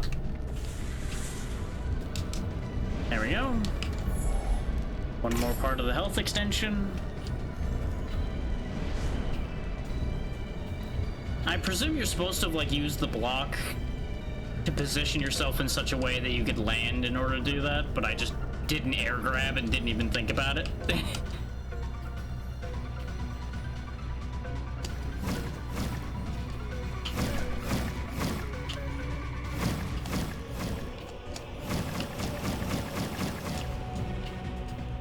Okay, so there's something else higher up. Okay, that's a regular door here.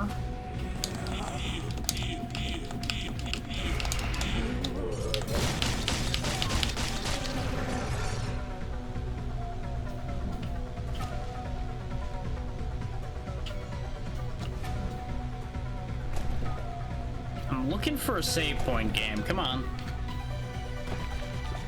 There should be a save point around here somewhere. It'd be very funny if the save point's on the other side of this. No, it isn't. Instead, there's another block puzzle. Okay.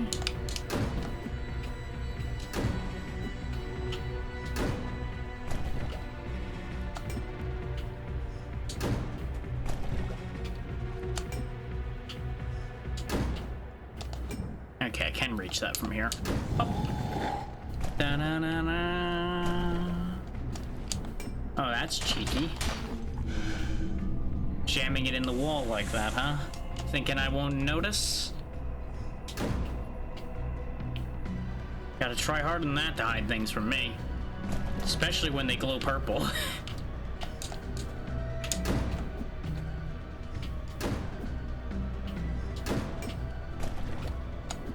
And then this is basically just a mirror of the other one.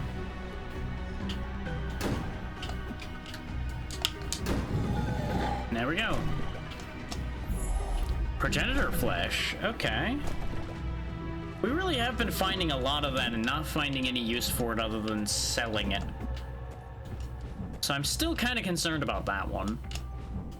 I might have been swindling myself by just not selling it ever. Because there's like a pit you sacrifice it into to get Ichor. And we did sacrifice one to find out what it did. So if there was a thing where I was supposed to hang on to all of it, I'm kind of SOL on that one anyway. And there was also one we sacrificed to this big guy running the bazaar down below, which opened up his shop. Congratulations, you played yourself. I might have. No real way to know that till the end of things here. Okay, you can squeeze through that way. Based on the way this is laid out, I'm not sure that was how I was supposed to have gotten in here and done this, but, well, it's how I did it. Oh, hey, you can crush enemies with these blocks, as it turns out. Neat. Reflections. She left us. The others think it was because she longed for the past, unable to let go. Fools. She left because, despite our efforts, we did not gain understanding, not like her and her sister. We looked to tame the void, and we did. We found uses for its energies. We understood how to manipulate it, to artifice, and to create. I now realize that the mirrors are not just nostalgic monuments. They are the only way to truly gaze into the void, to learn what it has to teach, a reflection of what we truly know, a reflection of nothing. You do in fact know nothing. That is probably correct. The one thing anyone can count on is the fact that they do not in fact actually know anything.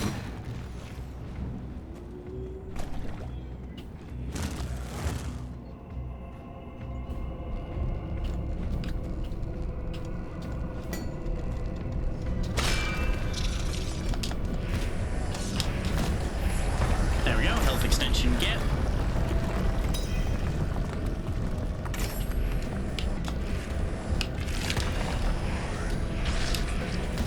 Now, I don't have my achievements active, so if the achievement would give away the fact that we have all of them, it won't, unless I go check.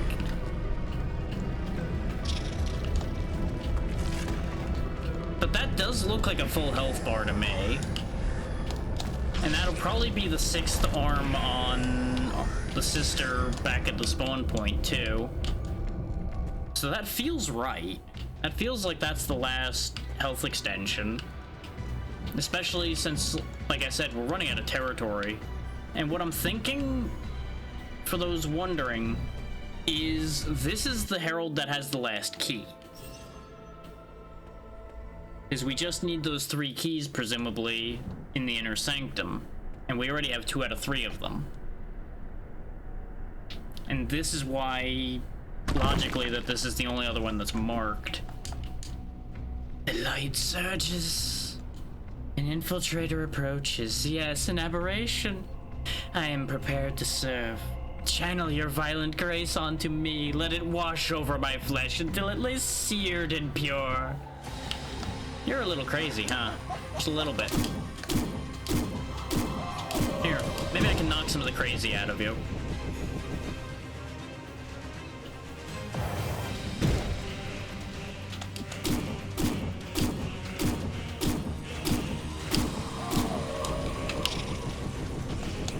I started blasting. Bang, bang. No, I don't see some good on this. That's how we do around here. Here, you just have that miniature son. You're an astronomer. I'm sure you'll like that. Oh, you've got a dash attack too, huh? And you're immune during it. Neat for you. I'm happy for you. Now die, please.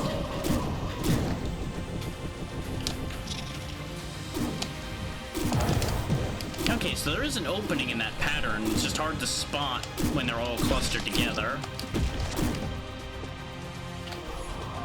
Let's go ahead and heal. Oh, hey, we used that orb way earlier on. I know that move. Oh, we can actually bounce off of that, too. Here, that's for you while you prepare to do your thing. Woo. So far, this pattern's not that bad. I was just an idiot at the start of the fight, just thinking I could just punch my way through. Let's go ahead and just get my health back right quick.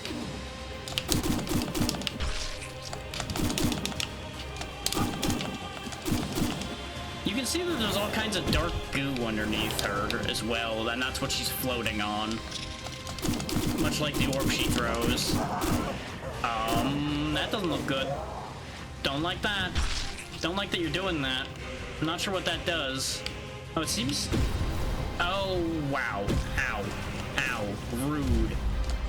What am I supposed to do against that? It didn't look like there was any safe spots or anything. Unless they expect you to, like, walk between the raindrops, which seems like a lot to ask with how quick they were coming down.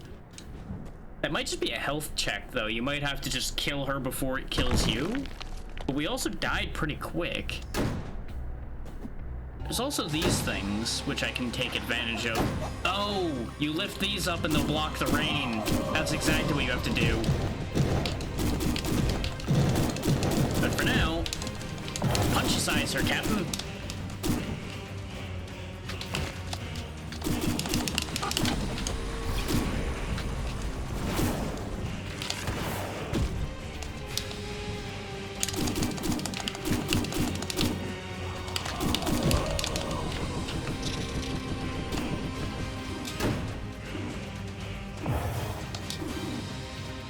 Okay, those don't block the shots.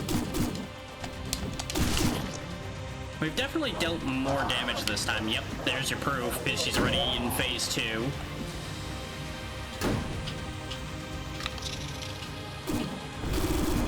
Yep, and that's exactly how that works. Okay, good to know.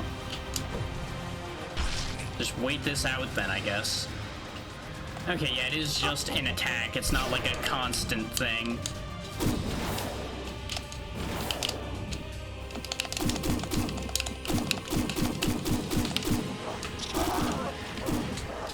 It is an attack she can repeat. And I'm worried that she's going to start doing other attacks while this is active. So if we only have the one spot to hide, we might start having trouble. Now it seems like she might have to maintain that, so we might actually be okay on that score.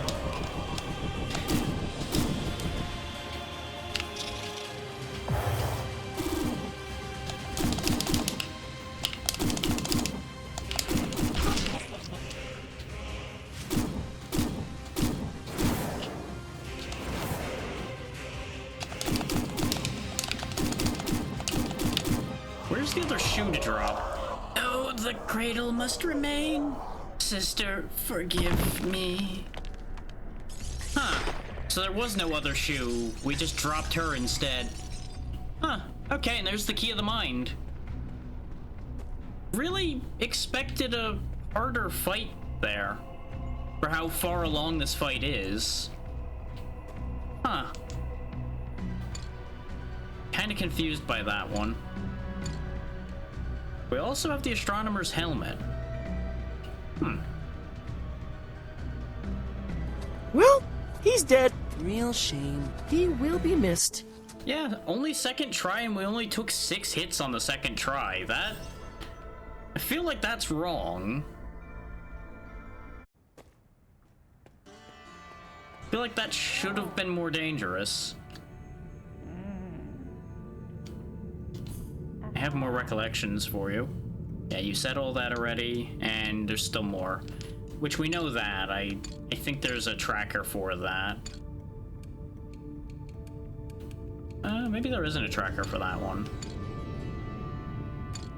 I know it's an item, but it's apparently not an item that's tracked anywhere. Also, let's go get our other healing charge before I forget again. I've been running around with 2 when I had access to 3. Yes, please awaken the receptacle. There we go. Now we have we have 3 of them. We know of a 4th one, but I forget where it was. And as you can see, most fights I've not ended up using more than even 1, really, unless I'm going to die, so... Oh yeah, let's excavate if we can. Does it take 9 or is it 8? It's 9, and a lot of ichor. So we're not opening that yet. We might not even end up opening that. What are you doing? What are you doing? You good? You're having a bit of a moment here. Do you need to talk to somebody? Do I just need to push you in the hole? Is that what you're trying to do? You can't seem to pass there? No? Okay.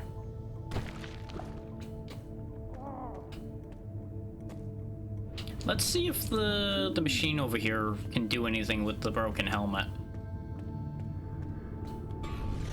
Sleep interrupted, awakening. We also have another part for it that I forgot about. Primary assembly has been completed. Central cortex is operational. I am whole once again. They feared me, tore me to pieces. You do not fear me. Thank you. Allow me to be your tool of creation. You have added nothing to your shop after that. I am immensely disappointed in you, and I wish to disassemble you. I guess give me these conduit rods. Sad. Yeah, no, you straight up just did nothing new. I went and collected all of your pieces, and you did nothing for me. I now understand why somebody disassembled you before. Immense disappointment. Also, can I wake this other one up yet? Nope, still not awake. And I'm presuming that's the one I use these rods for, which is why I didn't bother. Because this one raises our attacks, this one gives us more health, and this one increases our void energy, as we've proven by the fact that that's what the rods do. We just can't do it still for reasons. Maybe that's what's behind the strange seal or something, I don't know. Progress opened up the other one, which is why I kind of just assumed Progress was gonna open that one. Maybe I need to put this one in first. Who knows? Seal undone. So that's all 3 seals. Which opens up a fancy door.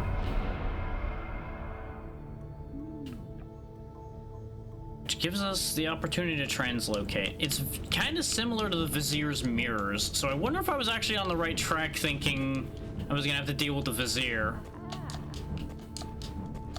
Because, you know, he's a Vizier. Viziers are always evil. They're always the problem. No. Alright, we're in a giant save room. This whole room counts as saving.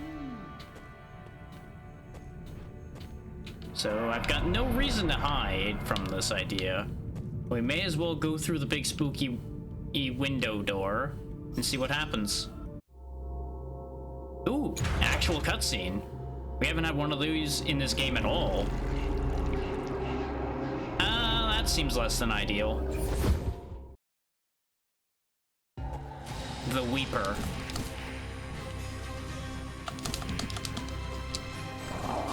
The source of the ichor, I presume, based on the fact that it's dripping from the eye. Hi, I can come in there. I'm gonna punch you in the eye a bunch now. Slight flashing warning on this little bit here when I'm in the box, because everything goes dark. If you have concerns about such, whenever I go in the box, you might want to not be watching that bit. Like right now. I'm gonna punch you in the eye a bunch. Here, have a sun in the eye. Oh, now he's gonna try and put me in the box. Joke's on you. I'm too constantly moving for that idea. Oh, wait. I thought for a second, after I looked at that, I think I could have punched the box, which is probably what you do to get out of it when you're trapped in it, but I wonder if you could have, like, done something funny.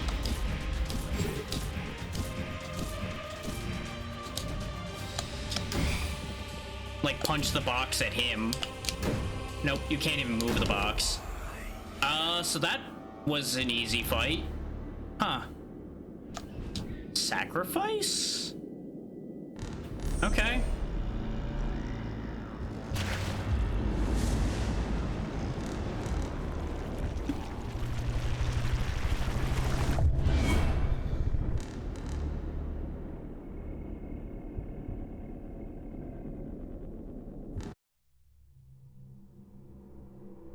Oh, that's the end of the game.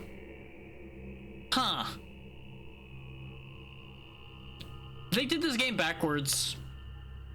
This did this game very backwards. The beginning of the game was way harder than anything else in this, exactly as I predicted before. And I now understand why this game had such short play times on how long to beat, because if you ended up getting the 3 keys, you just go to the end of the game, and then the game's over. Huh. Huh. That fight was a joke. I don't think I even got hit.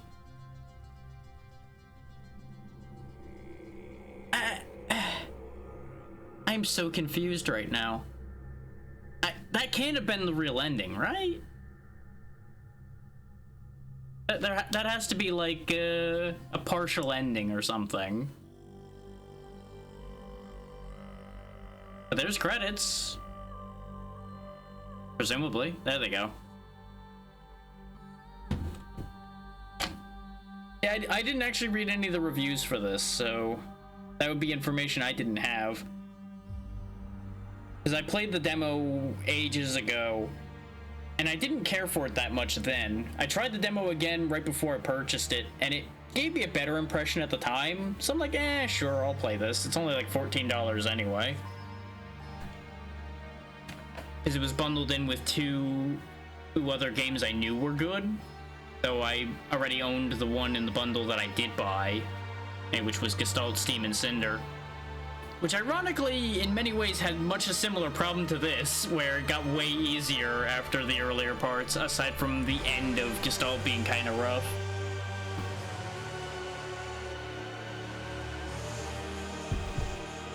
That final boss, though, was just a joke, and the Astronomer wasn't much of a threat either.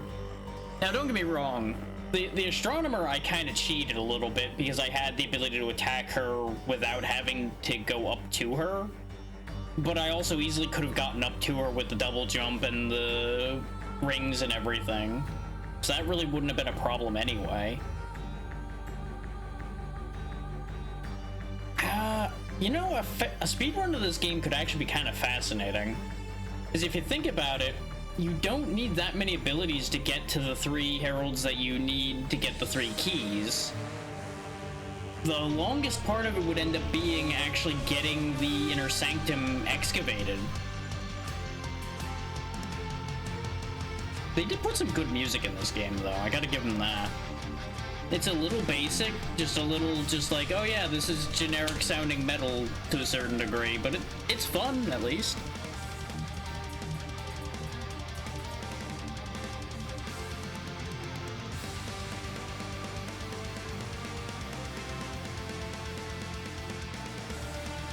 Now, there are 2 caveats that make it fine that this game's balance was a little wacky, and the fact that this game was short.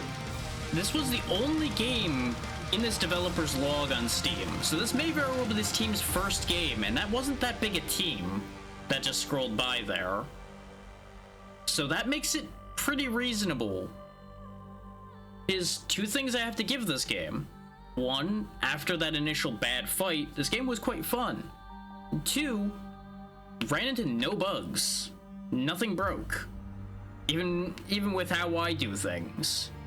Some of the pathing got a little nonsensical, but that's my own fault. I took weird routing, I'm pretty sure, and that's why it took us longer than the average to get it done, even without finishing everything.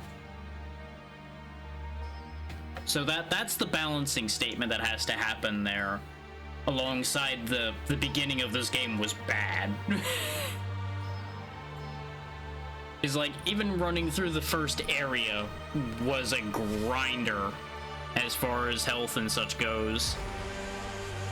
His enemies kind of are just like a little over durable for the tools you have, unless you want to sit there and just whack away at something for a while. I feel like they could have done with lowering their health just a little bit, not even a lot, just like make them take like two less hits would probably be enough.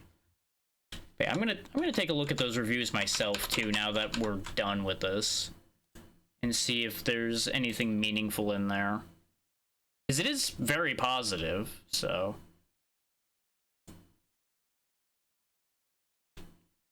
and I will say the world is neat and all the backgrounding is neat.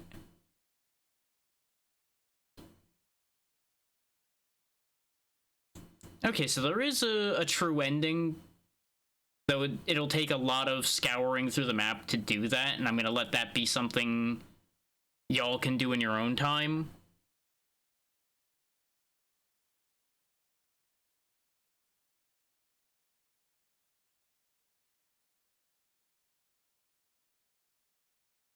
Yeah, people are calling out that the final fight was a joke. And I agree with most of these. A few of the bosses are good, but a lot of them really are just kind of nothing. And that's definitely true. Multiple people are pointing out the beginning will feel unfair.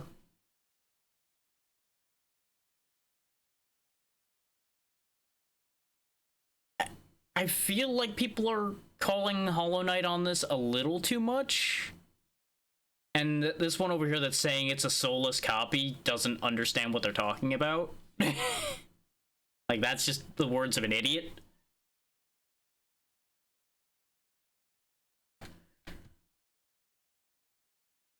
But yeah, no, not bad. Not resoundingly impressive. Overall, it was, like I said, a fun experience, and I wish they'd leaned into neat ideas like the climbing ability more, instead of pivoting back into standard abilities, because we mostly got pretty standard Metroidvania moves in this game. We got a dash, we got a slide, we got a double jump, and we got a charge attack. Those are all pretty standard. Again, nothing bad about that, just you could wish for more, especially in a game that presents itself as so unique, because everything of the trappings of the world and everything that's presented to you is very unique, but the actual results come off a little less unique, if that makes sense. I'm not sure if everything I'm saying there entirely makes sense. That's just where I feel with it ends up being.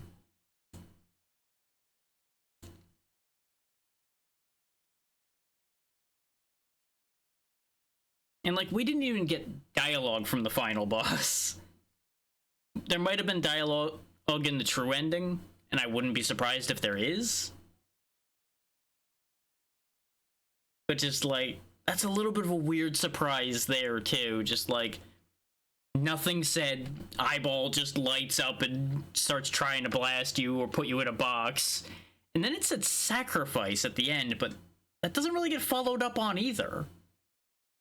Is, for those that didn't catch it, that's different text than any of the other times where you entered one of those orbs and gained an ability. So, as far as I can tell, you destroyed yourself after you destroyed that thing? I guess since your purpose was done? I don't know. Again, there's no information there necessarily, which that's fine. You can leave things up to interpretation. That's absolutely okay. It just doesn't give you much to interpret either. And that's where that gets a little weird. I would have potentially pivoted into doing something else, but my throat is definitely starting to get a little scratchy from the voices I did, and just I've been having like scratchy throat on occasion after like 4 or change hours lately anyway.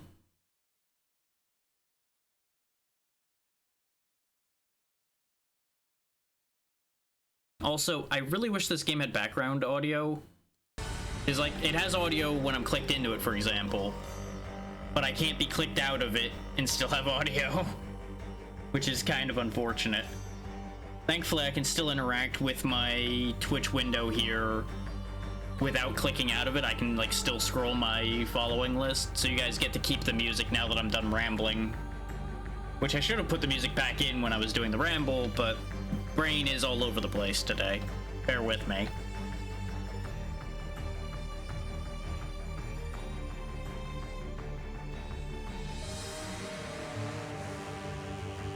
Actually, we might have the perfect raid target too, because they're doing another Metroidvania that I actually had my eye on for a bit, and I don't remember if I bought that one or not.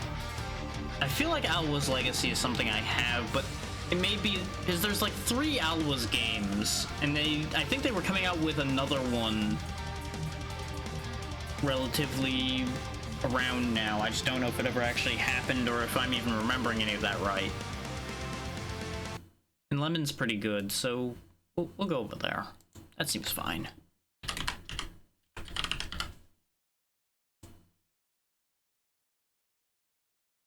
Oh good, and they haven't even started yet, so we'll actually be able to get to see that. Thank you. Oh yeah, one thing I almost forgot to do. Let me put it in the list before I send y'all on, so you get to know where we're at on the list. I'll just go ahead and close the game so I can access the list. That'll be unfortunate because for a few minutes there's gonna be like no sound, but that's fine. I want to put this in the list while everybody's listening though, so you get to hear exactly how far along we are on that list now.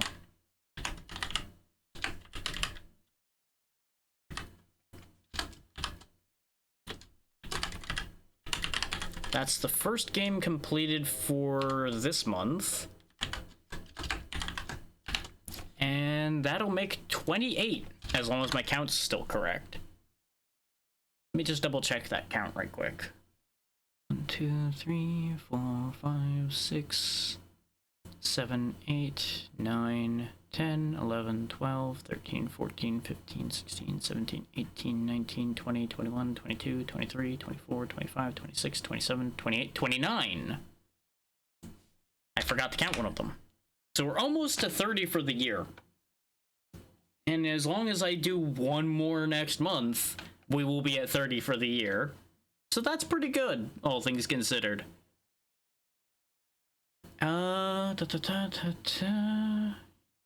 that covers it. God, this year's been weirdly timed enough that I forgot some of the things I've ended up doing this year, but that's neither here nor there. Yeah, I'll go ahead and get that raid queued up now that that's done. Cheeky Lemon's pretty fun, so we should have a good time over there. And thank you all for taking the time to be here. This game kind of was a little bit of a surprise as far as it just suddenly ending, but you know, that's how it be sometimes. Wouldn't be the first of these that have just arbitrarily ended. Let's see, tomorrow is Friday. I do not currently have an active plan for tomorrow because nothing was discussed yet, so I might take the extra time I have today to double check to see if Xena wants to do something tomorrow, if she's still awake. Saturday should be 7 Days to Die, as usual, if there's not complications along the way with that one, which there may or may not be. Then, of course, as soon as we start next week, it will be Monster Hunter Freedom Unite starting off.